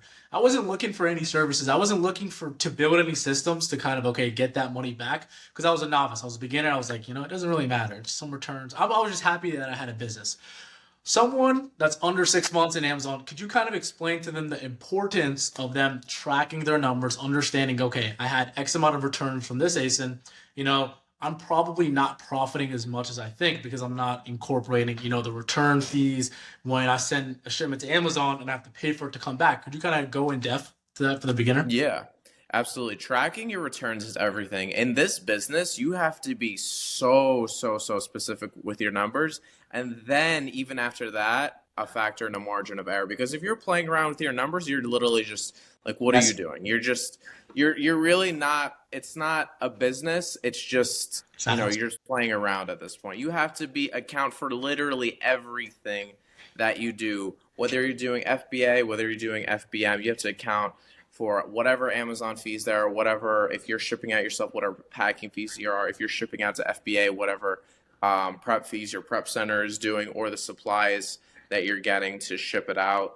And then after that, you have to account for the amount of returns that you're getting, because these returns are literally your cost of goods, and cost of goods can amount to a big number. And when Amazon doesn't let you resell these items again, that's a big problem. It gets put in your unfulfillable inventory and you just basically lost out on that. So tracking your numbers, picking the right ASINs, and really trying to figure out the ASINs that you could constantly replenish and keep a very good cash flow and profit margin is very, very, very key. And I think a big part is like understanding that at scale returns are inevitable. Like there's no like secret way to kind of avoid them. Obviously, you could pick what category you could sell. Like Grocery obviously has a better, like you can't really return groceries, but if you're selling any clothing, right? Even the tools, I've noticed with tools a lot, people love to return tools. And if you're selling tools, these aren't just even shoes. These aren't just, you're not just taking 10, 20, $30 losses. If somebody returns $160, $160 tool, that's 100 minus 160 in your business. How much tools do you have to sell to make up for that one tool that got returned? That's just Right. sitting in the back of your garage that you kind of forgot about, that, oh, I'll return it later, but that's money being taken out of your business. So, I mean, the whole reason we had this whole segment was to kind of explain the importance of that, because this one thing could ruin your whole business, right? Absolutely. Returns is really just the cost of business, and it's, the game that we play here. You have to abide by Amazon's rules. We live it every day. We've returned stuff on Amazon all the time. If you haven't, you're lying, because we've all been online at UPS where they're scanning your code and you're returning something. It's just part of how Amazon works. Amazon, as we know from a seller side, is very customer sided. They will always, always, always side with the customer no matter what. Returns and selling on Amazon, it's just a part of the business that you have to accept. But there are, of course, ways to mitigate it by factoring in, what products you're selling and really who you're selling to. So once you factor that in and get a good margin of, how many returns are going to come in, and look at all the statistics, that's when you get a better sense of, how the business is moving and what products you should be going for. So kind of my next question for the viewer, right? Let's just say somebody's coming in and just starting, right? He's only getting a couple of returns every single month, or he or she. When do you think is a good time to look for a return prep center? It's a great question. It's getting familiar with having a system for everything you do is very important from the get-go. Just to understand, how everything's moving, because you want to understand everything at a reasonably fast pace, because you're going to be learning a lot when you're starting out and getting hit with a lot. And once you understand the importance of systems and importance of where you're spending your time, that's the most important thing. Things you should be spending your time on are finding new products, finding new suppliers, building relationships, building your network, building your community. That's what you should be spending your time on. You should not be spending your time on returns. Absolutely not. I say, when you have a chance, sign up. We don't have a minimum at all. We're here to build a relationship. We're here to grow with you and help you with your selling journey along the way. Because understand, there was really not a service out there like this. And, at the end of the day, we always say, oh, well, I'll worry about it later, these returns later, until after a year, you look at them and you throw them out. Yeah, or you can't sell it anymore. Like, even nobody would buy it on eBay too, or anything Exactly. Like that. It's like a seasonal item or something. Even if you're getting started on eBay, that's just a whole thing. It is not the same as Amazon at all. So really, at that point, before the service, throwing it away was probably better time spent than actually dealing with it. So this service that I have is really to get you the most capital back, to buy more inventory in this capital intensive business, and allow you to never worry about a return or removal order ever again. I think you even have, like, if you're a bigger seller, let's just say you're at 20, 30, like 50K per month, you have kind of a bigger risk tolerance too, right? It's like you're willing to go more deeper on listings because you understand, okay, my worst case scenario isn't, sending it back to my house. My worst case scenario is sending it to the return prep center. They're going to sell for me. Maybe I break even, I get break even price, or maybe I lose 50 cents per unit. So just having that system in the back of your, head just gives you more confidence when you're getting on these listings. But if you understand, on the other hand, if you're at 30, 40K per month, you go 500 units, you get regated, which happens in business, right? One of the biggest things in business is not being oblivious, right? Stuff happens with Amazon. It's not just sunshines and rainbows, right? When you have to send all your products back to Amazon, you already have to pay to get it back from the fulfillment centers to your house. Then you have to keep it in your house, right? It's just in your brain. Maybe most of these people are running this operation out of their house. So you have to have all these products in Amazon boxes in your garage, or some people it's in their living rooms, just having that over there, then they have to figure out a way to liquidate it and sell it. So it's just like, that's just so much of a headache when you could just have a system and then you just pay a fee, right? I think it's Exactly. If you think about the headache of actually dealing with these things, receiving them, opening them, inspecting them, listing them, and then, shipping out those new orders on eBay, that's a whole thing. We do all of that for you. We receive it, we inspect it, we take pictures, we store it, we list it, we ship it out, literally all hands off. You never really see it until we send you a statement at the end of the month for all the orders that we did for that last month and your payout. Yeah. And you didn't even have to lift a finger because the onboarding process is so easy. All you have to do is set your removal order address to our warehouse, and that's it. Yeah, and just say, okay, what's going to be the name on the package that comes back? That's literally it. Exactly. But yeah, Israel, that's pretty much all we basically had. I just want to kind of to explain your service, right? I wouldn't include the segment of the part if I didn't use the service, if I didn't see the value in the service, if I haven't benefited from the service. So guys, 100%, I mean, maybe you don't have to worry about that right now, but if you plan on scaling 10, 20, 30K, right, you might as well deal with that issue right now and just open up the account. It's very easy. It's very simple. I'm going to leave a calendar link in the description. And yeah, that's pretty much all we have. Last thing I would say, if you take anything from this video, is prioritize your time. That is the most expensive thing that we have, and spend your time wisely. And whenever you could expedite something or make something fast, as all the big business people in the world do, definitely do it, and keep building and keep working and get there. In this chapter, we're going to break down how to get your first virtual assistant.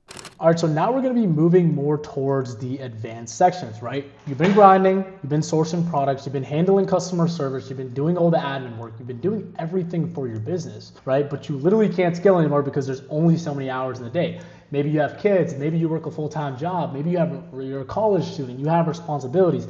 How can I scale this business, right, and get some of my time back? I started Amazon, right, because I wanted to have more time and be on my own time. Now I'm a slave in my own business. Here's what nobody tells you. The ceiling you're hitting right now, it's not a product problem or it's not a capital problem.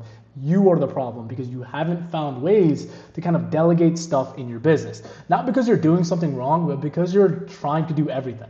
And in this module, I'm going to break down exactly how to hire your first virtual assistant so you finally stop being the bottleneck in your own business. And this is the same process that has helped me make multiple six figures in profit just by reselling name brand products on Amazon and not burning out. We're going to cover where to find them, how to avoid the scams, what to pay them, and most importantly, how to make sure they don't share your leads with 10 other sellers. Let's go ahead and get into it. First thing we have to do is address the problem, right? You went through the Keep a Product Finder, you went through all the sourcing modules, you came back and you're like, hey man, Raj, thank you so much. I'm at 10K per month, or I'm still watching and I'm ready to go crush it. I'm working 12 hours a day. I'm stuck at 5 to 10K per month and I don't have enough time in the day to actually scale. What do I do? The truth is, working harder doesn't always equal more money, right? The difference between 10K per month and 100K per month isn't working 10x harder. It's knowing how to delegate and clone yourself and delegate all the stuff in the business, repetitive tasks that just don't even matter. So what is a virtual assistant? A virtual assistant is anyone that you could hire part-time or full-time who can handle online tasks that eat up your time. Product sourcing, email and message management, data entry and spreadsheets, customer service, and scheduling admin work. Like, think about it. If you're shipping out orders, if you've already started, you're going to be doing customer service when a customer returns a product. You're going to be doing product research. You're going to be tracking everything. You're going to do, this supplier only sent me 8 units instead of 10. They made a mistake, but now I need to go get my money back, right? All these tasks you can delegate, right? And this is when you should hire a VA, right? You already know how to do the job yourself. Don't hire if you can't train or evaluate quality. A lot of people ask me, well, when should I get my first virtual assistant? As soon as you make a couple, like 2 to 3K in your Amazon business, you're up 2 to 3K, get a virtual assistant as soon as possible. Other people will tell you wait till you get your first 10K per month. If you're willing to do this full time and you're going all in on this, get the virtual assistant as fast as possible. Time is your bottleneck. And this is a big question that I get. Don't hire if you're trying to shortcut learning the basics. I see a lot of people, they don't want to learn this stuff. They don't want to learn how to use Keep a Product Finder. They don't want to put the time in. In business, you're never going to be able to avoid the time that you have to put in. There's never, like the learning curve starting out, you're going to have to learn stuff. You're going to have to learn how to source. You're going to have to learn how to read Keep a Chart. You cannot avoid it. right? And the people that are willing to do that and delegate it are going to get the best use of the virtual assistants. Where to find VAs? Onlinejobs.ph. This is best for full-time hires, right? And Upwork and Fiverr. This is better for like projects and quick one-off projects. Upwork and Fiverr, this is quick one-off projects. These are flexible hours. I like onlinejobs.ph. You put a job in there, you'll get so many people coming in, right? Creating your first job post. Virtual assistant for Amazon business, right? $450 to $1,000 per month, 40 hours per week. Add a filtered question unrelated to the job, favorite animal, dream destination, to see who actually reads your post, right? The 4-step hiring process, right? Filter applications, right? Send a sample project, 15-minute interview, and then a trial week, right? Key interview questions. What was your last job, right? How long did you stay? Do they talk bad about their past supply? Do they talk bad about their past employer, right? Ask those type of questions. Don't just talk about work. Ask about their hobbies. Who would they want to hang out with? Like my virtual assistant, man, all my employees in my business, I am genuine friends with them. I love my guys. Like it doesn't feel like I'm working because I employ people who I like. And these people have the best interest in my business because they're bought in on me as a person. Confidence test. How confident are you in test check, right? Check out their internet. If they don't have internet, they can't really do anything. And long-term plans, if they say, yeah, I want to be with you and everything, right? Just keep asking questions. Make sure you hire someone that's bought in on you as an Amazon seller. Training and management, jump on calls together 2 to 3 times a week. I would go even more. Let's go 4 to 5 times. Review their work daily with specific feedback, right? But the reality check is the first few weeks will be more work for you, not less, but it's going to be worth it. My first 2 months of having my virtual assistant, I wasn't even profitable. I was losing money on the virtual assistant. He wasn't even getting me any leads. But the 3rd month, when he figured it out, he paid for his salary for 6 months, right? So that's how it goes. But your next steps, super simple. Your next steps, create an account on onlinejobs.ph, write your job post, create a 30-minute sample project, and schedule interviews with top candidates. Now, I'm going to be doing that with you guys right now. Let's go ahead and get into it. This is Online Jobs PH, the job board for virtual workers in the Philippines. All you have to do, post a job, and you'll have so many people in there. Now you're probably asking, okay, what do I put in the job? All you have to do is go into ChatGPT. Hey, what's up, ChatGPT? How is it going? I am a new seller. Well, I'm not, so don't put that into the memory. But I am looking for a job application for my virtual assistant. I want him to be sourcing for me and overall just making my job as an Amazon seller just so much more easier, right?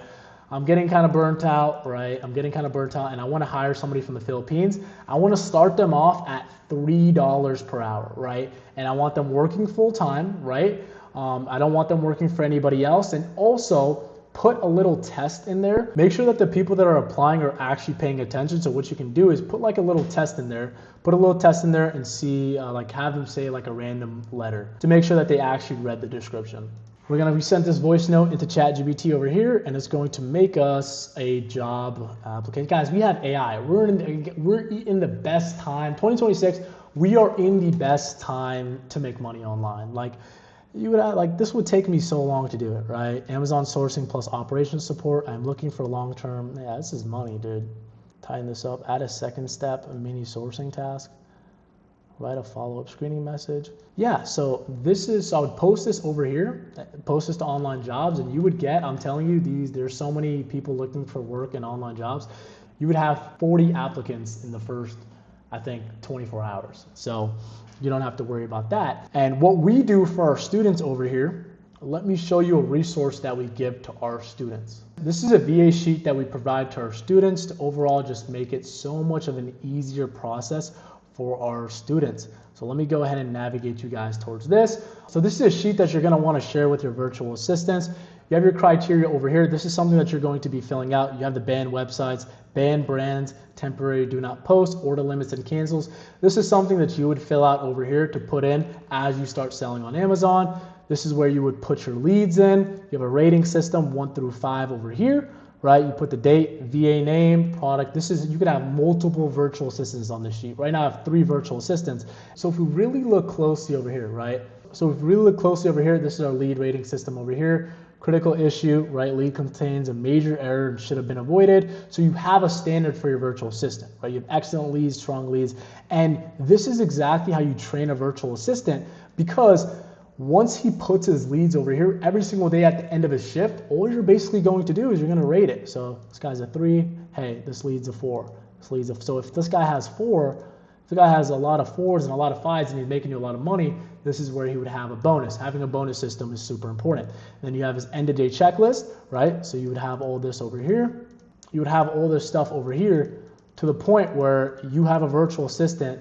If he doesn't do anything, like you would put the task, you could exit all out, right? Do a good example. Hey, you could just be like, source for 4 hours, you know, by X, and then you put down his tasks over here, check emails, ungate this,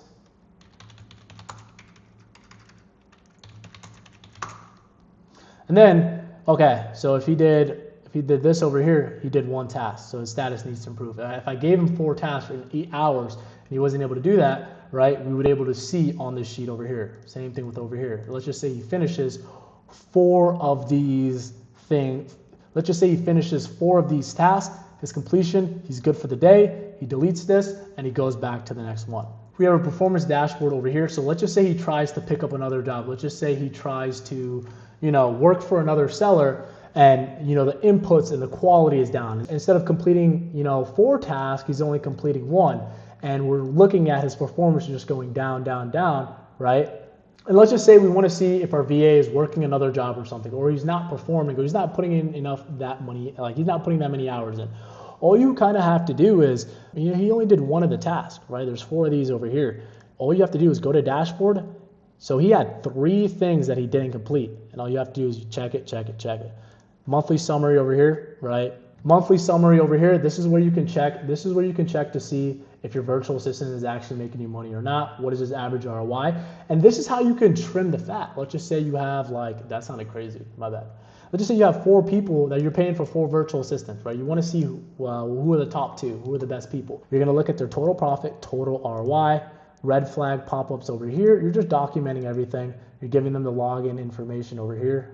You're putting the service, you're putting the login email, you're putting the password, and you're just communicating this with your virtual assistant. Next thing is instructions on SellerAmp, how to set up SellerAmp. Please copy and paste all of this. And yeah, that is how, and once you have a sheet like that, a SOP for your virtual assistant, I mean, you're going to be able to track literally everything. This is where you turn this into kind of a side hustle. You're making 3 to 4 to 5K profit to 10, 15K profit consistently, once you have systems implemented in your business. Another thing that I want to show you guys how to do is Hubstaff, right?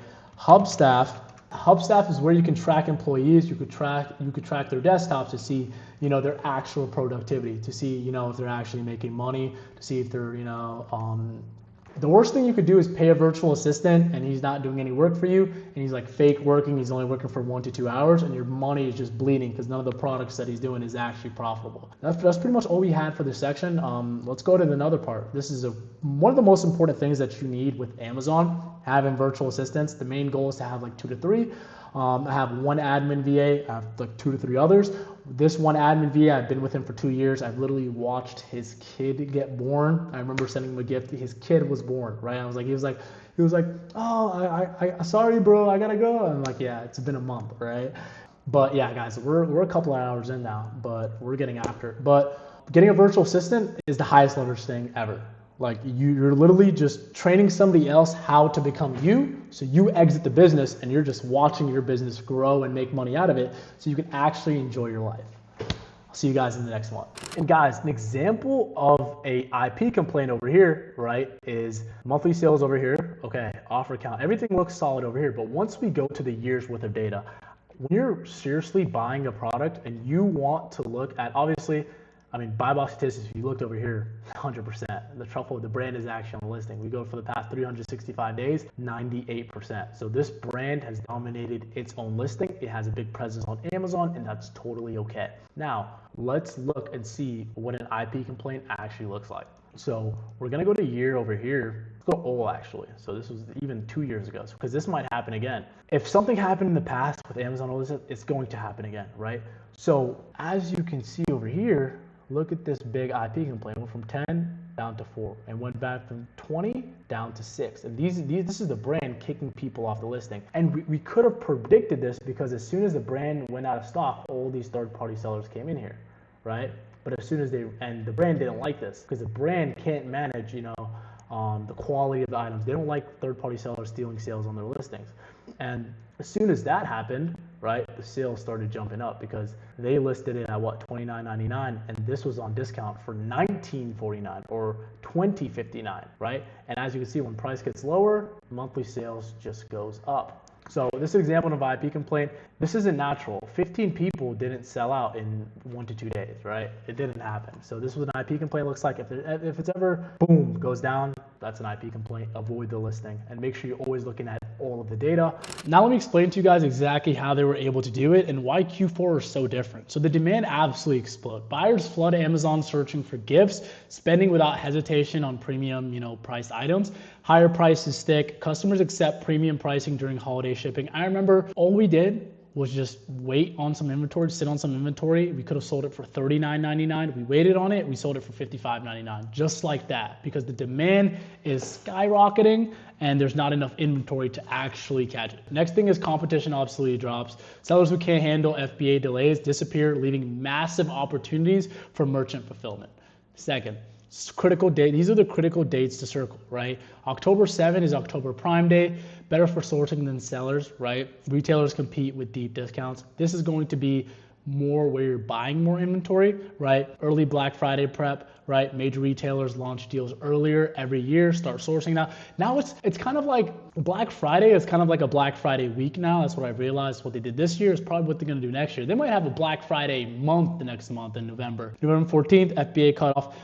Amazon's logistics have gotten, a lot better, to be honest. So if you send something November 25, November 30th, this year, Amazon's logistics and their performance has gotten a lot better. It could still probably check in. So this FBA cutoff time, I'd say 14th to 30th. November 22nd to December 1st is Black Friday week. This is where you should be spending the most amount of money. You should spend more in this week than like some months. That's how important it is. December 4 to 19, FBM Gold Rush, best selling period. FBA competition completely sold out. Merchant fulfilled dominates.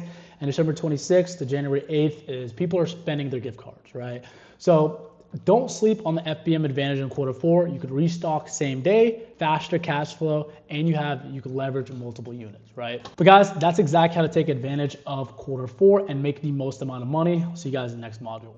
In this chapter, we're going to be going over student interviews. Hey, what's up, guys? Today I'm going to be doing an interview with one of my mentees, John, right here. She's absolutely crushing it right now, and I already did introductory, so let's get straight to it. So, John, the first question is, can you just introduce yourself and give the viewers just a little information about yourself and how you got into Amazon? So my name is John. I got into Amazon by looking on TikTok, like YouTube and stuff, like videos, and also like people would send me videos. And over the summer, I just wanted to make like extra money. I started it by myself, and then I found Faraj on Instagram, and I started to like look at his videos. At first, I was like hesitating on like should I even join, because like during the summer I was crushing it, but I knew that I needed more information in order to like scale higher. Would you say you had like lots of pieces of information, but you didn't have the whole picture of it? Yeah, and then like being able to ask someone else questions, like with the knowledge behind it is also beneficial. What made you choose Amazon over like, drop shipping? There's all those business models out there you see on Instagram and everything. What was so attractive about Amazon? Honestly, Amazon was just like the most promising, like looking, I guess. My best friend would always send me videos. So what made you actually like take that jump? Because, there's a lot of people that are probably watching this video, they see reels and everything, but they don't ever take that jump. So what gave you that motivation to actually start and take that jump? I think wanting like to have money, but also having drive to try something else. Some people want to start stuff, but like they are hesitant, but you don't know until you actually do it. John, did you have any prior experience in like e-commerce or anything or any online business? No. So did you feel like the learning curve for Amazon was going to be tough or something like that? I feel like when you don't know anything, I guess it'll be tough, but once you learn and stuff. But honestly, like the videos I watch, like the clips, the 30-second clips, they look like pretty easy. Like anybody can do it. Yeah. You'd be surprised like how many sauce is on the internet, like how much value I put in the reels, stories, the YouTube. Like the information is out there. You just have to go and actually take action, right? A lot of people get to the point where they consume everything, but they just don't take action. So that's something that just really separated you, right? What were some of the biggest challenges you faced when you were first starting out? I'm talking like in the summertime. Honestly, I feel like finding the right products, I feel like that was the biggest issue. I feel like that's everyone. Yeah, that is everybody's. So, were you doing retail arbitrage or online arbitrage? For the viewers who don't know, retail arbitrage is where you guys go into the stores and scan products and source products that way. Online arbitrage, you're doing the same thing. It's just you're doing it on the computer. Just two different methods of finding profitable products. Yeah, so retail arbitrage. I didn't learn about like online arbitrage until I joined the internship with you. And we're about to crush that this year because retail arbitrage is good for 10, 20, 30K months and everything. But if we were just as we were talking like literally 5 hours ago on our one-on-one call, to scale to that, 50, 60, 70K months, you're gonna have to learn how to do online arbitrage. Because as you were saying, you were burnt out from, going to the stores and everything. You're doing a great job. Let's talk about December, your first real month working with us. What did you do numbers wise? And so I'm at 13K now. Oh yeah, so we got 2 today. days left. We got 2 days. So Yeah. 13K. And when did you start like working with me? I joined like the call maybe on November 29th, but I didn't really start until December 1st. And what was your November like? No, November I had like maybe $100 in sales. I really wasn't doing. So what do you think, that switch, that jump from November and December, what was the difference? Definitely like knowledge I learned, I wanted to start like grinding more. I had drive, I had like help. So that was definitely like a big switch. Obviously, like the numbers wise, the profit wise, everything, sales. But honestly, like all the videos, when the first time we got on the call, you told me you wanted me to go through the book. That helped Full like guide. Do you a think lot. that the resource that like the full guide, I mean, we give that to everybody, but do you think that really helped you? Honestly, it did. Like, even though I knew like some stuff and like some of the stuff was like, repetitive to what I like already knew, Yeah. it honestly like helped like to have a refresher, know that I'm actually know the right information. And it just like put it all together, right? Because I feel like a lot of people, big issues, a lot of people have like some piece of information over here, but they don't know like a simple like how to return something, how to deal with returns, how to deal with refunds. So that really just put everything together for you, right? 13K month December in your first real month actually grinding Amazon, right? Right. So what is some advice you'd give to like a viewer, somebody that's on the fence? What is some advice you give to them if for somebody that doesn't know anything about Amazon, that wants to start online making money, that they've seen all the reels, they've seen everything, but they just haven't taken that jump? The best advice is to like invest in yourself. Like, don't hesitate, don't wait. Like, you can invest in mentorships, like honestly, you just have to like have drive for it. Yeah, You can start at stores, anything. one thing I noticed is that even people that join the mentorship the same time as you, they haven't seen the same results, right? A lot of people, once they get the knowledge, like the thing that separated you and why you went from what did you do what did you do in November? Like $1,000 in that month or like 500? Yeah, like 500. The reason you were Less than able to that. go from like 500 to 13K December, I mean, that's an insane jump. It's just you took the systems and steps that we gave you and you just applied it every single day.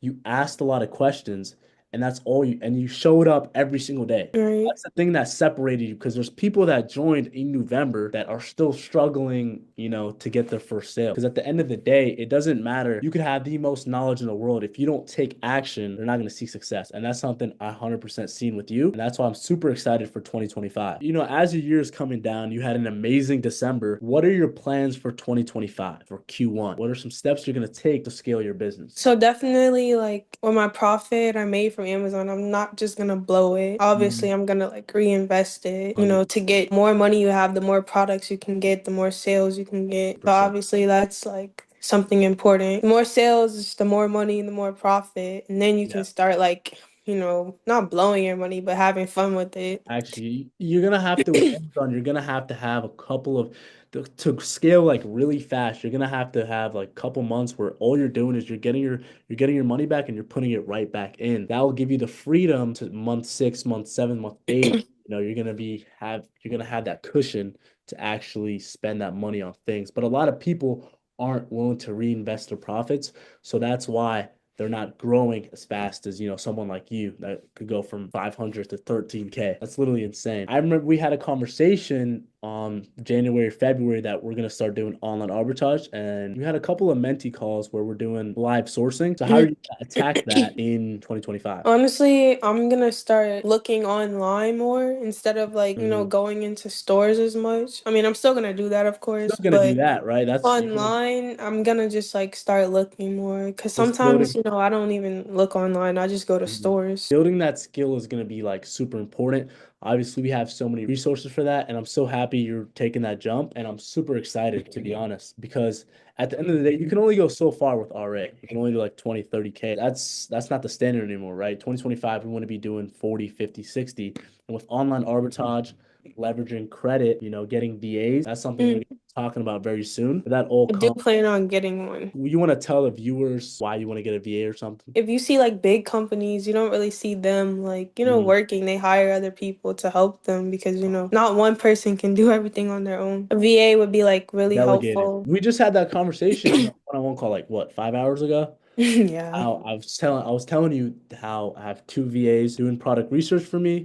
I have the prep center where I send them my stuff. So really, because I told you that's the end goal, right? Where you have a Right. business, but you're not working a job in your business. All you're doing is managing everything and just putting your credit card in for the products, right? That's the point we want to get to. Obviously, the more you reinvest your profits, I mean, you're doing great right now. We just have to keep showing up every day. 2025 is going to be crazy. How much did you initially invest into Amazon FBA when you were first starting out? I think 500. $500, and then kept, like, you were buying products, you were getting that return, and then you kept getting that investment back, and then that's what you did, right? Yeah. So how did you find your first winning product? I didn't find my first winning product until like 3 weeks later. I was going to stores, almost every day, like just scanning products, listing them just to see if they would like sell. They weren't selling, just being consistent, honestly, like just kept trying and trying and trying until I found my product. A lot of people aren't willing to, do that, right? Being able to keep showing up, keep working, and not seeing success, right? Because a lot, like 3 weeks without finding a product, I know a lot of people that go like 1 week, 2 weeks, and then they just give up. So that really just shows why you're in the position that you're in, right? Because you have that dedication, you have that drive. So my first sale, I was like around my house just like scanning products. And I scanned this Febreze and I did FBM and I listed the Febreze for like $1.99. I ended up having to pay like shipping, so like I lost out on that. Oh, My but you shipping was still like $6 and then Amazon took their fees. So like but you realize that it was like real at this point. Like, damn, like I made my yeah, first. like now I made my first sale. Like let me go harder. Like I Let have me to go find harder. That's all. something. That's all you needed. Like people actually are like, buying stuff off of Amazon. It's not Yeah, fake. I know exactly what you're talking about. What are 3 tips that you would give, a viewer right now that wants to start out? Because 0 to 13K, I know I'm saying this a lot, but 0 to 13K first month is ridiculous. So, you have Yeah. authority where you could give advice. What are some 3 tips that you would give to somebody that's getting interested in Amazon? My first tip would be like, don't give up. Like, if you don't see any results right now, like, you just have to keep working for it. My second tip would be to like block out like everyone else's like success that you see on Instagram, YouTube and stuff. And everyone has to start somewhere. Before they got big, they were, just in the same position as you. My third tip would be to like use all the resources that you have, all the free YouTube videos, Instagram Reels, even though they're 30 seconds, like use that knowledge and apply it to like Amazon. You'd be surprised how much value I drop on the YouTube channel. And then the same people that aren't watching the YouTube videos are in my DMs asking those questions. It's ridiculous. That's why I made the YouTube video. How long did it take before you saw consistent profits? So I think consistent profit was like that 3 week mark. Like I found that one product and I sold like 200 units. Oh, wow. So yeah. And then a lot of viewers don't really know that it only takes one winning product to change your whole month, right? Literally. I remember me personally, like I found this one product in like November. It was like a little toy. It was a new listing. I was the first person. It was like I was with 5 different people and the sales were just climbing, climbing, climbing. And I was buy box like 80% of the time. I think I did like just that one product, I did like 8K in sales in like 2 to 3 weeks. So just guys, one product could change the trajectory of everything, right? So really No, my excited Christmas about product, hmm I did 8K with just that product for December month. just that product. So I really just want to show you guys the power of Amazon, because Amazon is the biggest platform in the world. If you find that one winning product, it could change everything for you. It could open so many doors for you. Yeah, that's pretty much it. Super excited, for the future. Appreciate you, John. All right. So we're with my current mentee, Ethan, right now. He's absolutely crushing right now. We're going to be doing a student interview. We're going to be asking him a couple questions about his Amazon journey. He's done over 10K in his second month selling on Amazon. He's absolutely killing it right now. He's working on scaling right now. Super excited. Without further ado, let's go ahead and get into it. Ethan, you want to just introduce yourself? Tell us a bit about yourself. What's up, guys? I'm 22. I live in Georgia in the South. I'm a student, full-time student, and I'm an athlete. Been with Faraj in communication for 3 months, 4 months at this point. Yeah. Maybe almost 5 months. Yeah. And it's been a great experience so far, honestly. Yes, sir. So the first question we're going to get is, what made you decide to start selling on Amazon, and how do you get started? Because there's so many business models out there, especially now. Trading, drop shipping, freelance brand scaling, all those business models. What made you, kind of choose Amazon FBA? I think when you hear Amazon, you get a sense of familiarity, right? So when I hear about Amazon, I hear legitimate, I hear valid, right? Because I know that this is a business that it has been proven itself over, 2 decades, and it's an unbelievable corporation. So I thought, why waste my time with doing these other niche things when I could try to, attack something that really is a big corporation and join with them, You knew that everyone was selling on Amazon, like Amazon, right? 70% of the actual all sales that are done on Amazon are made by third-party sellers like me, you, and those other people. And you've kind of seen that as an opportunity, right? So second thing I kind of want to ask you is, when did you have kind of the proof of concept of okay, was it your first sale? Was it your first 10K a month? Well, it's real. This is, Yeah. I could actually scale this. I think for me, when a couple of different times. So the first time I would say was when I had within my first couple of days of making my first sale, Yeah. I had a $300-$400 day. Yeah, I do remember that. And I'm like, oh wow, this sales are gonna come no matter what, right? As long as you know that you're buying the right products. Yeah. And because of the mentorship, I knew that basically I don't want to say, knock on wood, I can't fail, but once you understand the charts and the data, you won't fail. These products are gonna get bought, and you're not gonna waste your money, and you're gonna get a community. So having that, couple $100 day was a great feeling. The second time was doing my first FBA shipment. So originally starting FBM, right? Yeah. And so then doing FBA, starting that was definitely a little bit of a learning curve, but you gave me all the resources I needed to do it within a day, right? So I'm thinking about doing FBA because I need more time, and I'm like, all right. And then I'm able to get my shipment out that night. And then whenever that first item was bought that I had sent FBA, I'm like, holy cow, I just got paid and I didn't have to pack this You see order the up. vision, you see the long-term vision, okay, if I sent 20, maybe 30 products out there, then I don't have to be doing anything because Amazon's handling fulfillment, shipping, customer service, literally everything. So you kind of see that long-term vision right now, right? 100%. And that to me was proof that I can do this anywhere. And I'm getting a degree, still was on the track, right? And still on the track to, get a corporate job, whatever, in business, finance, whatever you want. But this can be scaled, and that's what's exciting, right? So it's really just how much work you put into it.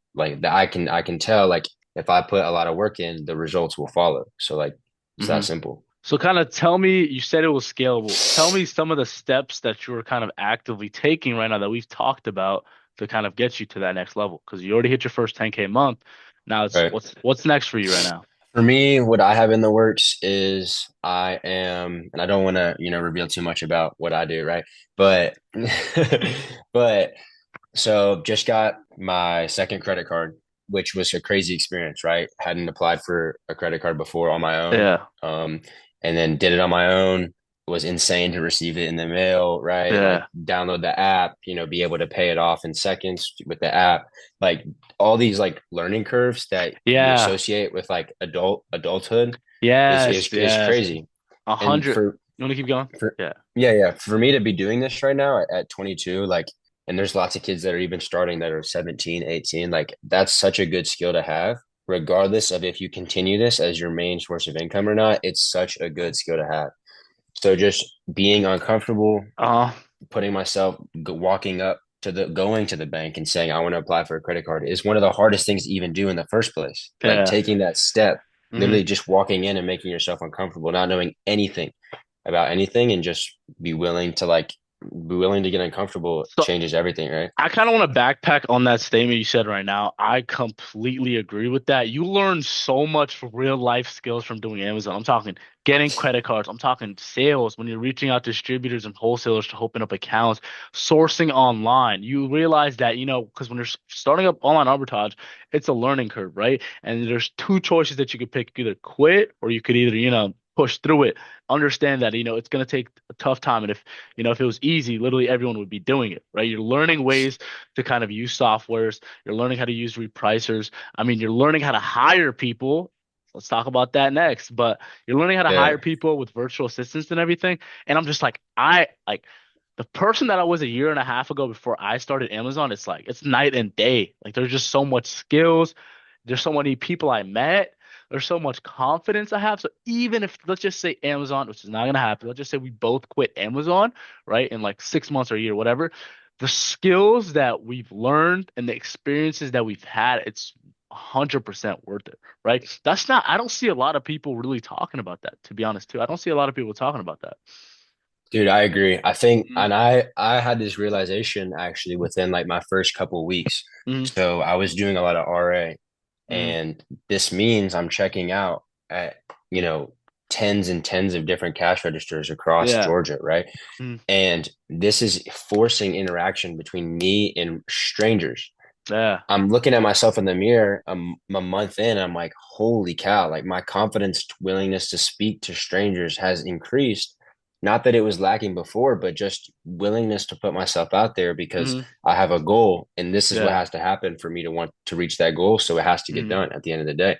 And Mhm. just noticing like my comfortableness um with more people, like just new people, like knowing that like it just has to get done because Mhm. I want to achieve that sale or that this purchase, blah blah blah. Like it's Mhm. definitely sharpening my skills just as like a social person, as a businessman, right? Like I'm getting a business degree. Like this is the best thing I could do for my What degree.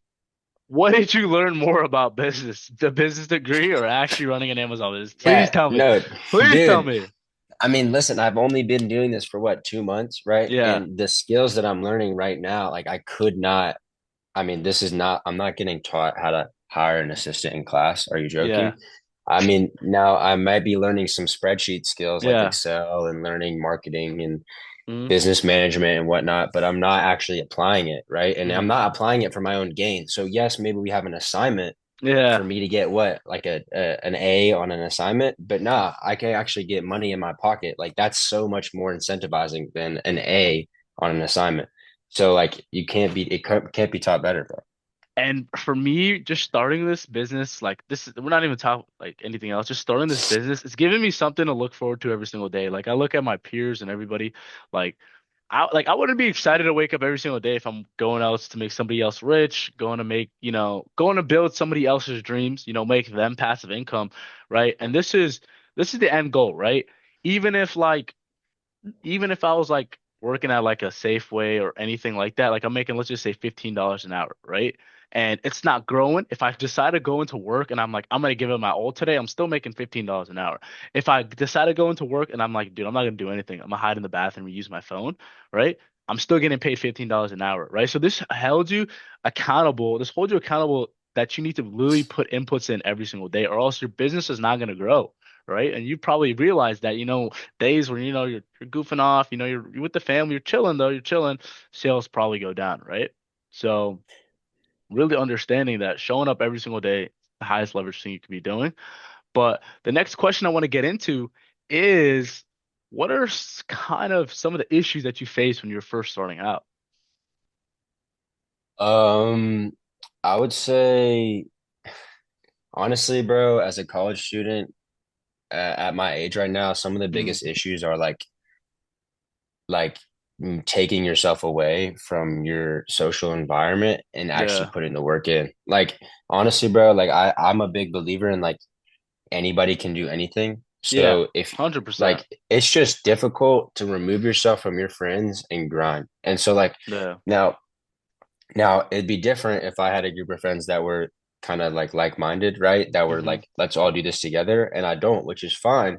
But that means I have to remove myself if I actually want to learn and put in the effort and Hmm. time to like actually become successful. Like you can't really become, those 40K, 50K months, even more, right? If you're not a master at this business. Like that's Hmm. you just have to master a skill to Hmm. be the so those people you idol like those people that we idolize on social media, they've mastered a skill, right? It's obsession. You have to be obsessed, literally. Have You to got to be wake up obsessed. every So single day, live. I remember when I was first starting out, like in the gym, instead of listening to music, I would listen to like those podcasts, like those business podcasts. Like I was obsessed because yeah, I wanted to kind of like break in. I kind of wanted to prove myself, and I would literally I would think, breathe Amazon. I would have dreams about Amazon. Like it was so serious. I don't have dreams mhm. about Amazon anymore, but it was like I was really all in, invested every single day. It was like, how can I get better? And I was like, everything was self improvement. Everything was just kind of inputs in, inputs in.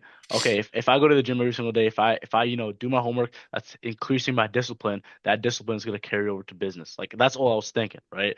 So I 100% agree, right? It's gonna be tough at the start, but you're gonna have to face options, right? It's like, okay, I could go hang out with my friends right now. They're probably not gonna do anything, or I could spend 2 hours, putting in inputs in for my business, right? And that stuff's gonna compound. That's why I made two nice profits, right? Just having a group of like-minded people around, having the calls, having the VC. That's why I try to hop in VC, because VC is like you're sourcing with the group, right? It's not, maybe you're not even sourcing the same products, but it's just like having someone there that's doing the same thing. It just helps, right? It just helps literally, and then maybe you go through something, right? You're just in the VC. Have y'all ever seen an ASIN like this? Let me send the ASIN.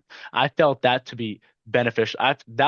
That is my most enjoyable time when I'm sourcing, right? Just sourcing with other people, other like-minded people that are hungry and that want to grow, right?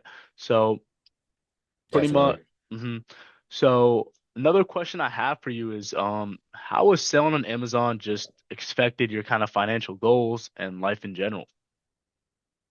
Well, for me, it's nice to, I'm in class, right? I get a notification on my phone this one of my items is bought. Right now, Uh-huh. that feeling is crazy. Now, when it's FBM, I'm thinking, well, damn, I gotta go put in some work when I get home, right? I got Yeah. 10 orders, I gotta go spend some time when I get home, hmm whatever. But it's different. Like financially, I put everything's getting reinvested. I don't see the goal. I don't see the point in making this a short term monetary gain for me. I A see hundred that this percent. becomes whether it's like my main hustle or a side hustle, it needs to become, you know, a a solid amount of money coming in every month, and it needs to become more passive, which will happen once I scale, have assistants, etc. hmm So that's my goal. So like it's not gonna everything's gonna get reinvested until then. Every deposit that Amazon puts into my account, I'm spending on products. Everything. 100%. I really love that kind of like model you have right. You're not putting too much pressure on yourself, like I'm gonna make this my full-time income or I'm gonna quit my job or I'm gonna drop out. Nothing like that, right? I see a lot of people on the internet, they say like, especially to the viewers right now, a lot of people on Yeah. the internet, they say like, oh, you gotta drop out, you gotta take that risk. But I mean, right, you're in school, right? You're in your last year senior, you're senior, right? You're probably gonna have a job lined up, right? Just having Amazon is kind of like something that you're growing every single month. It isn't right now, but the next couple of months, the steps that we're taking together to help you scale, right? That could give you the kind of the freedom to like you go to the 95, you're like, I don't really like this. I'm just gonna go all in on Amazon. I know if I spend 8 hours on Amazon, I can make more and I can have more freedom. Right. That's just another option, right? As humans, we want options. Okay, this doesn't work out, I'm gonna do this, right? You never wanna just one thing and then you have no freedom, no nothing, right? So like a lot of people don't have that kind of luxury. Like a lot of people are going to go into their jobs, in the fall, and they're going to be like, "Damn, I really hate this. I really hate this." And you just having that option, I think it's going to benefit you a lot, right? Because you're just going to have that kind of confidence. It's like, okay, I really don't like this job. I'm just going to go all in, right? So, last another question that we have is, what advice would you give to someone, just starting out on Amazon? I would say, um, basically just learn something every day. So for me, like, I know that some days, like, it can be really hard to spend hours sourcing Hmm. online, RA, whatever it is. Like, it can be difficult, like, just really tough. But if I'm not getting those hours in, then I'm learning something else. So I'm watching YouTube videos. Um, I don't know, just looking up different, because like we have a lot of resources in our Discord, right? So if I'm not, doing sourcing specifically, something I have to learn something else. Uh-huh. I need to become better in something else no matter what. So it's going to be more 100%. YouTube videos. It's going to be can I reprice some things on my storefront? Like anything that it is, it has to be just growing, getting Hmm. more knowledge, and watch more videos about wholesale, whatever it is. And I'm not even close to that, right? But at Yeah. least I'm making myself aware of what it is for when the time comes, I'll be ready. Hmm. What are some of kind of like the resources that you were kind of talking about that has really helped you scaled? And you were like, man, if I didn't really have this, I'd be struggling a lot. Um, I would say that one of the biggest things that I've used and noticed is just honestly our the tickets, right, in the group chat or in the Yeah. Discord that we are able to connect with you. Hmm. Luckily you're a great guy, so I have your phone number and we can just text, which is Yeah. lit. But Yeah.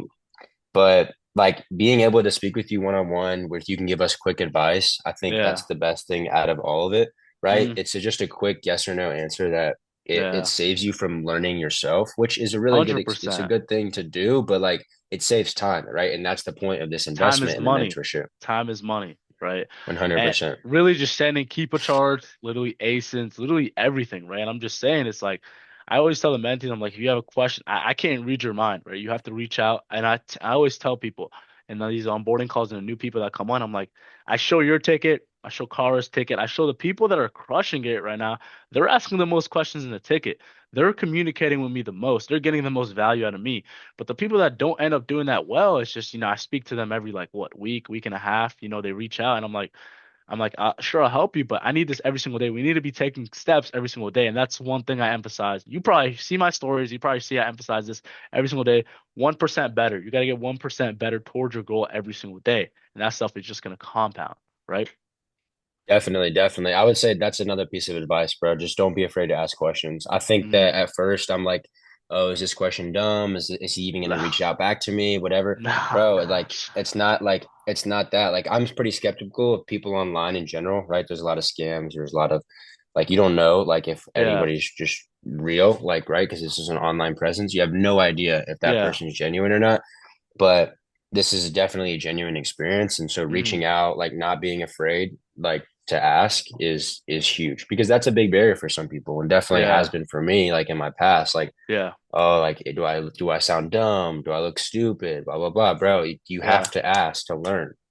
I kind of get worried when I don't get a lot of questions at the start because I'm like, the learning curve is kind of tough getting started. So if you're not asking questions, that means you're not trying hard enough, right? So I'm Definitely. like they're like, I'm sorry for spamming your phone. I'm like, you should be spamming my phone. It's an issue if you're not spamming my phone, right? Yeah. So last questions. What are some plans for the future? No, no, two more questions. What are your, kind of 3 month plans for the future to kind of scale your Amazon business?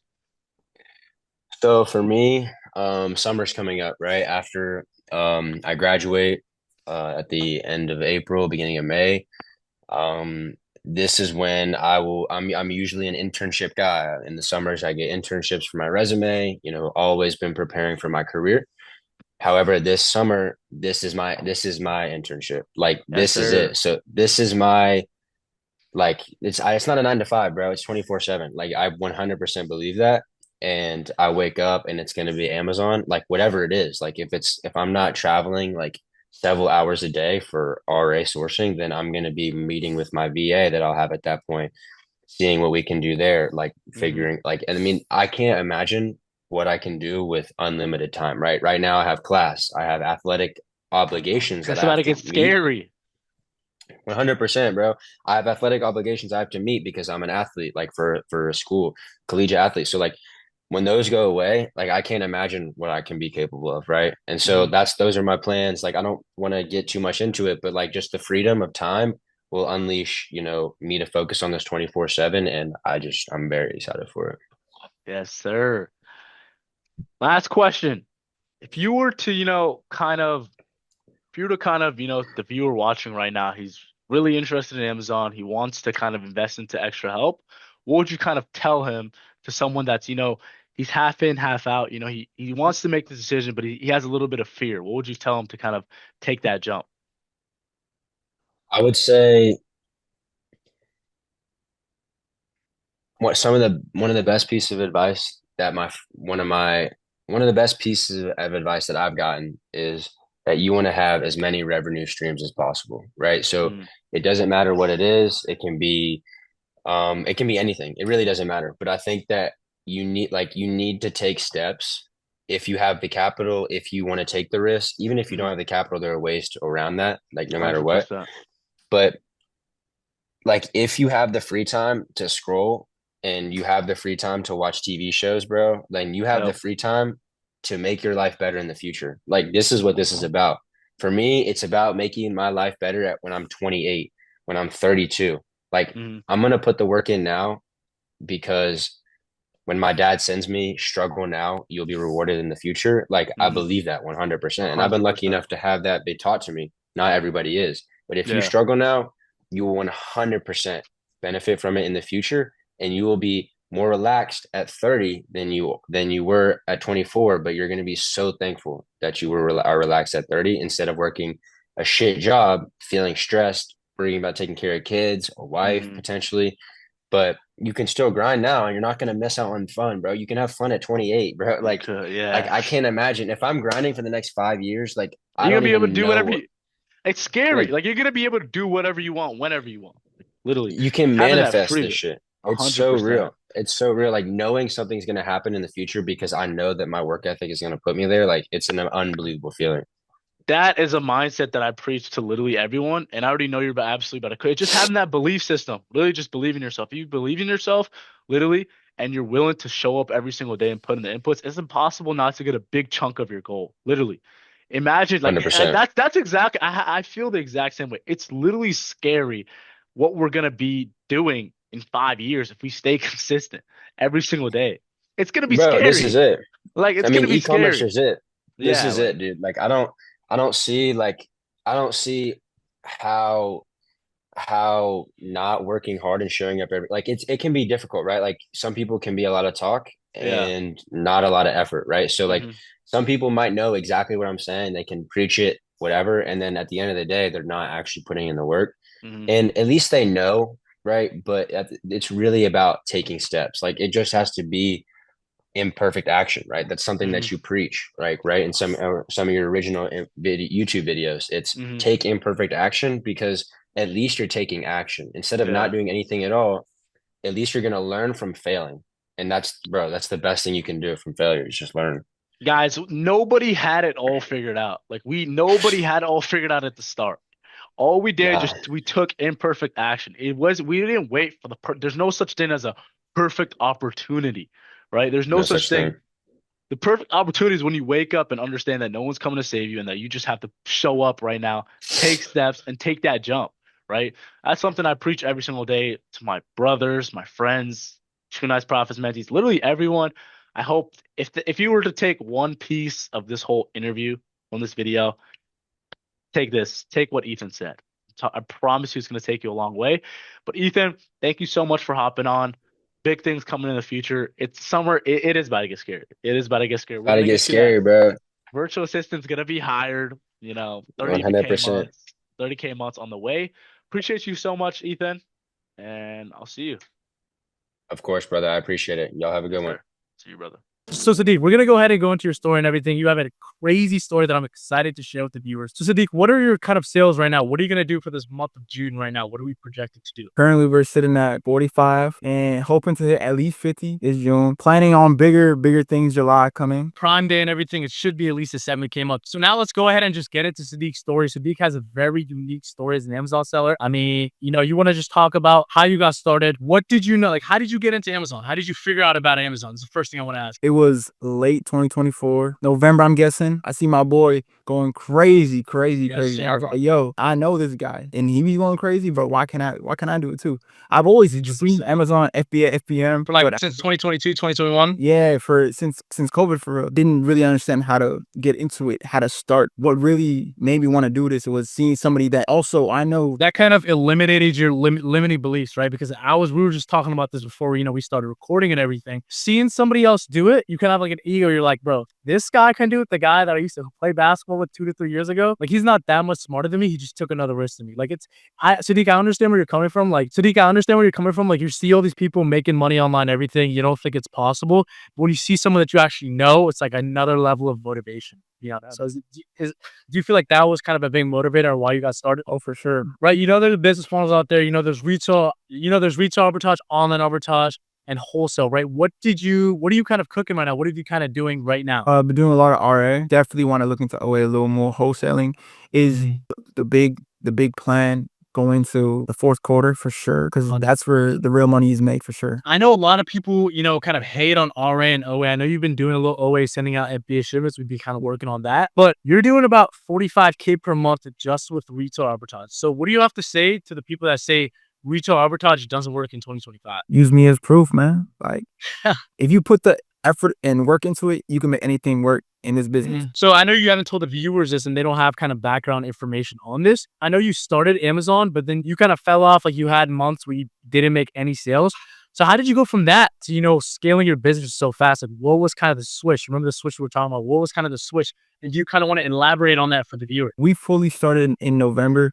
Me and a couple of guys. It was me, 3 of my closest friends, and also my brother as well. From November to December, partial January, had no sales. And then something just clicked. I was like, yo, this is my future, I want to do something I want to be my own boss. Took that step and haven't looked back since. What was kind of the big motivator? I know you said January 1st, the new year, that was kind of a big motivator. And you just kind of took that momentum, you kind of kept going through, right? But what was kind of the biggest, how did you get over the learning curve? Like with ungating, with just the little issues that come with just getting over the learning curve with Amazon FBA? Man, everything is inside the, there's for the walk. Every video is there, explains, will teach you how to do everything step by step. It's very, very useful. But for me personally, it was the fear of 9 to 5 right there. Yeah. Working, being a slave for somebody else, not my thing. So that definitely was the biggest motivator. 100%. Because what I see is, like, sometimes, like, people will get all the information, people invest into themselves, everything. But if you kind of don't have that drive, if you don't have that hunger, I mean, we can't really do anything. That's what I kind of tell people. It's like, investing into yourself, starting the business, that's only halfway. Starting is halfway. It's pretty hard. But staying consistent, being intentional with every move that you make is very important. And that's where I see, like, a lot of people have that disconnect. So kind of tell me how, like, kind of your habits have changed once you started this business. I would say my lifestyle shifted completely. I've been locked in not only with this business, but my going gym. It just made me a morning person, you know what I'm saying? I have to wake up at a certain time to be consistent and doing better every day, making every day better than the last. I can't do that by waking up at 3 p.m., scratching my ass, yeah. With me also, having the vehicle with Amazon, I just wanted to improve my life with everything. Like, kind of like just lifting, getting up in the morning, praying more. It just kind of motivated me, because one thing I'll tell you guys, and I think Sadiq did really well, is if you go into business, you wake up at like 12, 1 o'clock every single day, your habits are out of line, and you don't have any discipline, your business is going to reflect that. So 100%, when I was looking, to scale 2 Nice Profits, scale my Amazon business, scale any big challenge that I'm taking, I've always changed my habits. I looked at my habits and I was like, I know what I need to do. I know the sacrifices I need to make. And I feel like that's something both of us have in common. And both of us have absolutely ran up a bag on Amazon. So what's kind of some advice that you have to somebody that's, he's been kind of looking to start, right? He's been looking to start. He hasn't taken that jump yet, right? Because I know you were in that position. You were looking into Amazon for like a couple of years now. The best thing I ever did was setting mini goals each month, each week even. Setting goals, that's the best thing and the biggest thing. Because if you don't set goals, you lose focus and you get confused in the process of winning. And I kind of want to go ahead and share my screen for you guys over here. This is genuinely insane. We're going to look at our win chat over here, and I just want to show you guys Sadiq's growth. Guys, as you can see over here, we've been working longer than this, but even he was doing 3K weeks. This was the boxes that he was shipping out. So just staying really consistent every single day. He was in 4K weeks and 6K weeks. Then he was hitting new highs every single day, 1.3K. Then he was at 26 last 30 days, 7K week. So how did you kind of get this growth so fast? Like what kind of switch? And what advice would you give to somebody? Gaining knowledge and asking questions. The best thing you can do is learning from somebody that knows more than you. I remember we had a lot of one-on-ones. We had a lot of calls and everything. And you were going through these issues. And one thing that I love is I would give you some advice. I would give you some piece of information. And you would apply it the next day. Like you would move with speed, right? Number one thing, especially with my YouTube channel and everything, I drop so much value in everything. But if you guys don't actually apply the information, it's not really going to matter, right? So, Sadiq, I think that's a great trait that you have. What is some other traits that you think makes just a successful Amazon seller? Because, I mean, you are a six-figure Amazon seller. I feel like the biggest thing is having a different type of mindset than other people, because a lot of people in our age group party every single weekend, smoking, drinking, whatnot. You got to think different. You got to think about the future and just make sacrifices too. You actually make sacrifices for the present so you can delay the gratification 100%, right? Like what I notice a lot is like people, right? Because with our mentees, with True Nice Profits, we have goals before every single month. And I reach out to them like, what are you willing to sacrifice this month, right? It's like if you want a cash flowing business that's making you the 5, 10, 15, 20K profit a month, but you're not willing to sacrifice why do you expect to earn more than 99% of the population if you're not willing to sacrifice, those weekends, because we're boxing up orders every single weekend. We're making buys. We're on calls with our virtual assistants. We're doing mentee calls. And we're putting hours into our business. And we're delaying the gratification, right? And 100% agree with you, right? Sadiq, even with me, all the times where I've had big growth in my business, I've always made sacrifices, whether it's, not see a couple of friends that I know that, we just dopamine farm, we just go hang out with the boys. Just there's a place and time for that. But when you're trying to make like a jump or a plus into your business, I don't think it's the best thing to do. So Sadiq, the next question I kind of want to ask you is how has having, just a True Nice Profits, right? The mentorship group, the network of people of like-minded individuals, right? Because you told me that you have to cut people off that aren't like-minded. They don't have the same goals as you. How has having True Nice Profits, just a community, helped you as an Amazon seller and as a person? I feel like the community has been amazing. It's pushed me definitely harder than ever. And I feel like the people in the community itself are great people. They want to win. I be seeing the win shots, the shipment shots. It just makes me personally just want to go harder. I be seeing all these type of shipments. I'm like, yo, I got up my game. On those days where you're feeling like low, you don't have that much motivation. It's like a guy that joined True Nice Profits a month ago and he's doing a couple more sales than he. It's like, what are we doing? But yeah, 100%, right? So let's kind of talk like future, right? We already know we're getting you a virtual assistant right now. We're learning away. We're setting out a couple of FBA boxes every single day. How are we going to kind of scale to those, 70, 80, 100K months with, wholesale and on the option? What is the future plan? First step is definitely the virtual assistant for sure. That's going to be a big step because having another head in research is definitely a big help.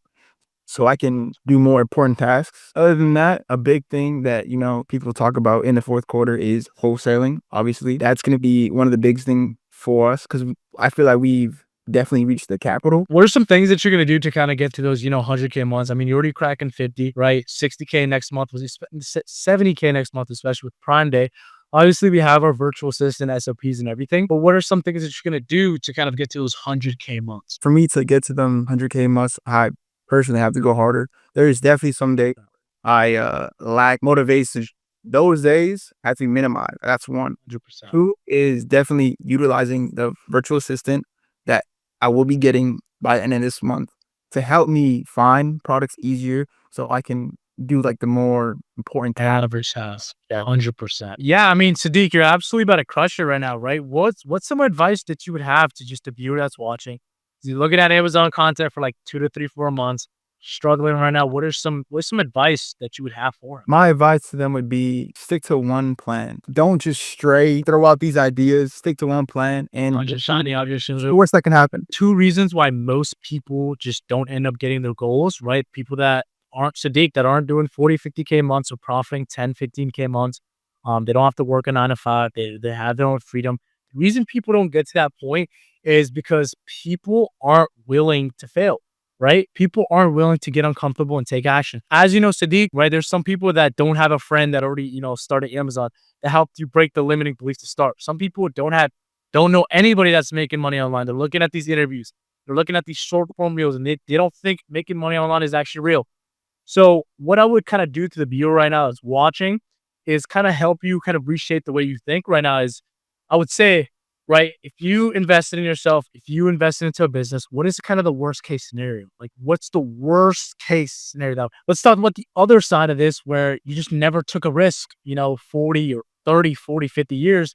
And now you're 50 years old, 60-year-old, you're working on a job that you hate, can't retire, and you're just thinking about what ifs. What if I took that jump? What if I took that risk when I was young and I didn't have any bills to pay or anything like what if I took that risk? And that's the thing that scares me. That's the thing that pushes me every single day. And the second concept that I want to talk about is shiny object syndrome, right? People are kind of too spread out. Sadiq, when you were first starting Amazon, how many business models did you see? Like how many TikTok shop, Walmart, like how many business models did you see? I seen them all, bro. I seen them all. Over 10. 100%. And you could be honest with this. In those slow days of Amazon or those days where Amazon is tough, didn't you look into those other models and think like, oh, the grass is green on the other side? For sure. Based on the videos I was watching, I thought I was doing it all wrong. I thought I had it all wrong. Mhm. And what would happen if you didn't stick towards Amazon? When you were at like 10, 12K months and you went shiny objects and you went to a whole different business model, what would happen? I wouldn't be where I am right now. You would, what do you mean? No one is. You wouldn't have a foundation. I'll be stuck in the matrix. Seriously. We're about to wrap up the interview right now. Do you kind of have any advice or anything you could say to, anything you could say to the viewer? This is for my Somali community, especially. Yes, sir. We have been talked about, ridiculed, everything. I want to see us do better. I want to see us win. It's our time now. Our time is now. To the people, right, that are willing to spend 3, 4, 5,000 on like raw wave concerts, all that shit. Trips, like on trips. Or the same people that won't spend those 3, 4, 5,000 on themselves as an investment to get better. It baffles me. Hey, all I'm saying, it baffles. We're going to keep winning. We're going to keep growing. We're going to be scaling to those 6-figure profit months. Yeah, like they say, man, you either win with us or you watch us win. I'm super excited for what we're building in 2 Nice Profits, our community over here. We're absolutely about to crush it. The win chats are going to keep getting flooded. We do have a 6-hour course. I'm going to be dropping it for you guys over here on YouTube. If you guys want to work with us one-on-one to see how we can start or scale your Amazon business, get in high network community of 6-figure Amazon sellers that are absolutely crushing right now that are going to force you to become better. Book a one-on-one demo call, and then we'll see you guys in the next one. Donald, can you start by introducing yourself, who you are, what you do, and how long you've been selling on Amazon? My name is Donald. I'm 23. I just started selling on Amazon in September. And what is it now? It's November 5th. And what did you do last month? I did 20K last month. $20,000. And before joining 2 Nice Profits, I mean, what kind of results were you seeing in your business? So I joined 2 Nice as soon as I started, but things were a bit iffy. It was harder to source. It was harder to like find leads.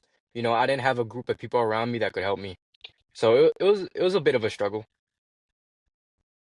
And was this kind of the first mentorship you've ever invested in or anything? Or like in your whole, 23 years of being alive, is this the first mentorship you've ever invested in or no?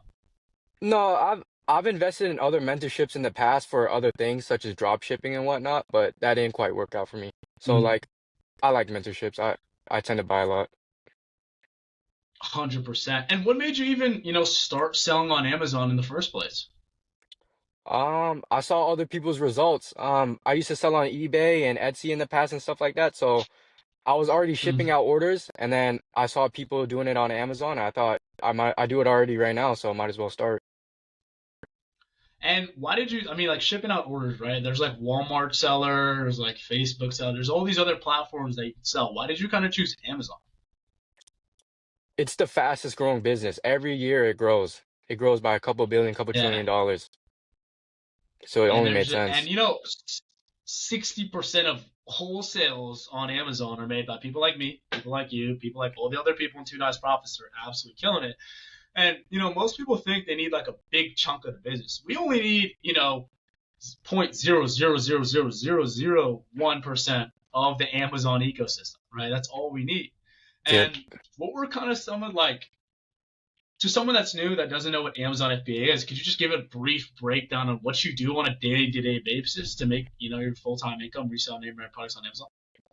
Yeah, so I usually source products. So you buy it from retailers such as Walmart, Walgreens, and Target, and you find Mhm. it for a cheaper price than what it's on Amazon, and you just resell it.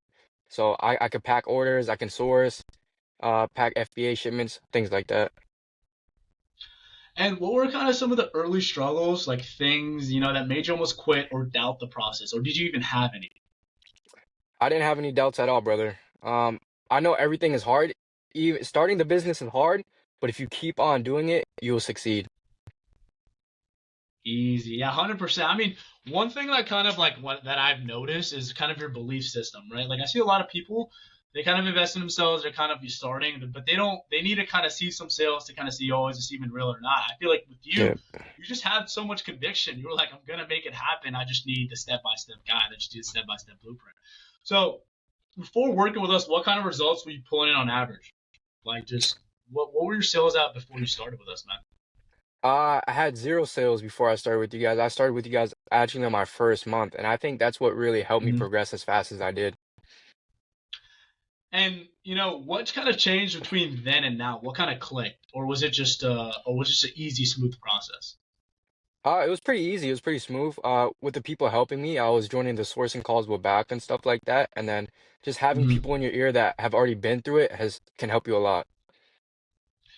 And you know, what surprised you most, like once you got inside the program? Was it everything that you expected? Did you see some stuff like what? What was your kind of first impressions of Two Nice Profits? My first impressions were pretty good. Like, the sourcing community was pretty good. I could reach out to you and Adam, via tickets if I ever needed a question answered, and I thought that was really Mhm. helpful. And I remember your big win. Like I remember the first time I was like, wow, this guy is going crazy. Because usually, right, people hit their first 10, 20K per month. Month three, month four, if they're like a prodigy, month two, we've had some people do it in their first month. But 20K per month in, you know, less than 45 days of starting, that's a big feat. What was kind of your biggest breakthrough? Like what was kind of a moment that was like, damn, like, you know, I'm really doing this. My first 1,000K, like 1K day. I remember that. It was and how did you even do that? The power of Q4, brother, the power of Q4. I hopped on one holiday listing and then it took off. I sold out within a day. And did that kind of like change everything for you? Did I kind of just give you more of a belief system to kind of like, okay, you know, this is actually works. All this Q4 hype, it's like I got on one listing, Halloween listing, and my storefront it just got deleted, and I just did my first $1,000 in less than 60 days on this platform selling on Amazon. Yeah, that definitely changed my view. It because my second month I was actually aiming for 10 to 15K, but I saw I did Mhm. 1K day off of one ASIN. I was like, dude, I can scale this. I can go crazy.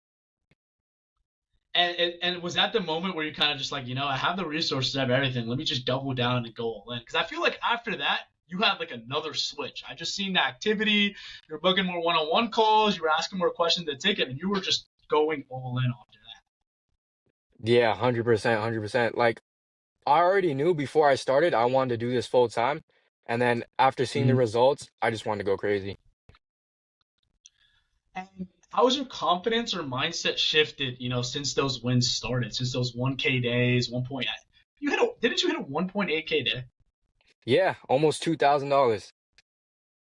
That's insane. I mean, and like right now, November, I always tell people, right? October is kind of like, it's like breakfast. It's like chill. You get a quick snack, you get some energy. November and December is where it's going to start getting stupid. Like, you're going to start seeing like those listings, you're going to start struggling to stay in stock. You're going to be hitting 3, 4K days, doing the same thing that you've already been doing now. I always tell people once you get over that learning curve, it's like now it's just like how much, okay, I have X amount of products. Let me just add 10 more listings. Let me just stock up more. And as soon as they sell out, let me just keep replenishing every single day. And like if you were able to hit 1.8K days, you can easily hit 4 or 5K days. It's the same process. Do you think you have to do anything differently? Or it's the No, same thing? it's basically the same thing. Just buy more products, add more to your catalog, and then you can definitely do it. Like I said, I hit 1K day off of one product. Imagine 3 or 4 of those, you could scale up. Imagine 3 or 4 of those. Imagine you just stocked up. Imagine instead of buying 20 units, you had 35. That would have been Mm-hmm. a 3K day right there. Right? Yep. So the biggest thing, once we clean that up, right? Because now you're prepared, right? I always tell people, like, we can always tell you guys the volume of quarter four, but people have to go through it, right?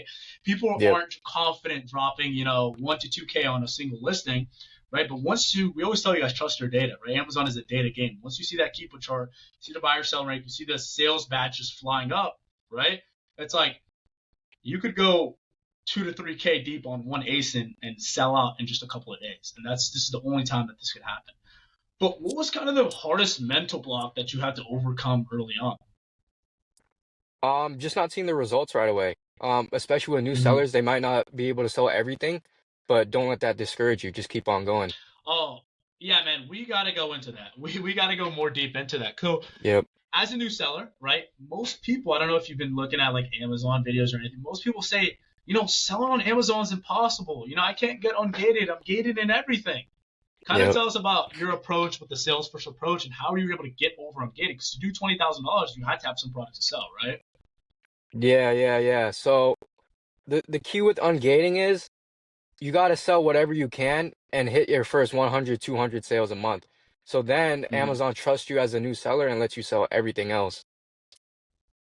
And did once you got to that 200 sales per month, didn't you see that shift? Like you started, and we had a spreadsheet built out. You had the spreadsheet of products that you couldn't sell, and Hmm. as soon as you got to that 200 units sold, you were just right back at it, right? Yep, 100%. Now you had a whole spreadsheet of products that you could just sell that maybe you sourced 3 weeks ago, and you're like, damn, I can't sell this right now, but you got some of your work back, right? So what kind of message do you have to kind of a new seller that hasn't gotten to 100 or 200 sales yet? He's not getting ungated in a lot of products, and he's losing kind of hope. My message is to keep on going. Like you might not find a product every single day, or you might not find a few products every single day, but with discipline and if you keep on going, you're gonna overcome that. So that's my message. Yeah, man, and I see like a lot of people they get like with business, like it's always gonna be tough, right? Like with business, it's like it's ups and downs. Like some days, you're hitting 1.8K days, other days you're hitting like 400, 500. How did you kind of stay grounded? Don't get complacent, like you hit a 1K day, that's cool, but there's definitely levels to this. You know, you always strive for the next level. You wanted to hit 3K days, 4K days, 5K days. Yeah, Donald, I mean, before we started recording, we were just kind of talking about that, man. It was like, that you hit, sure, you did an impressive feat. You hit $20,000 per month in October, but anything less than a 40, 50K a month November is going to be a disappointment, right? Because you have the Yeah. opportunity, you have the proof of concept, right? We got to raise you to a higher standard. Kind of tell me about how, how you weren't able to get complacent in your first couple of months selling. Like, a lot of people, they hit a 1.8K day, they start chilling, they start posting videos, they start Yeah. relaxing. How did your mindset kind of differ than a normal person? Um, Hold up, I think you're glitching right now. yo, you Yo, see me? yo. Yeah, I think Yeah. something might have happened. Okay, we're good. We're good. Okay, I bet. guess we're recording. All right, we're good. We're good. We're good. Um, All right, we're good. We're good. Are we solid? yeah. I can see you on my end. Okay. Gotcha. And then, if you could, okay.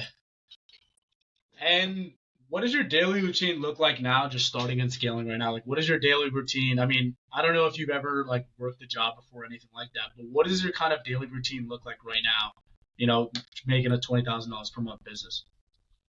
Yeah, so with Amazon, you work for yourself, obviously. You don't have a clock to punch in. So realistically, my daily routine is I have the orders from the previous day, which I need to fulfill, and I'll go out and fulfill those. I'll source new products, buy inventory, and things like Mm. that. It's pretty straightforward. Do you think it's easier than kind of working a 9 to 5 or what? What is your stance on that? Yeah, so I used to work a 9 to 5. I used to work at fast food and stuff like that. It's way easier. You don't have someone over your shoulder telling you what to do, and you don't hate your job. If you love what you're Yeah. doing, you're gonna do it 10 times better. And it's like you're learning, right? You're getting better. You're learning a new thing every single day. You're interacting with people that you actually like that are, the same. Because to start a business, right, you have to have a certain characteristics. To invest into yourself, you have to have a certain characteristic.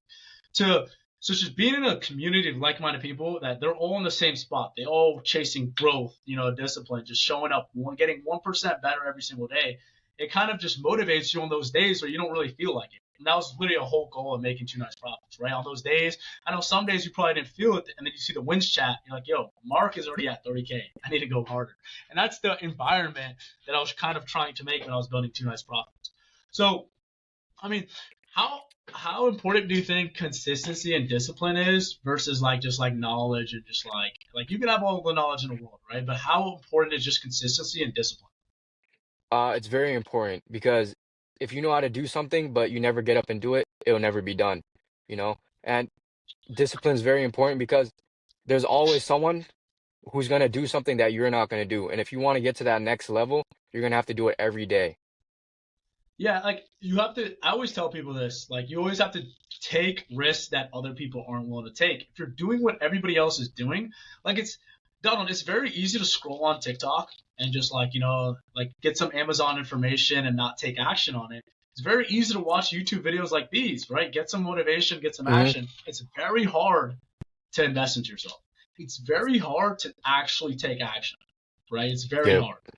It's very hard to show up even when you're going through the ungating period and you're struggling. It's really hard to just keep on sourcing every single day. And that's the thing that separates people. That's the thing that separates you versus the person that's been selling on Amazon for 6 months and that hasn't cracked 10K per month, right? Yep. So what have you learned kind of about yourself since you kind of started this journey? Um, that hard work pays off. Even if especially with FBA, right? You're gonna buy products, you're gonna send it in. Sometimes it takes a week or 2 weeks to get your money back, but eventually all that hard work pays off. It'll sell, you'll get your money back. 100%. I feel like Amazon, it teaches you a lot of just like delayed gratification, teaches Hmm. you a lot of discipline. I mean, it really like business really like for your development as an actual person. Obviously, the money is cool and everything, but I mean, Amazon has helped me a lot with just getting over hurdles. Amazon's always coming out with some BS. There's always going to be adversity. There's always going to Yep. be your leads getting tanked.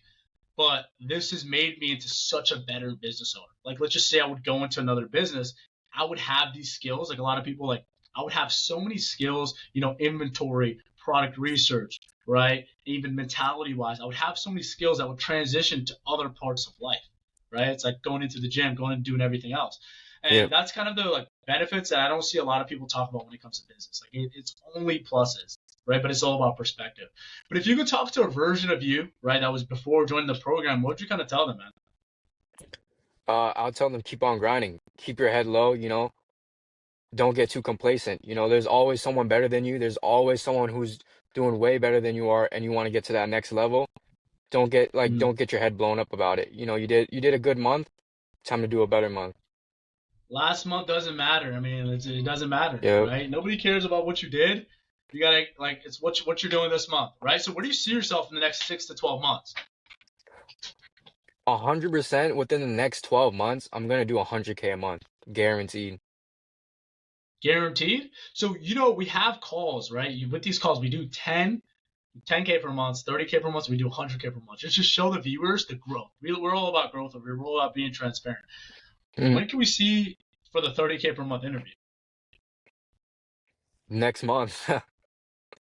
Next week, right? Like Yeah. next 2 weeks. When are the viewers gonna see you for the 100K per month? Give me 6 months. I'm cooking something on the low right now. Give me like 6 months.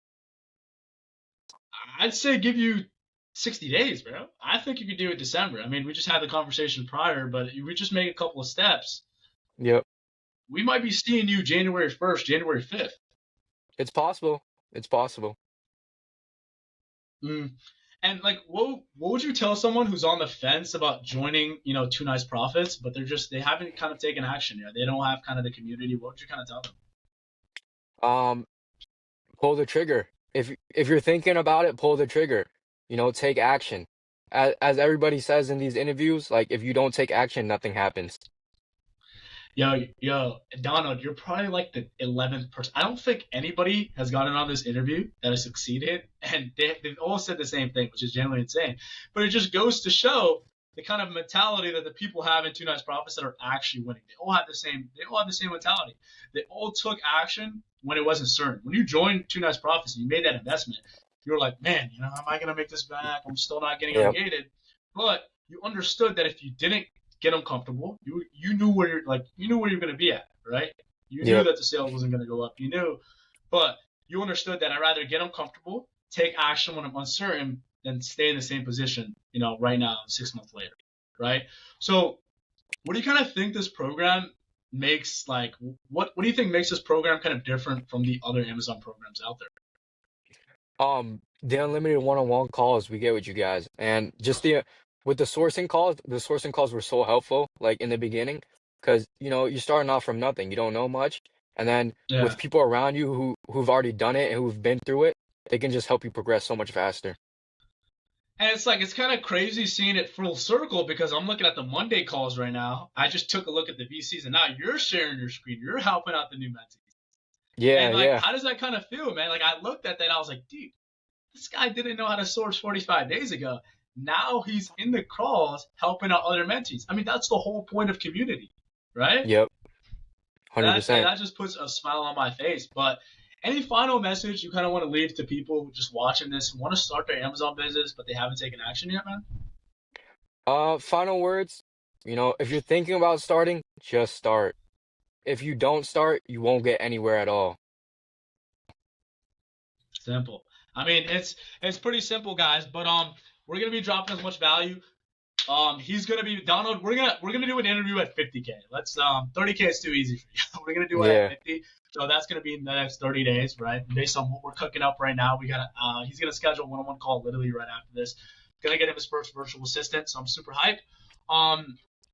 And yeah. All right, guys, we're here with my guy Ariane over here. Ariane, you want to go ahead and introduce yourself for the viewers? So my name is Ariane. I'm 18 years old. I joined Two Nice Profits about 4 or 5 months ago. And what was your kind of first experience with Amazon? I mean, at 18, how did you even discover Amazon? So I think it was about a year ago that I found about Amazon. And actually, one of my friends, he started doing wholesale, and he kind of told me that, oh, I'm selling online on Amazon. So that's what I was like interested in and started searching about on YouTube and stuff. And I started learning about wholesale. Then, so I had little capital. I didn't have that much money to buy like, you know, wholesale in high products. So, and then I found about online arbitrage. For someone that doesn't know anything, right? What's the difference between Amazon wholesale and Amazon arbitrage? Basically, it's both the same. Wholesale is just you buy it from distributors or directly from brands, and online arbitrage is just you buy it from retailers. The wholesaler has like higher MOQs, you need to buy more quantities, so you need to set up an account and stuff like that. And retail and all arbitrage is you just should go buy from like simply buy from Walmart or Target like that. Anyways. And it's easy. It's great for beginners. Yeah, I always see a lot of beginners. They try to get into wholesale. They realize, oh, you know, I kind of bit off more than I could chew. I have to spend $5,000 on one order when I haven't even gotten any proof of concept. I haven't even done anything like that. When retail and online arbitrage is perfect for beginners because let's just say a product doesn't sell. You could return it back to Walmart, right? Let's just say you buy a product from Kohl's, it doesn't sell or the listing gets taken down. There's no risk because you could just return it to Kohl's. And that's the big thing with arbitrage. That's why I love wholesale. It's like, you know, if you open up a distributor or a wholesale account and you return it, they're not going to let you buy it from them, you know, anymore, to be honest, because you just ruined that account because they don't want to work. These wholesalers and distributors, they want to work with people that have been in business for, you know, 2 to 3 years that can spend thousands of dollars every single day. Right? They don't want to work with someone that, you know, has like 2 to 3K, no experience running an online business. So while it is a good business model just for a beginner, especially while you were 18 when you started. Oh, yeah.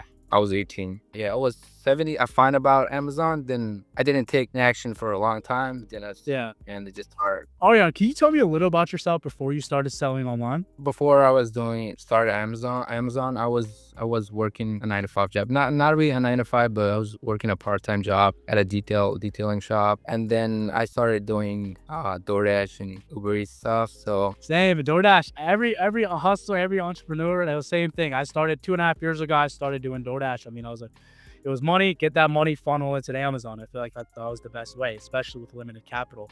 But were you working when you were like first starting Amazon, right? Were you working? Were you in school? Because a lot of people think, oh, I'm working a full-time job. Could I still run this business? Or I'm a full-time student. So, what was your situation kind of looking like? I mean, I was in high school, so I just recently graduated high school. I was in school like almost half the day, and then after school just work, and then like daily 2 to 3 hours, just put in like some time for Amazon. It was slowly moving, but I mean, still it was, if you put in 2 3 hours a day, you can still like run your business. How does that kind of affect you now that you're a full-time student in college now, plus you're working, plus you're doing Amazon? How do you kind of manage your time? And, is it possible because some people would probably say, I'm working, I'm in college, that's enough, right? So how are you able to do it? I mean, everybody can do it, but because if you want to do something, then you will set up a time for it, and you can kind of manage your like even if you have work and job, like as I said, daily 2 to 3 hours, and even on weekends instead of just doing just random shit, Random hanging out.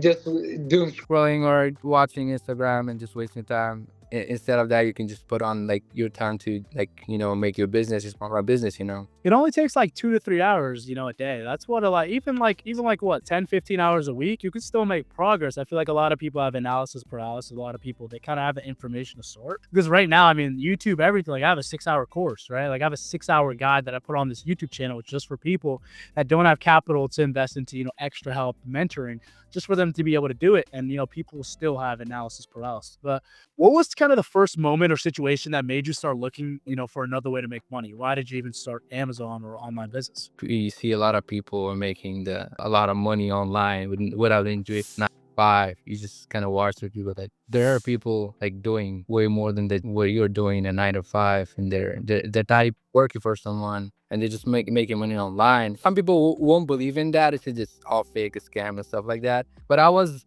like, yeah, these people might be making, but it's something that I don't know. I need to find out. So I feel like a lot of people have been in your position, right? A lot of people, because I was in the same position 2.5 years ago. I was like, I'm looking at these people my age making like what, $20,000, $30,000 a month. And I was like, I had two decisions, right? I could either cope, I could be like, I could hate, I could just be like, there's no way they're doing it. Or I could go ahead and try it and see for myself and break those limiting beliefs. And I'm so glad I was the other person though. I was on my phone scrolling. I was like, fake, this guy's fake, must not be true, right? Because thinking, that belief only limits you, right? It's like you think everything's a scam, then you're never gonna see if anything actually works or not. The best way to see if something is actually true by actually trying it, right?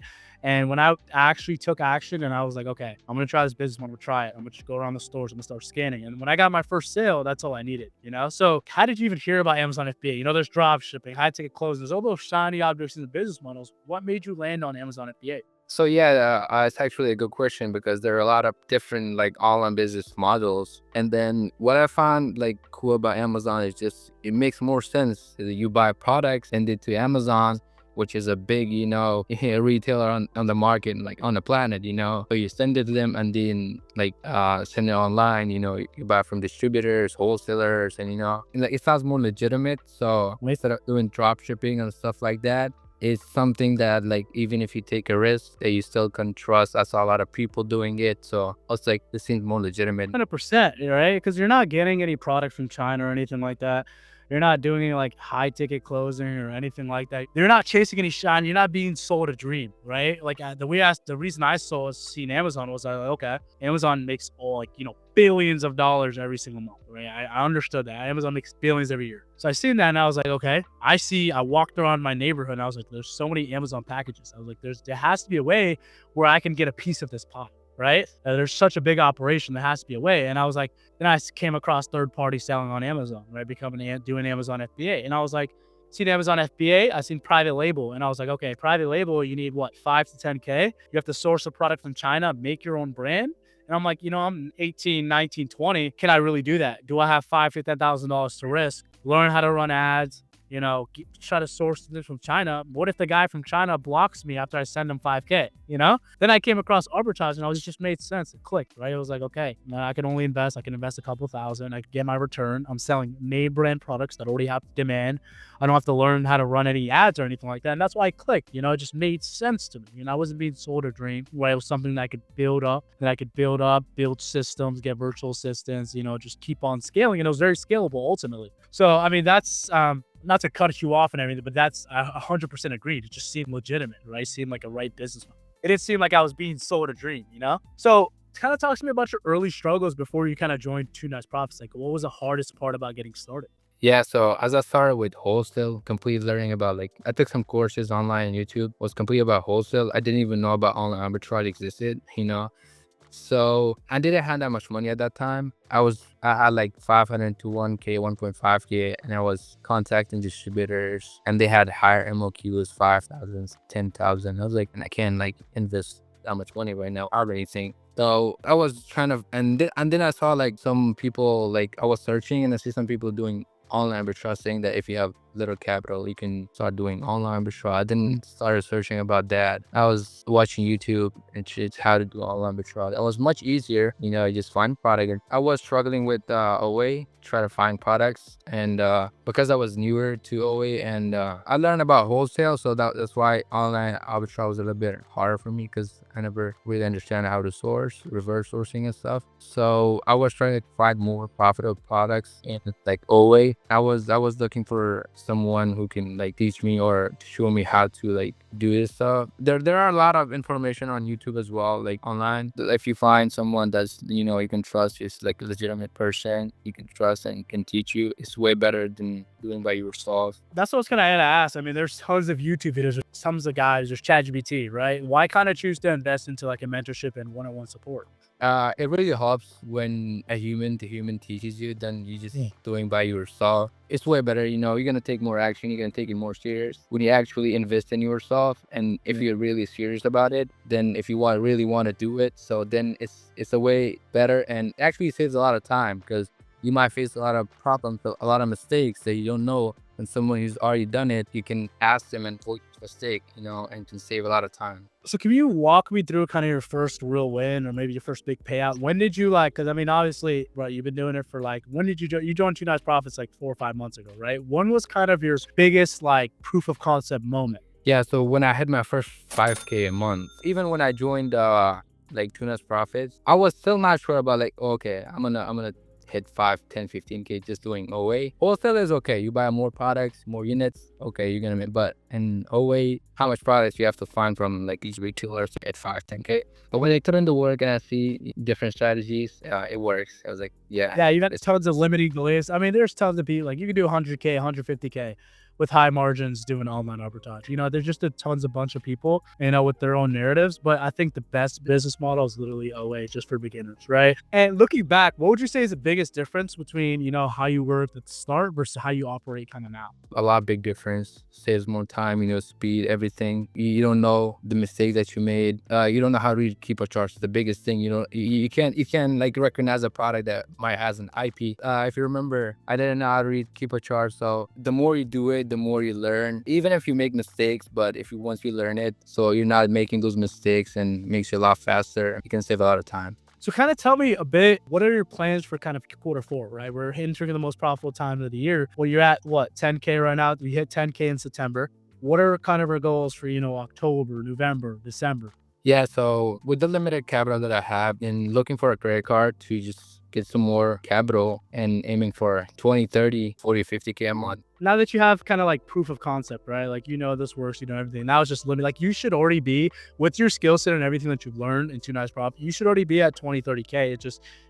We're trying to get you more business funding, right? That's literally the only thing. So that's what we're focused on right now, helping you build systems and everything. what would you have to say, right? A viewer that's been watching YouTube, he's been watching my YouTube for the whole year now, right? He's just been, procrastinating. What would you have to say to a viewer or your past self 12 months ago? I would say if someone really wants to do this thing, doing Amazon, you just have to take action, The longer you wait, the more you're going to waste time, the more you're thinking. Instead of just, watching and just wasting time, it's better to take action. Even if you make mistakes, better. So you can build your business, you can learn a lot, and then just wasting time and taking action. So just take action, Yeah, it's kind of funny how every 2 Nights Profits mentee literally says that in our interview. Just take action, just start. I mean, I know if you guys watch all the videos, that's all I'm about. That's all we're about at 2 Nights Profits. Imperfect action, literally just putting in inputs in every single day. Somebody's stuck at $0 or they're just scared to start. What is your advice for them? Oh, you gotta start. You know what I mean? If you don't start, you're wasting time. Like I tell my homies that if you don't start today, you literally, if you start a month later, you just wasted a month. You wasted a month of growth, right? Yeah. If you would have any advice for just like a beginner starting out, the biggest thing is probably gonna be just start, right? Take the first step and then let everything work out, because at the end of the day, it's only gonna take you at most a month or two to understand the whole business, right? And then after that, it's gonna be easy. It's just gonna get easier as you go. Take that first step and actually just start. And having the connection with Faraj, the direct communication with Faraj and his access to all this knowledge. But yeah, man, I mean, Ariane, we do have MNT interviews for 10, 30, 100K months. When are we going to see you next for 30K a month interview? As soon as possible, getting that credit card and then spending money, spending more time.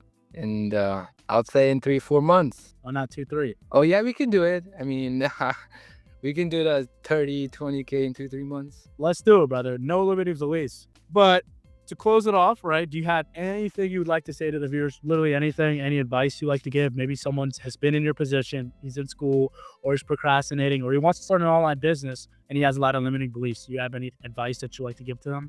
I would say just take action. If you know other people can do it, you can do it too. 100% you can do it. Just take action. It's all about actions. It's just the action. And Ariane, are you some type of genius or something for figuring this out? Like, are you like special or any sort of way or anything? Or hell no, I'm just a normal human.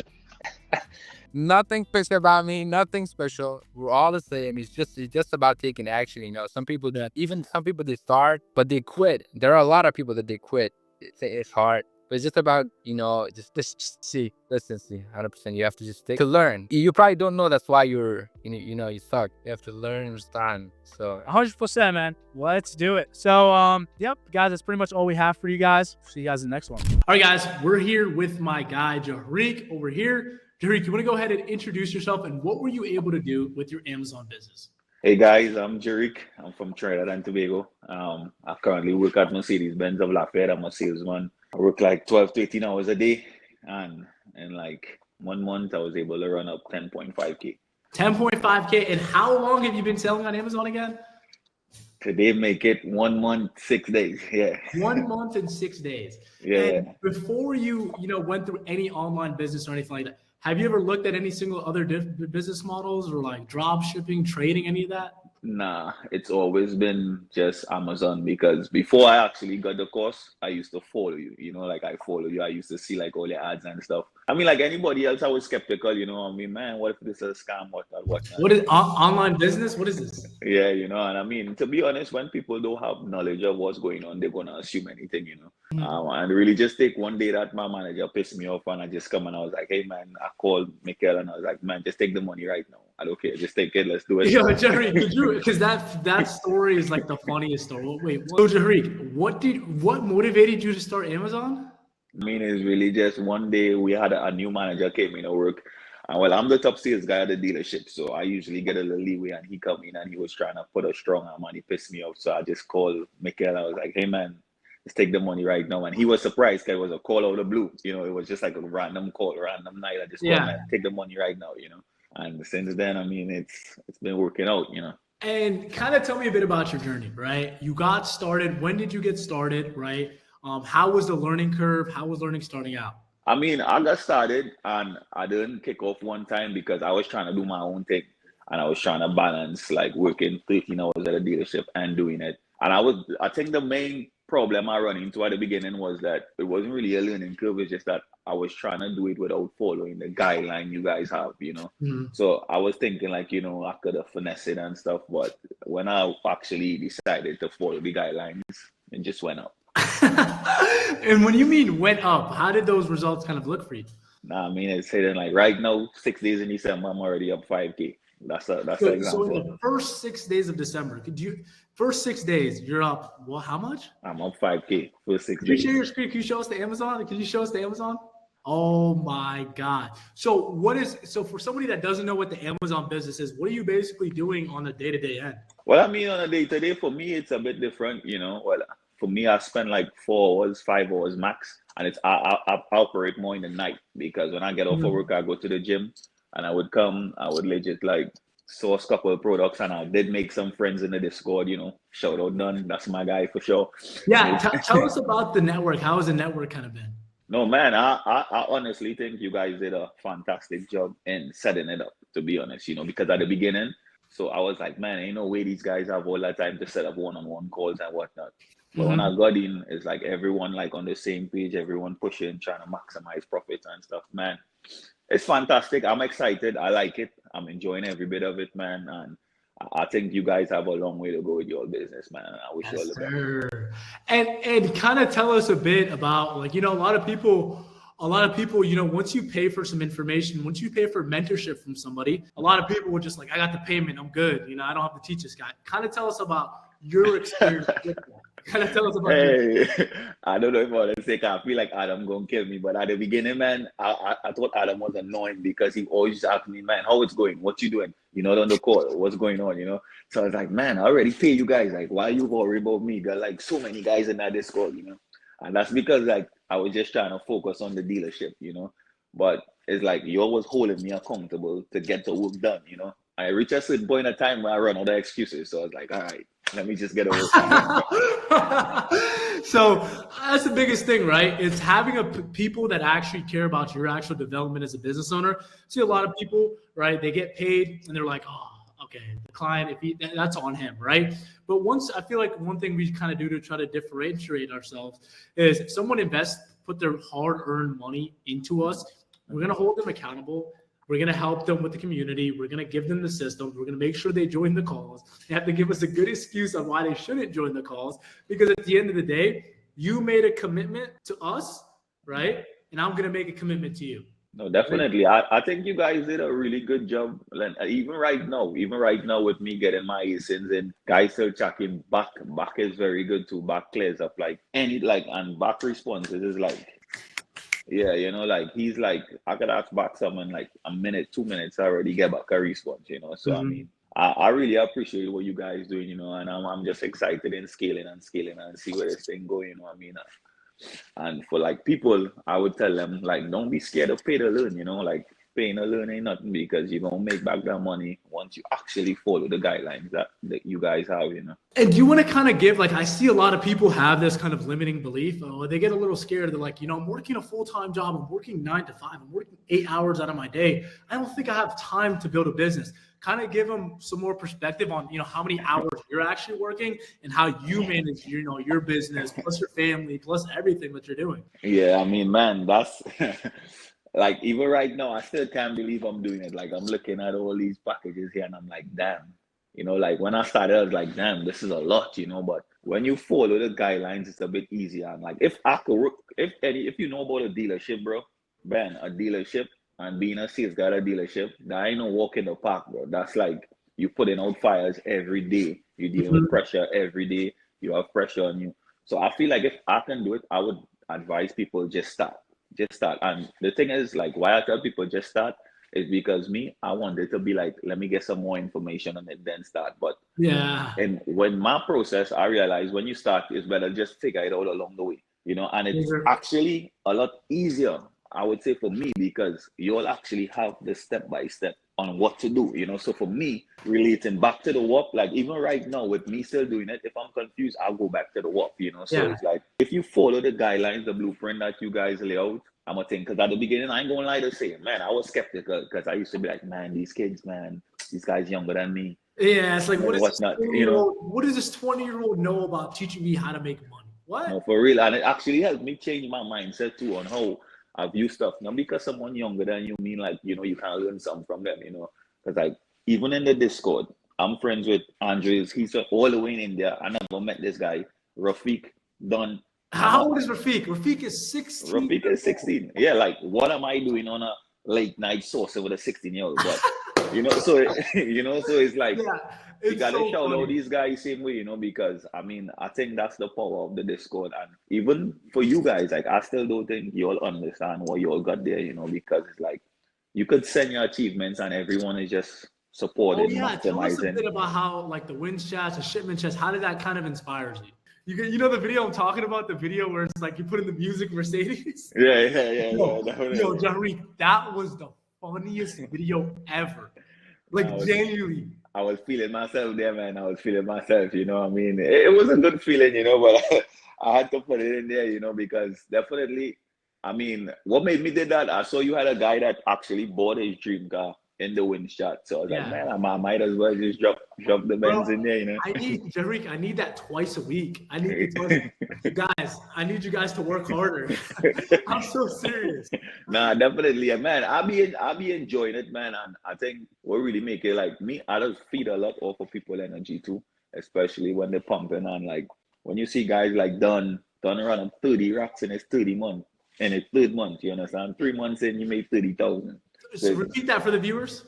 Yeah, Don legit made 30,000 in 3 months. Like when I saw that, $30,000 in a single month in 3 months of starting Amazon. when I saw that, I was like, man, nah, I gotta be on my shit, So definitely, Don is, and that's my guy too, Like, and it's just the power of the Discord, what you guys create. Me having him as a friend now, we be late night sourcing, talking, thinking what we think about this product, that product, And I mean, it's just that community, And how have the kind of one-on-one calls, like learning from somebody actually one-on-one, how does that kind of help you? I mean, that's helped me for sure. And that was something I was skeptical about. Even after when I joined and I paid you guys, and I was seeing, man, how many guys in that Discord, I was like, man, ain't no way these guys taking one-on-one calls, And I mean, to be honest, you guys have everything you all told me, you all have come through with it. So I gotta take my hats off and let people know. Everything we did plus more, because we're Yeah. still adding stuff. So you guys still like I could set up a call, Adam would answer, back answer, you answer. So I've never had a problem, And I'm a really straight shooter. Like if it was a problem, you can get me on this call. And I'm gonna tell people straight up. If that was a situation, there's no way I'm taking my time to be on this call. That is hilarious. So kind of tell us, like, the viewer, right? Let's just say somebody who's been looking at Amazon for a while. He's been looking at Amazon for a couple of months now. He said, I'm going to start in the new year. I'm going to start whenever, right? What would you kind of tell them? What kind of motivation would you give to them?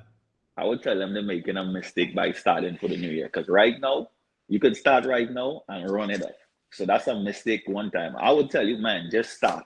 Just start. Like right now, even my manager pissing me off. I think that was one of the best things that happened that day because I just paid you guys all that anger and now I made back that money times 5, 6 times already in my first month, So It's like I would tell them just start, man. Just get started because one thing doing this made me realize is how important time is.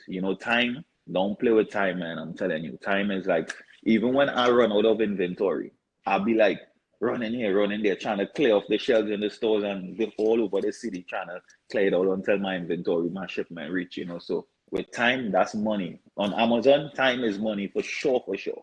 If like people don't realize how valuable time is until they start something, until they have something that they're working for every single day, and they have the biggest issue I see is that when people don't start and they procrastinate and they say, I'm going to look into something, there's not enough commitment there to actually value their time. It's not, okay, I have 2 to 3 hours. I'm going to put this and build this every single day. It's like, I'm going to look into this. I'm going to watch a couple of videos like these and never start. Right. The only thing that kind of separates, Jahreek, Don, Rafiq, all of you guys, and maybe the viewer that has been watching these videos, binge watching these videos for all of 2025 is going to be watching for 2026. Is you guys decided to actually kind of take action. Yeah, definitely. I think that's the number in anything you do, man. Just take action and go forward and follow the blueprint. Because like with me, I'm gonna be honest with you. I always think like I could figure out my way to do it. Man, if you just follow what them guys put in the Discord and the work, you're gonna make the money. That's all I have to say, man. If you So what would you say to somebody who's like, like trying to get all the information from like YouTube videos and everything? He's gonna figure it out. What do you think? I don't think they would be able to reach their full potential doing that because even in the work, when you go through the chats, you seen questions that other people asking and stuff. That community, that's powerful, man. And me at 28 years old, it is you guys really made me realize that, because I'm the type of man, I'm a solo hustler. I don't want to mess with people, whatnot. But being in that community, you've seen like, oh, a guy might ask a question you've been thinking about, and you get an answer right there, you know. So I would tell them, man, just pay the loan, man. Ain't nothing wrong with paying a loan. That's a investment that definitely gonna pay off if you follow the blueprint. And I keep stressing on following the blueprint, because in my first week and stuff, I was trying to do my own thing, and then I eventually just start following the blueprint all the way up. All the way up. Man, all the way up, man. I'm telling you, all the way up, man. But yeah, All the way up. Tariq. So we have these 10K per month interviews. We have 30K per month interviews. And we have 100K per month interviews. When are we going to be seeing you for your 30K per month interview? Man, hey, I want to keep my fingers crossed and stay at the end of December, but work's sending me away for 2 weeks, so I don't know. What are you going to do about that work? Work sending you away? Man, I'm trying to get them to send someone else, but I think, let's say by the end of January, man, because I'm planning to kind of run it out of storage unit. Right now, it's in my house, as you can see. Let's see. Oh, wow. Yeah, it's all in my house. That's 1 day of shipments. Yeah, it's all in my house right now. And it making me feel like I need to buy a truck, so yeah, I think multiple. Yeah, so I mean, definitely, like, I think let's say by the end of January, man, I'm gonna put some pressure on myself, and try to run it up, input every day, follow it every day, and I'm gonna try to get it done, Let's do it, brother. Let's get after it. So, any other questions for the view? Any other things you need to say for the viewers? Just start. I'm telling you. Yo, Tariq, everybody has said that in their videos. Just start. Just start. I'm telling you. I used to, man, no lie, I used to be watching your videos a long time. And if that day if I went to work that day and I had a good day with my manager, I probably would have never started. Never started. I'm telling you, just start, and you have the guys on the blueprint right there to follow it. Just pay the money and start. Don't even think about it. Like, when I paid out of anger. And that's the best thing that ever happened to me around here. So man, just start. I'm telling you, just start. Yes, sir. Just start. Just start and get with it. Follow the blueprint, and you'll be fine. You'll be fine. Easy money. We'll see you for the 30K per month interview. All right. Yeah, like, fingers crossed, man. End of January, I'm gonna put in some inputs. Let's do it. Inputs. That's all we can control. We can't control outputs. For sure, inputs, man. For sure, and man, me being a guy older than you guys, bro, I just want to say I respect you guys, so you guys create, man, and I wish you guys the best with it. And all my people that be hitting me up, put me on, I just be sending them in Instagram. So, hey, this is the guy here. I'm a good learner. I'm a poor teacher, but he's a good teacher. So appreciate you so much, brother. Seriously, that's pretty much all we have. Any other things? Nah, thank you, man. I'm gonna see you on a meeting call. Yes, sir, brother. Have a good rest of your night. Saying, I remember when I got my first sale, man, right? So obviously I joined at first, and at first I was learning every skill I could, looking at the videos and everything. And I was like, all these other guys in the chat, they were winning. I was like, I can definitely do that too. Definitely, having that opportunity to just reach out and chat about any question I had. Was that a sale right there? It was a sale, yeah, you heard that? That was a sale. I heard that. I was like, was that my thumb? Oh my God. So guys, I mean, he's getting sales right now. So where do you kind of see yourself in 6 to 12 months from now? Yeah, I'm going to be doing consistent 100K months. Consistent. And it's going to be delegated with systems. Oh, everything delegated. That's the whole point, right? Looking back, how has this decision kind of changed your life? Actually go in and take that risk and go after it, chase after it, but I'd still be working at Toyota, What do you think separates Two Nice Profits from the other communities out here? I definitely say it's the community, man. It's the community itself, the people in it. There are already so many people that know what they're doing, and the way we all help each other grow. I didn't really see those in other Discord communities. All right, this is Mark. Mark, can you tell us a bit about yourself and what you really do? So guys, yeah, I mean, so really just I sell on Amazon FBA. Been doing it now for like 4 or 5 months now. And successfully I've managed to hit my first 30K month. Let's go. And it's first month in quarter 4, right?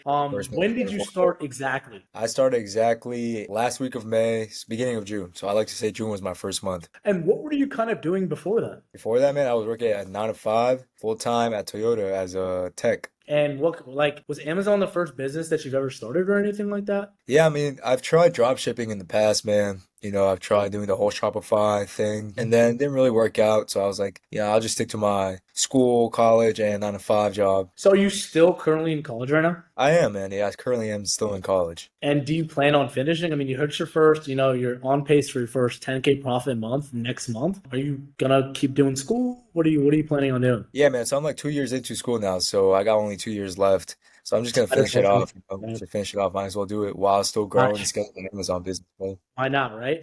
And how do you kind of manage school on Amazon? Nowadays, I mean, everyone knows AI. That's a great help, right? That definitely helps me get through assignments and everything. But time management is really important. I'd say without having a clear time management and scheduling your days out, then you're not really gonna get anywhere, right? So I'll spend some hours doing some homework, like 2 to 3 hours of my day doing homework, and then the rest is on business, focusing on my business. Yeah, and then that leads me to my kind of next question. I remember me when I was first starting out. I was only taking 2 to 3 classes in college, so I was doing like 8 to 10 hours on my Amazon business every single day.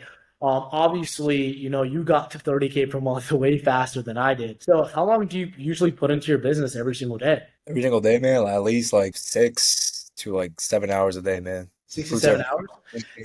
And what do you kind of like? What does that consist of? Like let's just say there's someone that's watching this video right now. It's like, okay, this guy did 30K per month. What does that consist of? What do you do on a day-to-day basis? Day-to-day basis, I mean, pretty simple, man. Right, I wake up. I've managed to scale my business out to the point where I have a virtual assistant. So I go over her leads that she found me the day before while she was working.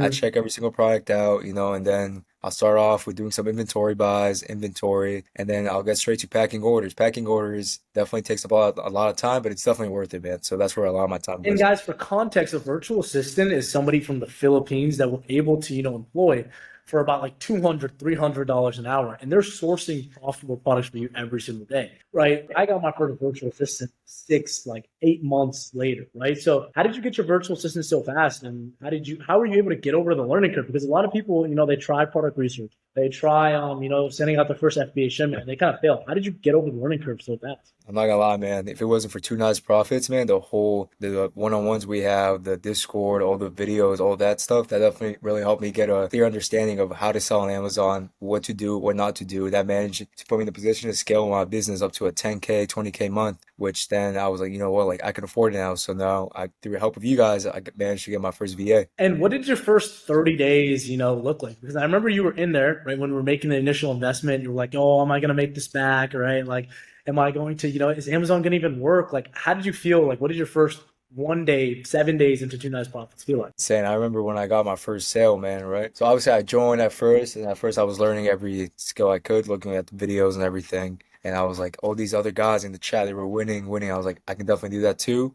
So then when I do, I list my first product, and then a day later, boom, I got my first sale, my first $100 a day, my first $200 a day. I felt like I was killing it, man. And it's like the first proof of concept, right? The first sale is what really, okay, like this is real. Like people, like I have an online store. Like I didn't have to run any ads. I didn't have to, get any products or anything like that. And I just made my first sale. I mean, with me, that like every time I would hit a milestone, that would just give me more motivation, more proof of concept to kind of really scale. I remember my first, 1K day, my first 5K day. I'm like, dude, I did $5,000. My Amazon business is $5,000. I didn't run a single ad, and I didn't create a product from China. I was reselling name brand products, and I did $5,000 in 1 day.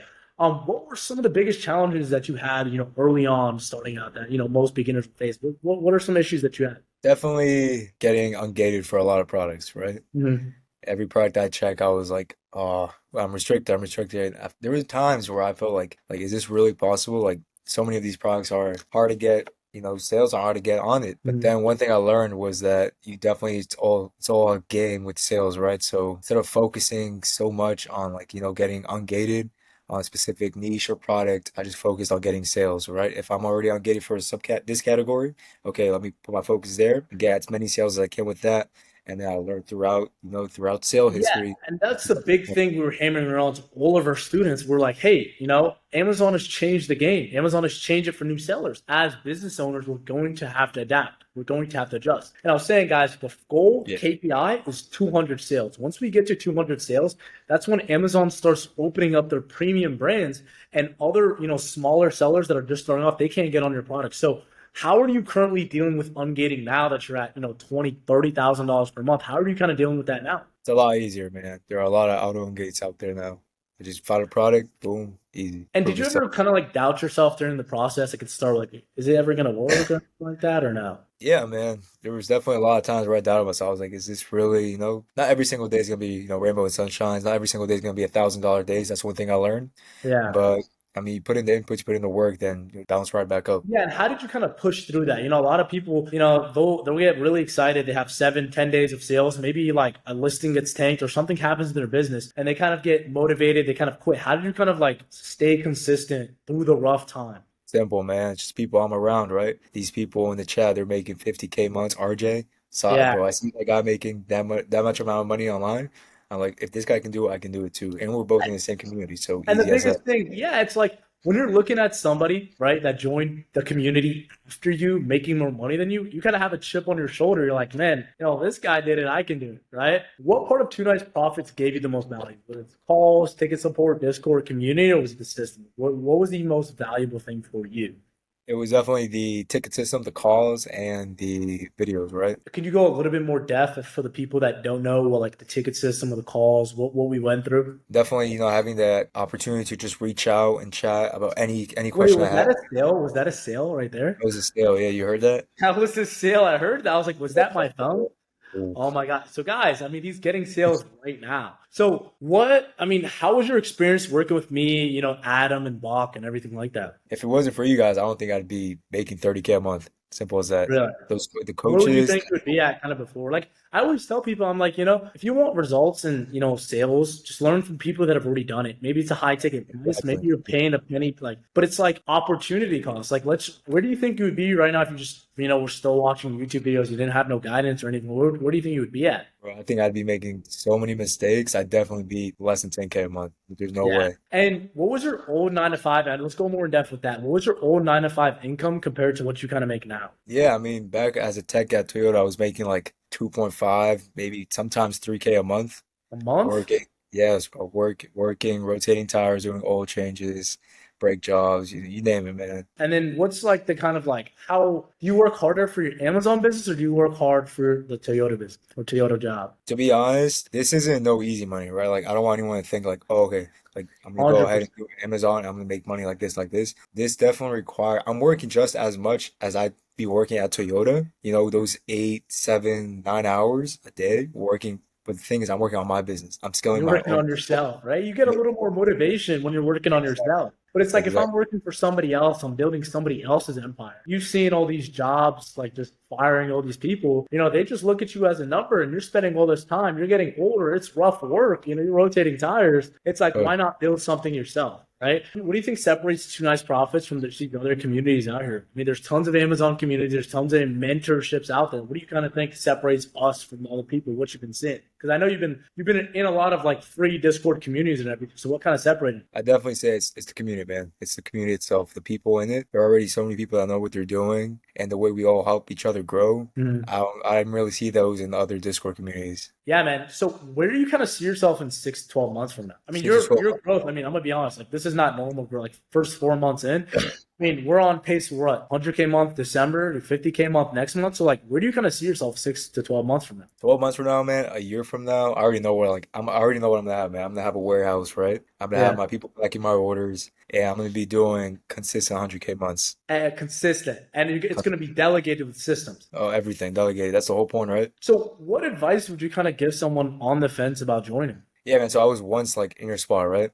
Obviously it's a scary, step to take, the investment and everything. But I'd say, just look at where you're at right now. You're working for someone else. You're not making as much money as you'd want to. And there is no end goal with what you're doing right now, right? So go ahead. You're young. I'm 20. If you're 21, 22, 23, 24. Even if you're 40, what? 50, right? Yeah, Yeah. exactly. You change the trajectory of your life in about 4 to 5 months. Like you could erase 20, 30 years of just like, bad inputs, bad decisions by just 6 to 12 months of the right guidance, and actually putting in inputs in every single day. I remember like you were one of the most disciplined people. You show up every single day, you documented your journey. And now I feel like that's what able to get results so fast. Like there's a lot of people that come in, right? We're able to give RJU, Arion, Bach, we could give mentees and students, we could give them all the value in the world. But at the end of the day, we can't work with somebody that doesn't want to put the work in. We can't force you to do we can guarantee that we'll have the value, we'll have the systems for you,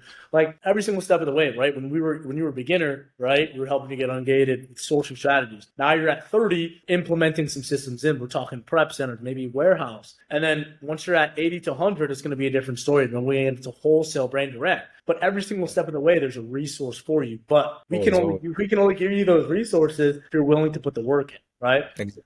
All it comes down to that, right? How bad you want it. One of my last questions is, looking back, how has this decision kind of changed your life? Actually go in and take that risk and go after it, chase after it, bro. I'd still be working at Toyota, still doing school, but all at the same time working a dead end job, 9 to 5, rotating those tires, only making $3K a month, right? I wouldn't be making these 8 to 10K profit months off of my phone, off of my laptop, right? So definitely, I think it changed my life for the better. Every single day, it just makes me want to make more, Go harder, right? Harder. Yeah, man. And, what's one last message, right? Think about somebody that's been looking into the business model. It's Q4 right now. I mean, you've seen the growth. We just had Donald. We're gonna do another video like this. Donald went from, I think, 2K to 20K. And that guy's killing he's it. insane. Yo, Donald, if you're watching this, you're gonna be in the next testimonial video. We had this guy, Donald, go from literally, it's the competitive edge, right? Because it's like, Mark, I know you're seeing Donald creeping up on you. He is. No, that guy Donald, he's killing it. I remember last month, when he was starting out, I got on a call with him actually, right? And just talked to him. I was like, yeah, man, just keep doing it. I mean, push forward, keep going. Look at this guy, bro. Within a month, 20K He just went from 2.7 in September 22nd to now. It was like 2.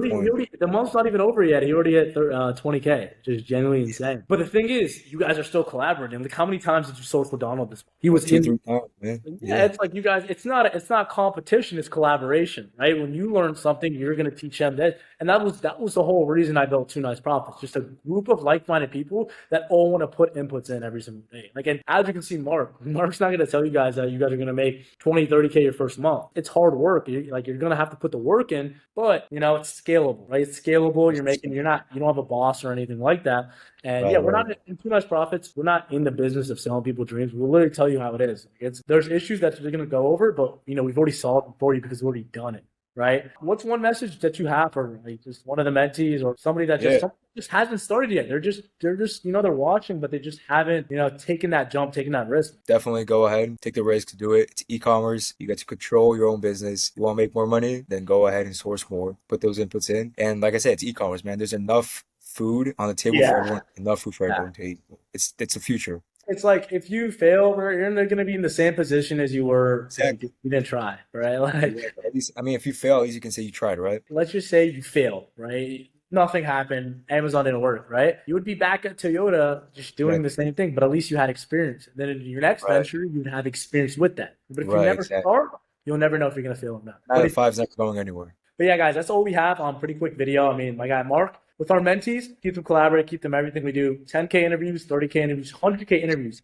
Mark, when are we going to get you back on this YouTube channel for the 100K per month interview? When are you going to hit that? December. We're going to be back here in 2 months. Guys, the viewers, they actually be watching. They're going to be waiting on it. Are you sure? Oh, yeah. Trust me, man. Q4, I'm going insane. It's going to be over. The systems are there. Everything's there. It's time to print. Hell yeah, brother. All right, boys. I'm going to see you guys. Get started. Let's take action. Let's get after it. See you guys. If you want to go ahead and introduce yourself for the viewer discretion. What's up, everybody? My name is Sufjan. Hey, Daddy. I'm a junior at Virginia Tech. And yeah, like Faraj said, I've tried different ventures in the past. I've tried drop shipping. I was a barber for a little bit. I've tried a lot of different things, but we literally went from 0 to 10K in 30 days with Faraj's mentorship. And it was documented. He went from day 1 to 30 on Instagram. I'm going to put his Instagram right here at ecomsuf. He's absolutely crushing it right now. Go follow him. He's a great guy. Without further ado, let's go ahead and get to this video. Let's just go to the start, right? I met Suf through mutual friends. My guy, Mikhail Muhammad. He's a great guy. I didn't know Suf, prior. We grew up in like 30 minutes, 20 minutes away, but I never spoke to him before, right? So we kind of met through mutual friends,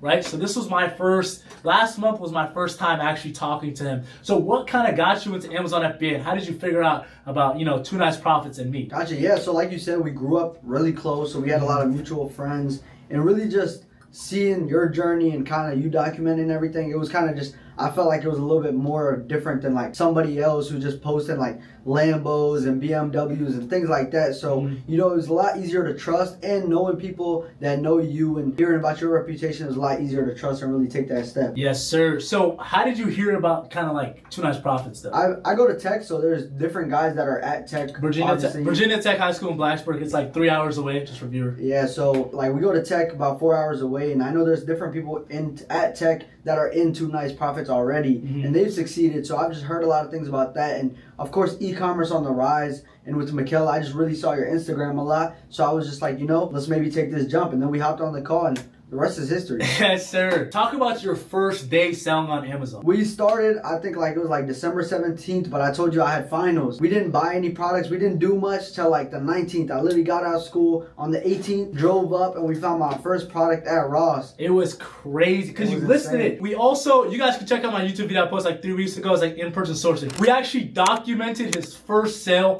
We're going to put the clip up right here. We seen his first sale live, and I could just see by his eyes how he felt. He was ready to go, right? He had the first proof of concept. He made his first dollars online. And I remember he was just telling me, he kept saying, just give me a month. I'm gonna hit this 10K month. And most of the times, right, I tell my students, I tell my people, like, good growth is actually getting to that, you know, 10K a month in about 5 to 6 months, right? My guy, Suf, he was super eager. He had college break. It was about a month and like 5 days. And he said, before I go back to college, I'm gonna build a $10,000 Amazon business. Mark my words. And I didn't know anything about Suf, so I was like, I don't know, is he gonna do it or not? I was kind of skeptical because you have to have a level of discipline and focus to actually achieve that goal. And I didn't know much about Suf. But as the challenge was kind of going on, right, I realized that, you know, this guy was serious. It just motivated me to actually want to help him more, you know, give him more value. I mean, we were getting on FaceTimes every other day, like every night, bro. every night. And I was like, okay, what are we gonna do to actually get this goal? When I have somebody that, you know, that's working hard, that is trying, that is disciplined, and that has that belief that they could actually do it, that is the perfect fit for Two Nice Profits. That's the person I'm looking for.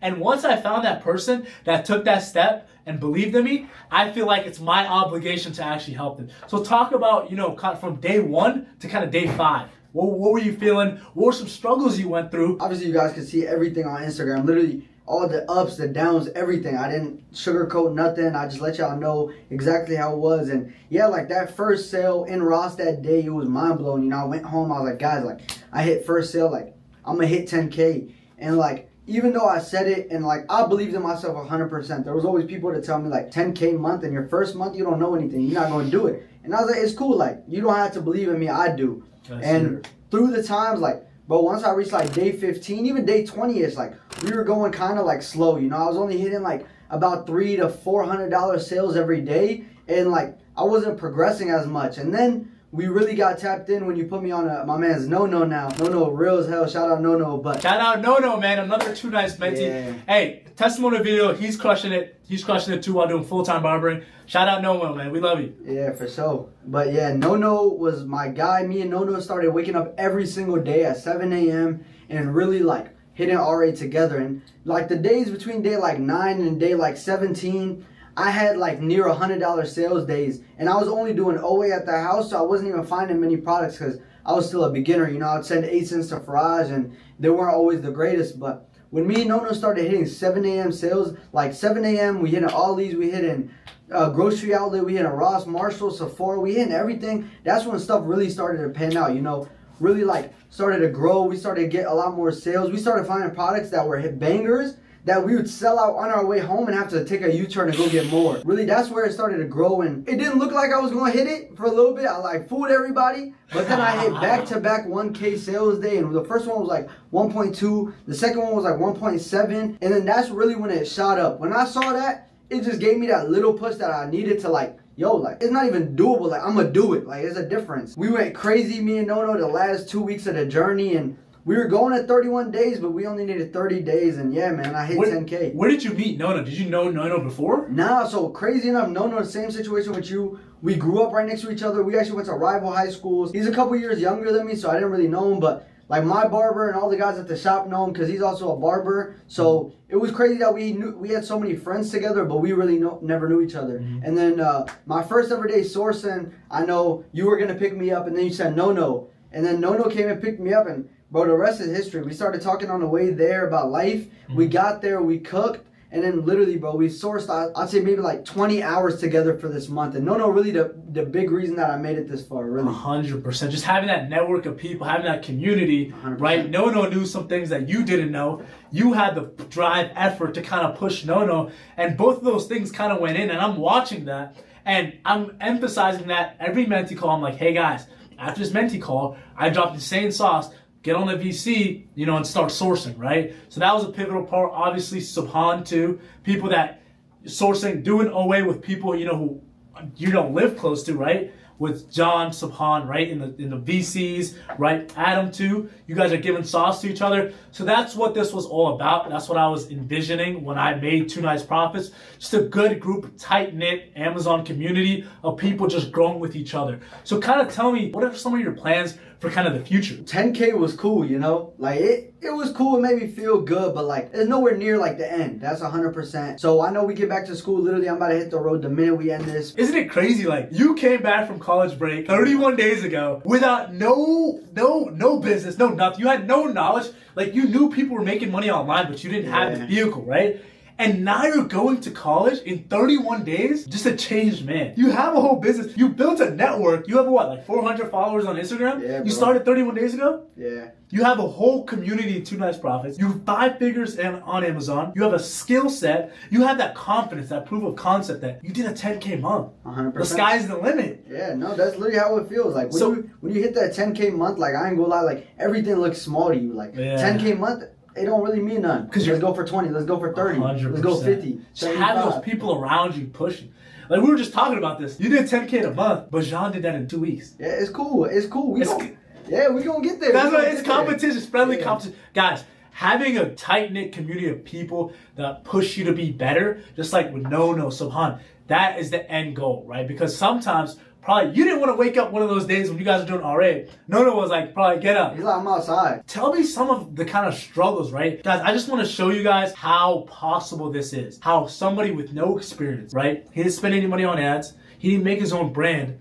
He just had the consistency, dedication, and focus. And you showed up every single day. What are some of the traits that you think you have that the other people are kind of lacking? Because 5 figures in 1 month is very impressive. Yeah, so I think a lot of people like have motivation. But then I think like for me this month, I put motivation to the side and I really looked at discipline a lot. So even days that I woke up and I was tired, I was like, bro, I'm on break, let me chill. Like I still knew that, hey, I have this spend goal. I got to reach this spend goal. Or I want to order this many units before the end of the night. I want to reach this many sales before the end of the night. And I think that's really what helped me skyrocket this month was just the fact that like I had that like belief that like the sky was the limit for myself and I knew I could reach 10K if I wanted it bad enough. Yeah. So I put motivation to the side and I focused on discipline for the month. We hit spend goals every single day. We hopped on calls. We maybe checked over like 100 ASINs this month. 100. At the start, we have a ticket. He was spamming the ticket. Straight 10 to 15 products. And he made sure that you were learning. You made sure to use me as a resource because the fastest way to grow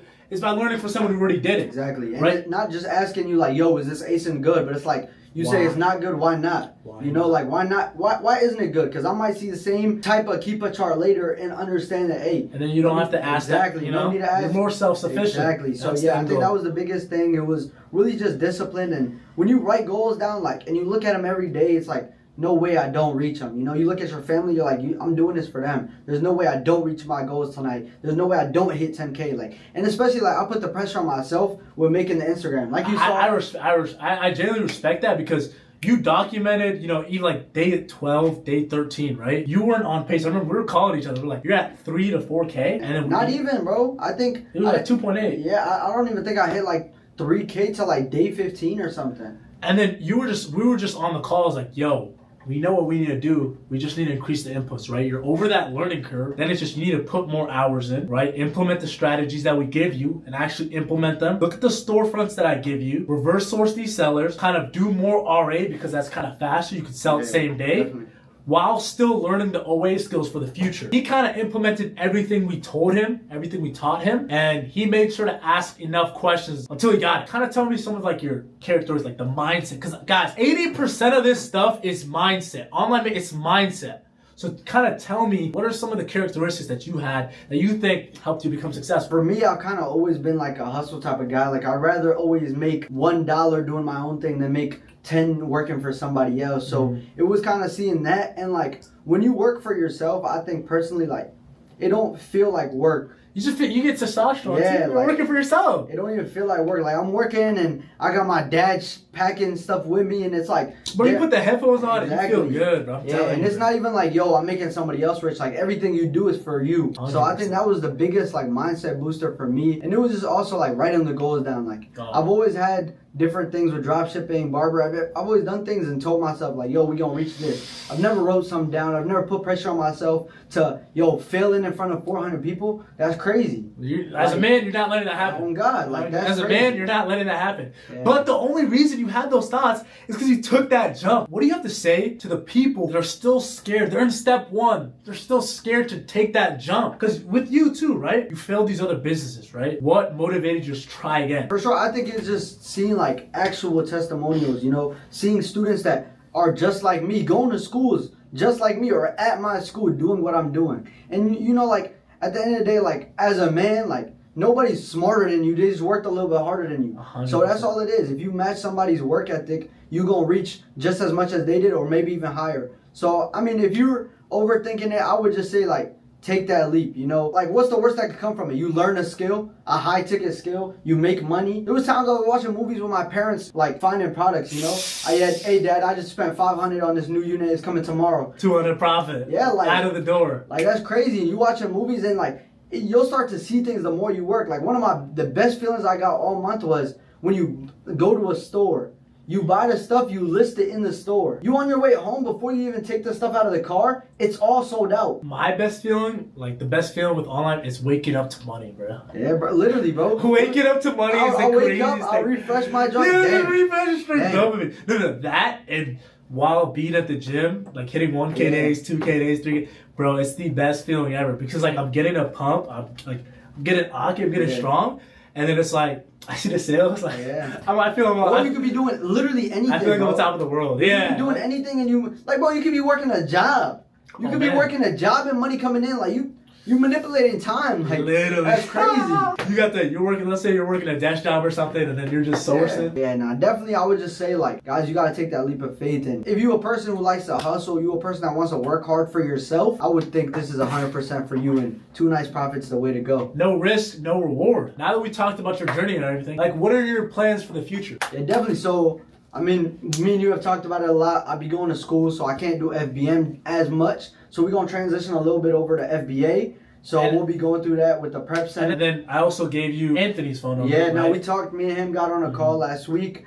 We talked about prep center, the pros, the cons to a prep center, how exactly we'll work around that, fees, everything about that really. We had a really nice conversation, great guy. Shout out Anthony. We're going now, we're looking at products. I must still source myself, but once I reach a level of where I'm sourcing consistently, 20, maybe looking 30, at 40 a months, VA. VAs. Yeah, and then definitely scale bigger on that. Yeah, so definitely prep center, VAs, more FBA, kind of let Amazon do more of the work now, let them do the heavy lifting, you know. We hit our 10K month, so it's time to just do the back end work and let them do that hard labor. Turn this into a business. Exactly. Right now it's just a side hustle. Yeah. Let's turn it into a business so you free up your time, delegate stuff, get to that next level, fully automate it, and scale to the moon. 100%. Scale to the moon. All right, guys, we're with the man, the myth, the legend, RJ over here. He's coming off the 60K month, 5-figure profit month. You've only been selling on Amazon for what, less than 6 months? RJ, you want to go ahead and introduce yourself? I'm FVMJ. I met Faraj about 2 months ago. I seen that he do the Amazon stuff. I've been through a few mentorships, and it has literally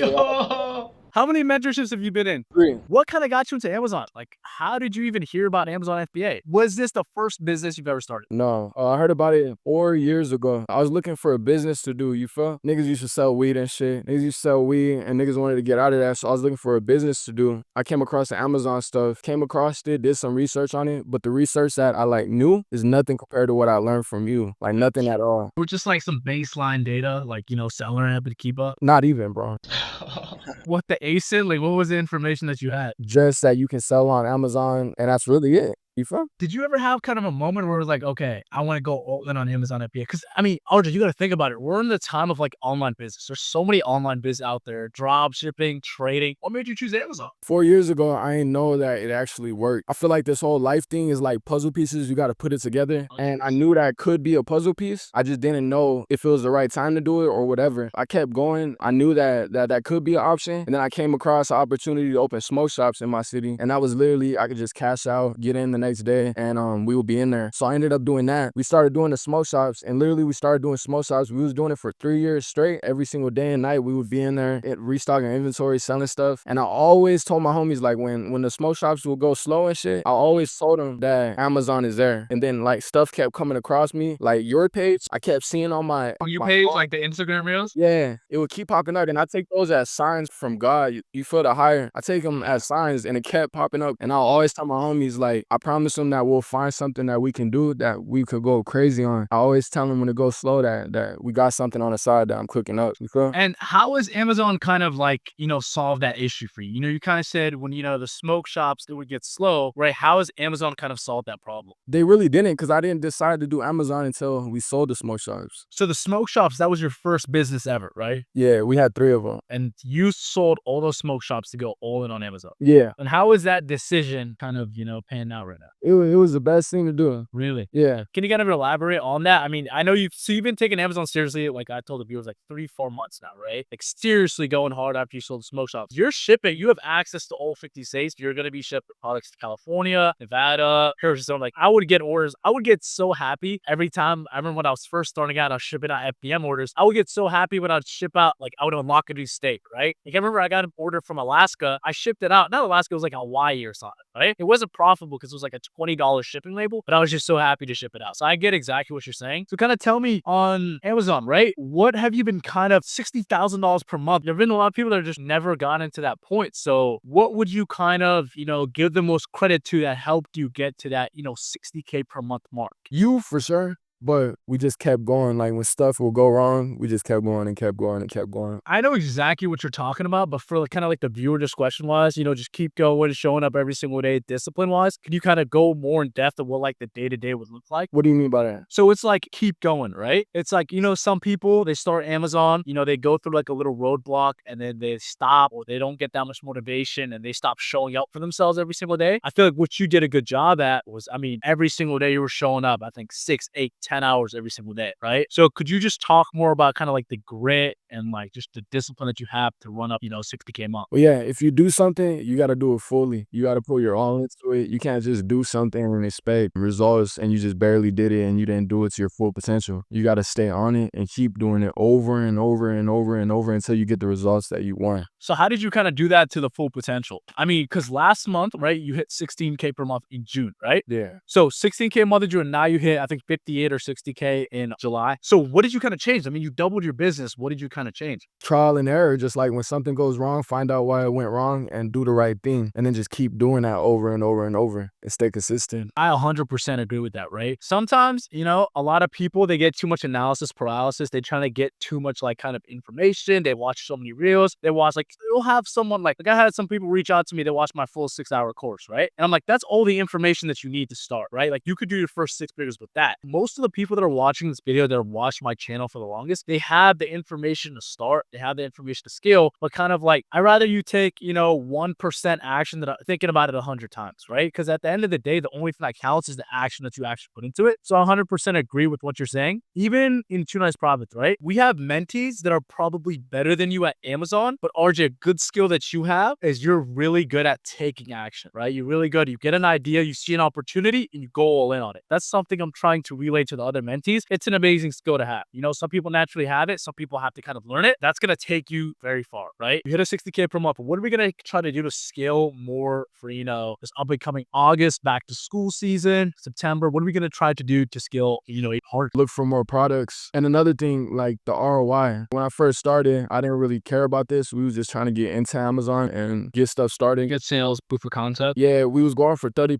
We're going to raise it to 50% minimum and we'll just source more, find more products, get them in and get them out. Yes, sir. I love it. I love it. Let me get some more questions. Wait, you saved me a lot of time, bro. Online arbitrage, way easier than RA. Going in person, like to Cali, when you was telling me not to, I kept doing that. I did it 4 times and left with nothing every single time. Yeah, I was like, come on. I was like, bro, just stay down. We're gonna teach you OA, right? And then like, yeah, because OA is just higher leverage too. Once you build that skill, you don't have to drive to any like crazy places. It's just a lot. It's way higher leverage, right? RJ, what was your biggest day selling on Amazon? 11K. $11,000 in one day. Yeah. And what day was that? I think it was on Prime. It was on Prime Day when everything was selling out. Yeah. That's fine. I already knew that, but I just wanted to tell the viewers that you did $11,000 in one day. $11,000 in one day. Did you ever think you were gonna do that like at the start of the year before you started Amazon or anything like that? No, but doing it made me realize that there's so much bread in this. We can do 30,000 in one day. Literally. Easy. Amazon is so scalable, right? That's what I try to tell some. Like, once you get proof of concept, then it's just a numbers game, right? Like, if you're struggling to stay in stock and you just say you sell 30 units in a day, but you could have sold more, but you just ran out of stock, you ran out of capital. That's where we're gonna start leveraging 0%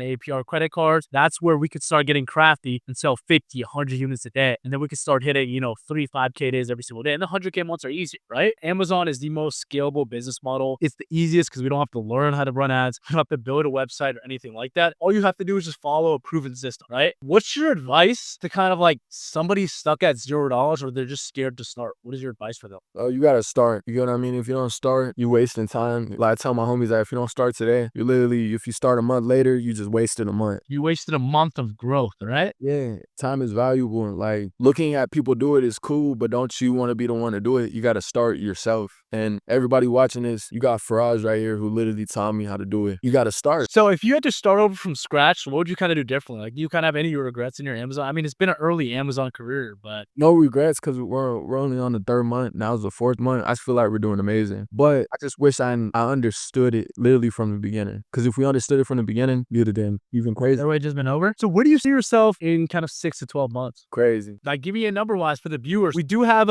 every time we do 10K month, 50K month, and 100K month interviews. So hopefully we're going to have you back in less than 6 months for a 100K month interview. RJ, where do you see yourself in 6 to 12 months? Give us a number. Give the viewers a number. 100K for some. 100K month, easy. You're booking right now? 100K like 2 months from now. 2 months from now. Yeah. You're promising the viewers right now. They might come back to this video in 2 months. You're telling the viewers in 2 months, you're going to be back for your 100K month interview. Easy. Easy, 100%? Yeah.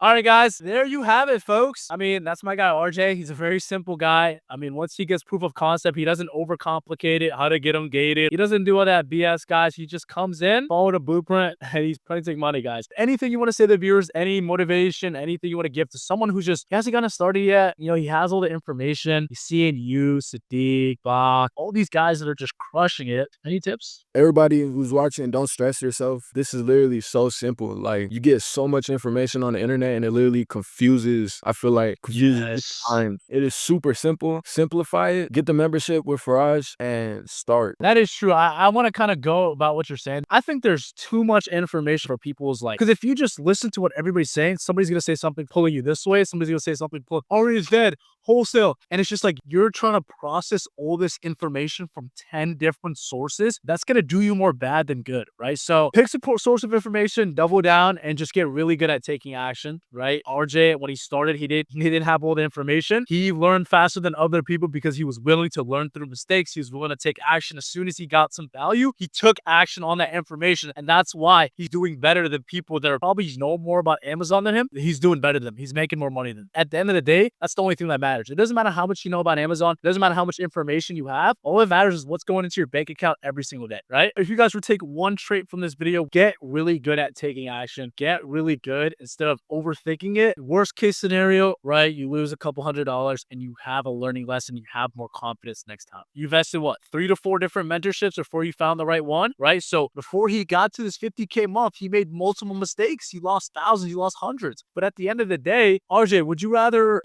go through 3 to 4 L mentorships and be at 50K a month right now? Or would you rather be the guy that's, just sitting down right now, a bunch of YouTube videos, but hasn't had any results, right? Like, who would you rather be? I would rather get straight to it. Get straight to it and make the mistakes because you're actually progressing, right? Guys, pretty much it for the video. Shout out my guy RJ. He booked the call. He said, when we're at 100K months, months. We're going to run it back in 2 months. RJ, any last words? Any last anythings? If you're watching this start, Faraj is literally get you there, and Adam, they'll literally get you there. You gotta start. Take action, guys. Take action. Let's go. In this chapter, we're going to do an intro to wholesale and teach you guys exactly how to add wholesale into your arbitrage business.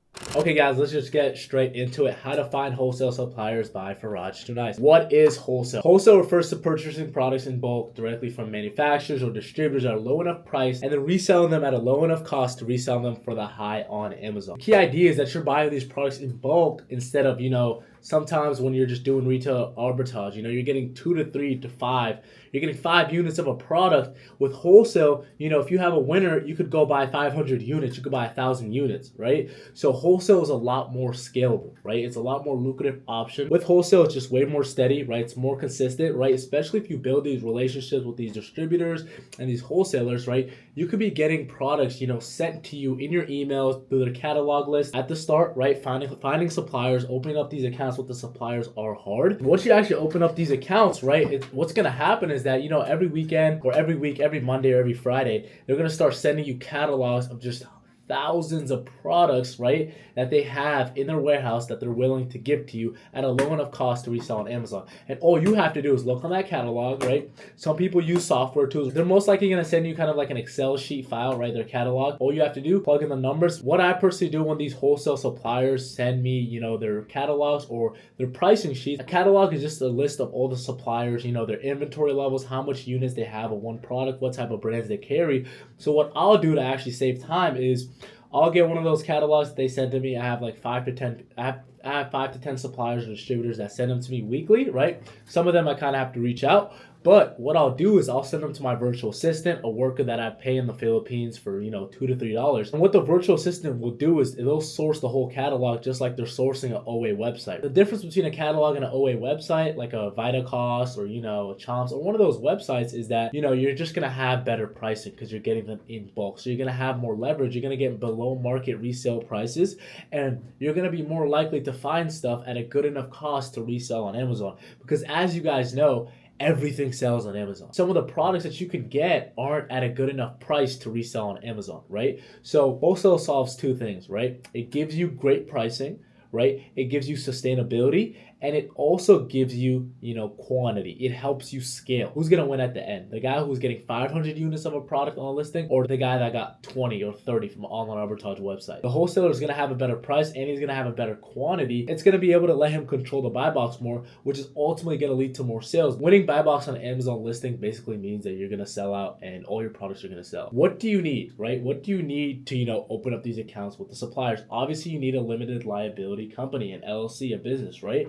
If you're starting online arbitrage and retail arbitrage, you're doing a couple tens of thousands of dollars. Maybe you're doing 10K a month, 20K a month, 30K a month. I would 100%, I would go ahead 100% and recommend this. You need an LLC to get started. You also need an EIN. EIN is employer identification number. Every business by law has to get one. That's basically how they identify you in the government, right? And number 3, what a lot of people don't know about is a reseller's permit sales tax certificate, right? When you're buying from these suppliers, when you're buying from these suppliers and distributors and wholesalers, right, you're not paying any sales tax, right? There's no tax. So you need a reseller's permit, you need a sales tax certificate. If you've been scaling, online arbitrage is where you're just buying products online and you're sending it to your house. If you've been scaling that up to 10 to 20 to 30K months, you should already have a reseller's permit because let's just say you live in California or one of those big states where the sales tax is like 11% or 6% or 7% or whatever percent it is, right? And somebody that's sourcing in New Hampshire with a 0% sales tax, you're not going to be able to compete with them, right? So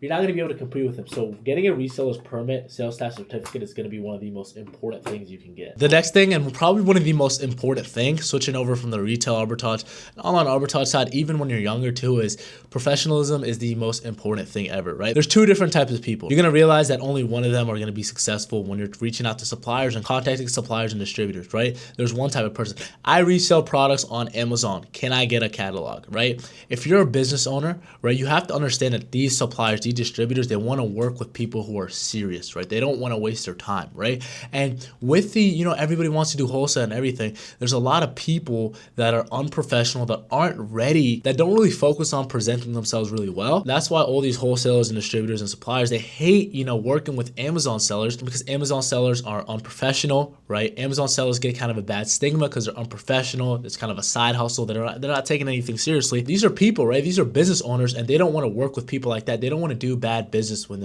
even like 19-year-olds, 20-year-olds, or those type of people that, you know, say I resell products on Amazon, right? So especially if you're younger like me, you know, me being 19, right?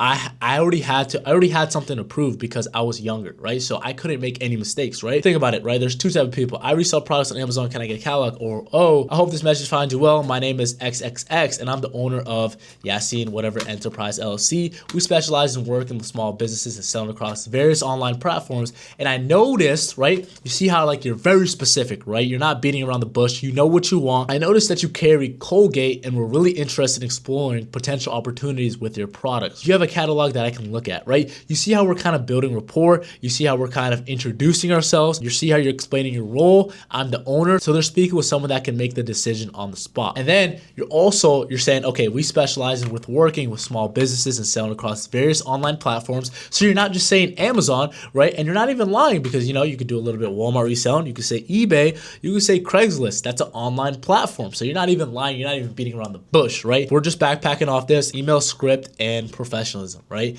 Having a company email, right? Having a website helps a ton too, right?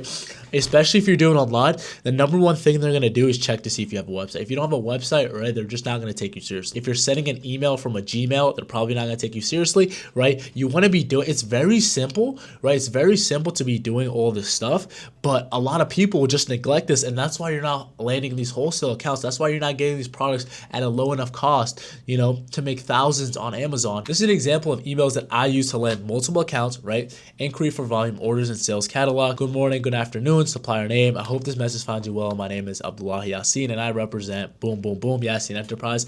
We're interested in establishing a long-term partnership with boom, boom, boom, and would like to explore volume ordering opportunities. So I'm letting them know right now, I'm not asking to buy like 100 units. Can I test buy this, see if it sells, and it sells on them? No, guys, no supplier wants to waste their time like that. You have to go in there, I'm looking to explore. You don't ask about no minimum order quantity. Don't ask, oh, what's the lowest I could buy? They're not gonna want to work with you. These people, they want to work with people that want to work with them long time, that are doing great business for years, you know, 5 years, 10 years. What I've realized here too is that they talk with each other a lot, right? This is a network of people. They all go to trade shows with each other. And if you do bad business with one of them, right, reputation is everything. If you do bad business with one of them, it's going to ruin your whole reputation. No one is going to want to do business with you, right? As you see over here at the end of the email, it says, attached, you'll find a resale certificate for your reference. Please feel free to reach out if you need any further information or have any questions.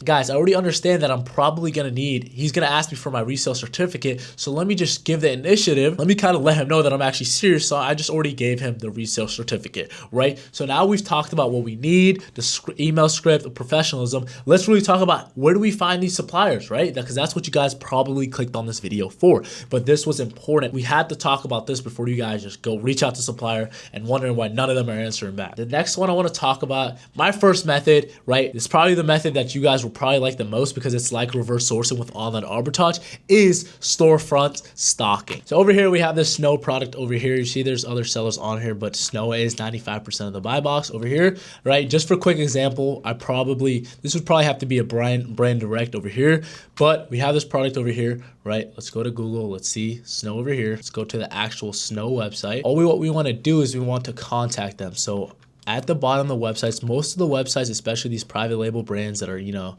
the brands are coming up right now, right? Let's see. They usually have a place where you can contact them. Contact us, yep. And then partnerships over here, wholesale opportunities, right? So over here, right, you see this over here, wholesale at Try Snow over here, right? You would get this over here, you would copy this, you'd write an email, and then you'd use our template that I provided for you over here, right? And you would send out like 10 to 20 of these every single day. Guys, you have to understand that this is sales. This is a volume game, right? It's not just send 1 or 2 to 3 to 4 emails every single day and pray to God I open up an account. No. This is persistent. You have to be persistent with them. You have to annoy them. You have to be on the top of their minds every single time, right? Because you could hit them at the, right now they probably don't need like an authorized seller. Right now they don't want to work with third-party sellers, but in the future, in 3 months, right? When they keep seeing your emails, when they keep seeing you reach out, right? When they keep seeing you reach out, that could be a great opportunity for you to be there. There's no such thing as luck, just staying consistent, sending out these emails. I provide a template for you guys right now. Literally just make multiple of these. Call them up or call the brand up too. If I was really pursuing the snow brand, I would call them up too. What I would do from here, I would look at all these sellers over here and I would do the same. I would see a brand that they're selling, they're probably getting at wholesale pricing, and I would reverse source them just like I'm doing online arbitrage. The next method I want to talk about is just using Google Maps for local distributors, right? This is kind of like retail arbitrage because it's the distributors and everything, it's specific to your location. And the reason why it works is obviously you see over here less competition in contacting these suppliers because most sellers are looking at, you know, the same major online directories, right? Because there's these sleeper distributors, these sleeper people, because you guys got to understand some of these guys are 40, 50 years old. Some of these distributors, right, I've spoken with them, they're not good with technology, right? Some of these guys, right, I met them at trade shows, they don't see the power of like having a website, sending out emails. They don't see the power of none of that. They're old school, and you know, that's where you come in, right? That's where you come in. You know, you sometimes, you know, I went to places in person, you know, I've gotten shut down, right? I've gotten success. You wouldn't know unless you tried, right? So search for terms like grocery distributors or like electronic distributors or health and house distributors, right? So let's just do a quick exercise right here. So guys, I searched up grocery distributors near me and look at all these places, right? Probably half of these distributors are gonna be terrible, right? Let's just say grocery distributors and suppliers, actually. So you have global wholesale distributors over here, right? Check to see if they have a website. What you're gonna basically do is you're gonna check to see if they have websites. You could call them up, ask for a catalog, and really this is just sales again, right? How many shots are you willing to put up to really reach out? But if you go through this whole catalog, it's impossible not to take steps. The reason why nobody does this is because nobody's really willing to put in the work. Nobody's really willing to pick up the phone and call up these distributors, see what they have. But one wholesale account, one account is all you need. One ASIN is literally all you need to change the whole trajectory of your life. And that's what you guys have to understand. Another method I love to use when I'm just looking for wholesale suppliers, distributors, or whatever, is just exploring wholesale directories, right? These are so powerful. The thing I don't like about this is everybody's looking at this. As you can see over here, it's the biggest wholesale directory. So let's just say, as you can see over here, they have 8,000 plus wholesale suppliers, right? As you can see over here, it gives you all the information that you need. They give you all the information that you need and just pick up the phone, send a bunch of emails, right? There is a paywall between this. You're probably gonna have to pay, I think like 30, 40 bucks. But I mean, if you land one account, it's 100% worth it. So don't sleep on this method, right? But this is probably the most saturated method. We're gonna get to my favorite method in the next one. As you can see over here, you see me with the suit on, you see me looking professional, you see everyone around me. I love trade shows, right? My favorite way to find suppliers and distributors is going to trade shows, right? What will happen a lot of times is these distributors, wholesale suppliers, right? They'll go to these events, you know, in Vegas, Chicago, New Jersey, New York, and they'll have their catalogs or have their products out, right? And it'll be like a show, and they'll invite a bunch of business owners and they'll have their catalogs out. And these events where you could spend literally thousands of dollars on inventory, open up accounts, meet these suppliers and distributors face to face, get them to know your face, right? Give them a business card, open up account with them in person, maybe even place a purchase order with them while you were there. I remember this trade show I went to, I can't leak the location, but I remember spending $8,000 on just one ASIN, and that profited me 60% ROI. And I have an account with them open now, and they send me weekly Excel sheets of profitable inventory that I send to my virtual assistant, who just looks over them and tells me which items that we need to buy. So as you can see, right, opening up wholesale accounts is hard. Once you get over the discomfort and the learning curve of just opening up accounts, you know, getting yourself out there, reaching out to these people, it could be a very lucrative opportunity. How to do it, right? Research and attend trade shows related to your niche. Let's just say you like pet products. All you do is trade shows near me, Small Business Expo, right? Fashion wholesale. Obviously, you guys probably know about ASD, but ASD is, I wouldn't recommend ASD. ASD is like the rookie. ASD is like, you know, when you're first starting out, right? The thing about them is they can't provide, make sure you're actually getting documentation that your products are actually real. That's one of the most important things. But overall, I love trade shows, right? It's fun. I get to travel. I get to go there. I'm a very social person. I like reaching out to them. I like building connections face to face. I like making buys, you know, in person. I'm like, hey, I like this unit. I like everything. Keeper chart looks good. You know, take my credit card. Let's go make money. These relationships that I'm building with people, I'm going to be doing business with them for the next 3 to 5 years, the next 10 years, right? That's the plan. That's the long-term vision that I have. And what better way to start that, you know, relationship than seeing them in person, right? Look at this handsome guy. This is a method that I guarantee you that you don't hear about a lot, right? This is one of my buddies when I was first starting out, he gave me this method. This is an insane method. This is how you turn one wholesale account into 5. You're literally multiplying your accounts. This is a glitch. I'm gonna tell you guys right now. So guys, this is an example of a great wholesaler, Great Lakes Wholesale. I just put you guys onto Sauce right now. They have great inventory. Great Lakes Wholesale is gonna love me for bringing them all this business. Make sure you guys use the email templates and make sure you guys act professional. How are we gonna turn Great Lakes Wholesale into 5 different accounts? How are we gonna turn one account into 5, right? What we're basically gonna do, we're gonna copy and paste using the software tool called SpyFu. This is really one of the craziest softwares that I've ever seen. Great Lakes Wholesale, you search into it over here, right? Okay, organic keywords. I don't care about anything. I don't care about anything like that. What I want to look at over here is SEO research, and I want to go to competitors, right? What are competitors? And then look at all these wholesalers over here. And now we can look international wholesale, right? Let's copy and paste. Let's copy and paste this over here. And then look at this. Come on. Come on. This is sauce, guys. Guys, drop a like down. Drop a like and comment down right now. This is insane sauce right here. And you have unlimited. Because guess what you could do with this? International wholesale, you search over here, then you reverse source this. Like, this is sauce. Go to competitors. Now look at this, then you go dollar days. Like, this is insane. This is an insane software, right? Let's go to dollardays.com. Like, imagine doing this for hours. You would have an infinite amount of wholesalers and suppliers at your disposal, but it's just your job to actually reach out to these suppliers and, you know, pick up the phone. As you can see, this last slide over here is a picture of this Dion Waiters, right? This is a motto that I live by. And you're probably saying, Faraj, what does this have to do with wholesale? How is this gonna land me more wholesale accounts, right? The quote says, I'd rather go 0 for 30 than 0 for 9, because if you go for 0 for 9, that means you stop shooting. That means you lost confidence, right? When you're reaching out to these suppliers, when you're reaching out to these wholesalers, it's all about consistency and persistence. The people who win are the people who are willing to follow up every single day.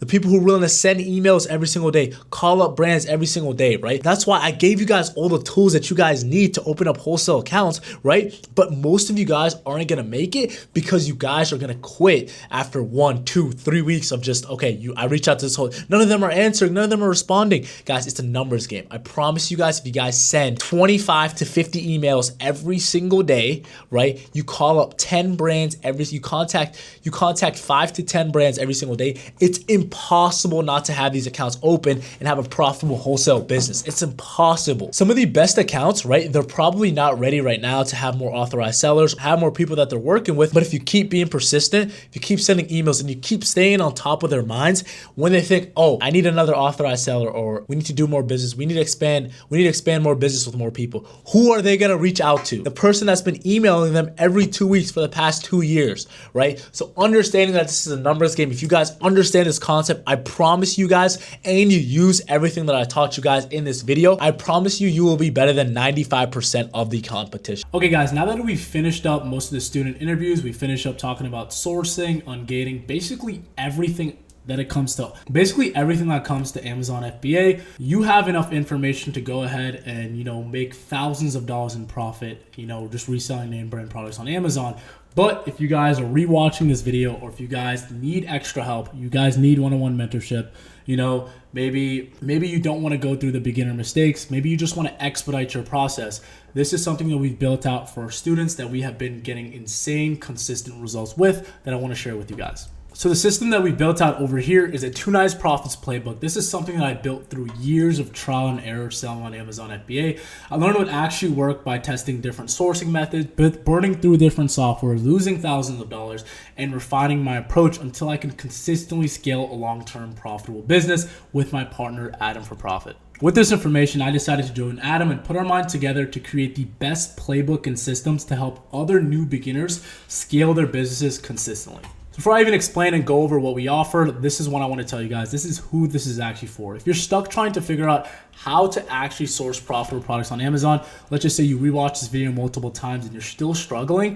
If you've committed to building a business that scales and creates consistent income every single month, maybe you've sold on Amazon, you've seen proof of concept, you've actually got some sales, but you know that you could take this to another level. This is also for people that if you're ready for someone to walk you step by step through the exact same strategies that drive real results. If you're tired of wasting hours scanning and still coming up empty with good products, maybe you're going into store, you're wasting gas, time, and you know there's a better way. Maybe you're still stuck on, you don't know which supplies, sites, or strategies to use to find winning inventory. This is also for people who are willing to stay consistent and put in the work required to make Amazon FBA actually work for you. This isn't a shiny object syndrome. This isn't one of those business models that, you know, you're going to get rich next month. We're not here to sell any dreams. This is a consistent business model. We're leveraging the biggest platform in the world, Amazon. And this is also for people, let's just say and this is also for people that have gotten burned in the past. Let's just say you joined a mentorship, you've been watching YouTube videos, and you're tired of all this misinformation going on, or you're tired of not getting the support and having the community that you need to flourish and grow. Before we get into that, we have to understand who this is not for. If you're chasing some overnight success or you want some quick cash hack, this isn't for you. You can't set aside consistent weekly time, at least a few focus hours every single week to build your business. If you're unwilling to put in the effort it takes to grow something long term, if you're closed off to learning real strategies, or you don't want somebody to actually coach you, if you're comfortable staying exactly where you are and not pushing for growth, this is not for you. In the following steps, I'm going to outline the entire process A to Z of what I did to accomplish these results, so you can too use my systems to gain freedom. And in this next outline, I'm going to explain to you guys exactly how we got our students from 0 to 10K, 0 to 30K, 0 to 50K in just a couple of months of working with us, and I'm going to show you the exact process that we're going to break down. So our system has multiple layers on how we're going to help you scale your business. First thing we're going to do on a call, we'll walk you through exactly what you need to get done, set up your goals and tasks that need to be completed before our next call. So every single call that we're going through, we have an objective. We have something that we're striving for, and we're building you out your own Notion dashboard to hold you accountable and hold us accountable as coaches. Next, we have 2 live sourcing calls every single week to ensure that you guys are getting updated strategies, you guys are sourcing with the group, and we're doing live presentations on things that are actually moving the needle. Whether it comes into high offer count sourcing in December, whether it comes into the slow season in January and how to set up systems, every single part of the year, you're going to have calls and systems built out for you. Next is probably the biggest thing, right? I hate courses, right? This is exactly why I released this video over here. I released this 8-hour course because I don't think you should invest thousands of dollars to pay for videos. And that's exactly why I released this video. But what I do think is the highest leverage thing you could do is getting direct one-on-one access to people that have already done it, people that have consistently scaled, people that have helped people start and scale. You're going to have 24/7 access to your tickets. You're going to have full 24-hour.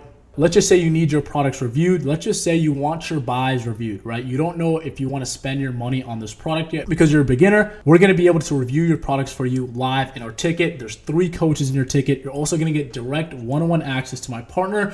You're also going to be able to book one-on-one calls with me whenever you need help every single week. And this is the exact same step that helped my guy Sadiq hit 240K in a single year, and that's not even counting Q4. Before he worked with us, he was struggling at 2K per month over here. We made a few tweaks to his business, we adjusted his sourcing strategies, and now he's sold multiple 6 figures on Amazon.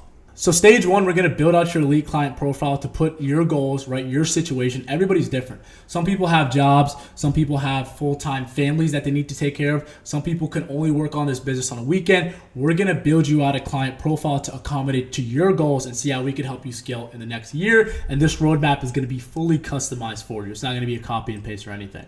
Next is direct one-on-one access. You're going to be able to book on our calendar whenever you need. You're going to have immediate clarity on what you need to do, real-time answers instead of just guessing, and you're going to have personalized strategy sessions based on your situation. Next is just feedback loops, right? The lead client profile maps your goals. The lead client profile is mapped to your goals and starting for it, and we also have built-in ticket systems for 24/7. The biggest thing we take a lot of pride with is holding our people accountable. When people decide to join with us, we're going to hold you accountable. We're going to be reaching out to you every single week, multiple times a week, making sure that you're doing your end of the goal, right? We're not just here to, okay, you join the program and everything, and now, okay, the job is done. No, we're going to make sure that you're spending money on inventory. We're going to make sure that you're showing up to the calls. We're going to make sure that you're booking one-on-one calls with us, because at the end of the day, we want people that are coming in and raising the bar in our community over here.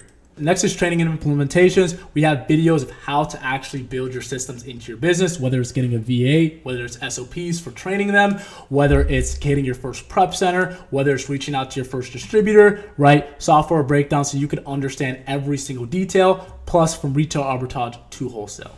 Next is our SOPs and templates over here. We have full-on gating dashboards with distributors and suppliers ready for you, getting sales tax exempts, supplier lists, and other hitting tools, hiring frameworks for VAs, training systems. This is an example of one of the systems that we worked out. Instead of having them pay for our tracking software, we built this out for them consistently to see how many buys they're making for their business, software, salaries, tools, prep fees, and helping them understand their actual numbers in their business. The purchase orders, order date, name, product ASIN. We have multiple resources like this to help them get over that hump and have everything making sure everything in their business is just plug and play. The most enjoyable process, which you guys probably heard from all the mentee interviews, is having access to the community, right? Being in a community of people that have all believed in themselves, invested in themselves, and all showing up every single day, sourcing in the VC in the mornings, showing up to the calls, getting in small groups, 4 to 5 people sourcing together.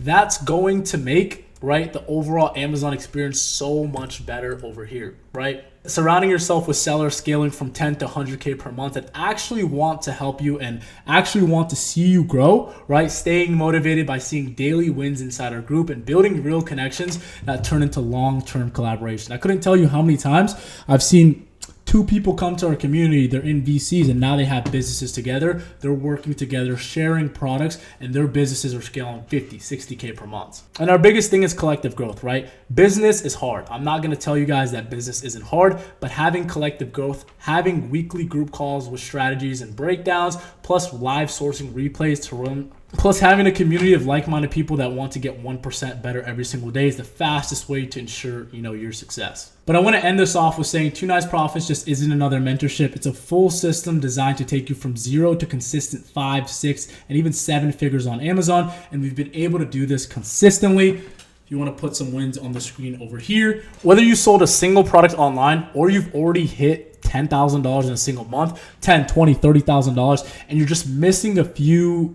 feedback loops. You're missing a community of people to push you to get to that 50, 100K per month. We give you tools, strategies, and a community to scale even further to make Amazon experience just a lot better. Inside, you'll get everything from setting up your first Amazon account the right way to mastering advanced tactics like struggling with ungating, sourcing, and scaling with proven systems. And I have so much conviction in this program because everyone that has came in here that has showed up, right, for more than 3 months and they listen to everything that we've told them, they have been able to get to $10,000 in a single month. This isn't theory. It's an exact framework that I've used and continue to use to build a real profitable business on Amazon. And if you're ready to stop guessing and start executing, 2 Nice Profits is built for you. But guys, please don't take my word for it, right? Here are just some quick wins over here. We could also go over here. My guy Mark was able to go from, in May 31st, he was able to go 2.4 to getting his dream car over here, right? This is one person, he came in here, he started working hard, and now he's able to see his results over here. He was able to hit his first $30,000 per month. We have my guy Argetta over here. Didn't make a single dollar online, and now he hit his first, 8, 10K per month over here. And these are people that have never started online businesses before. It's my guy RJ, first day of the month, 100 in sales, right? He joined another mentorship. He wasn't getting results, and now he was able to hit a $58,000 in a single month. Same thing with my guy Donald over here. He already came to us at 2.7K, right? He was already selling on Amazon. We didn't bring him from ground zero, but he just needed help, right? He needed help scaling. He needed help with his systems. He needed help adjusting his sourcing strategies. He went from 2.7K to $20,000 in a second month, $20,000 in a second month, to his third month over here, scaling to $30,000 in a single month, to $45K per month, to getting to $50K per month on Amazon and becoming a 6-figure Amazon seller in under 4 months while hitting his first 5K days, and now he's aiming for 8K days. But he wouldn't be able to do this if he didn't have a like-minded community and people that were pushing him every single day. But obviously, he's an insane hard worker. I love my guy. Same thing with my guy Alex over here. Alex over here, he does full-time sales. He only has, I think, 1 to 2 hours every single day to work on his Amazon business. In just his first week on Amazon, he had 6 orders in the last 8 hours. His first time ever selling anything online, $55. And over here, he was able to hit 9,000, basically a 10K week. In just 7 days, he was able to do all that, and he's absolutely killing it. And these are also other people, beginners that were able to come in, right? Abel hopped off a one-on-one call with us, instantly got 200 plus sales. Diego, first 1K day, he works construction. He's also building his Amazon business. We have my guy Haroon, right? $200 day and $500 week. First month in there. Ariane, full-time, he's door dashing. He's full-time college student. He door dashes to fund his Amazon business, which is what I was doing 2 weeks ago. I mean, which is something that I was doing 2 years ago, and now he just hit his first 5K week. And man, we can keep on going, right? Anthony, just last week, I had a bad experience with a seller. He's promised me through his mentorship, so he had a bad experience with his mentorship, right? He got uncomfortable. He invested in himself again. Now he was able to get his first sales, right? Sadiq, right? 100. Look at that percentage over there. And we can keep on going, man. We can keep on going. But I think you guys, alhamdulillah, consistent 10K per month, learning and growing. But I think you guys kind of get the point, right? And these are all people that they didn't struggle. A lot of people say, oh, ungating doesn't work. But as you can see, these are all newer sellers. All of these people have been selling for less than a year on Amazon. So if they can do it, you guys can do. Whether you guys join the mentorship or not, I want you guys to take this information and crush it. We need 100 people. The goal for this video is 100 people doing 10K per month from this video. That's how much value and time and effort that I put into this video. These are some more wins from our students sending shipments out. But now that you guys understand exactly how this process works, I have an offer for you guys, right? I have an offer for you guys over here, and I have so much conviction in this product. I have so much conviction in this. I've spent every single day of my life building this for you guys, right? Building this and getting better at teaching Amazon, getting better at Amazon. So if you're struggling to find profitable products with OA, RA, or wholesale, you're tired of guessing while others scales, you don't know how to read Keepa or use SellerAmp or use any advanced sourcing strategies, and you're looking for a proven system and a community to shortcut the trial and error, and you're ready, right, to lock in and build freedom, and you're ready to build a freedom-driven Amazon business. You're ready to commit with the right guidance, plus you're ready to take accountability, and you're ready to take massive action with a clear blueprint, and you're ready to make 2026 your year, 2027. We'll help you maximize your sourcing and perfect your Amazon store to add at least $10,000 inside your business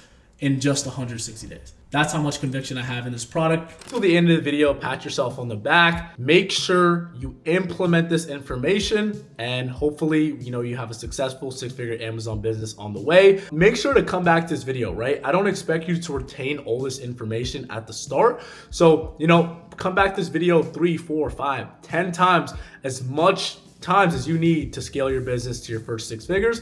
If you're looking for extra help, if you're looking to expedite the process, and you want to get results like some of our clients over here that I'm going to put on the screen, and if you guys want to work with me one-on-one to see how we can start or scale your business, I'm going to leave a link in the description. Whether you're at $0 per month, whether you're at 10K per month, whether you're at 30K per month, and you're looking to add revenue to your business, you're looking for accountability, you're looking for community, and you're looking to overall just grow your business and take this to the next level, book a call down below. But if you guys got any value from this video, if you guys enjoyed this video, make sure you guys like, comment, and subscribe for the algorithm, and I'll see you guys in the next one.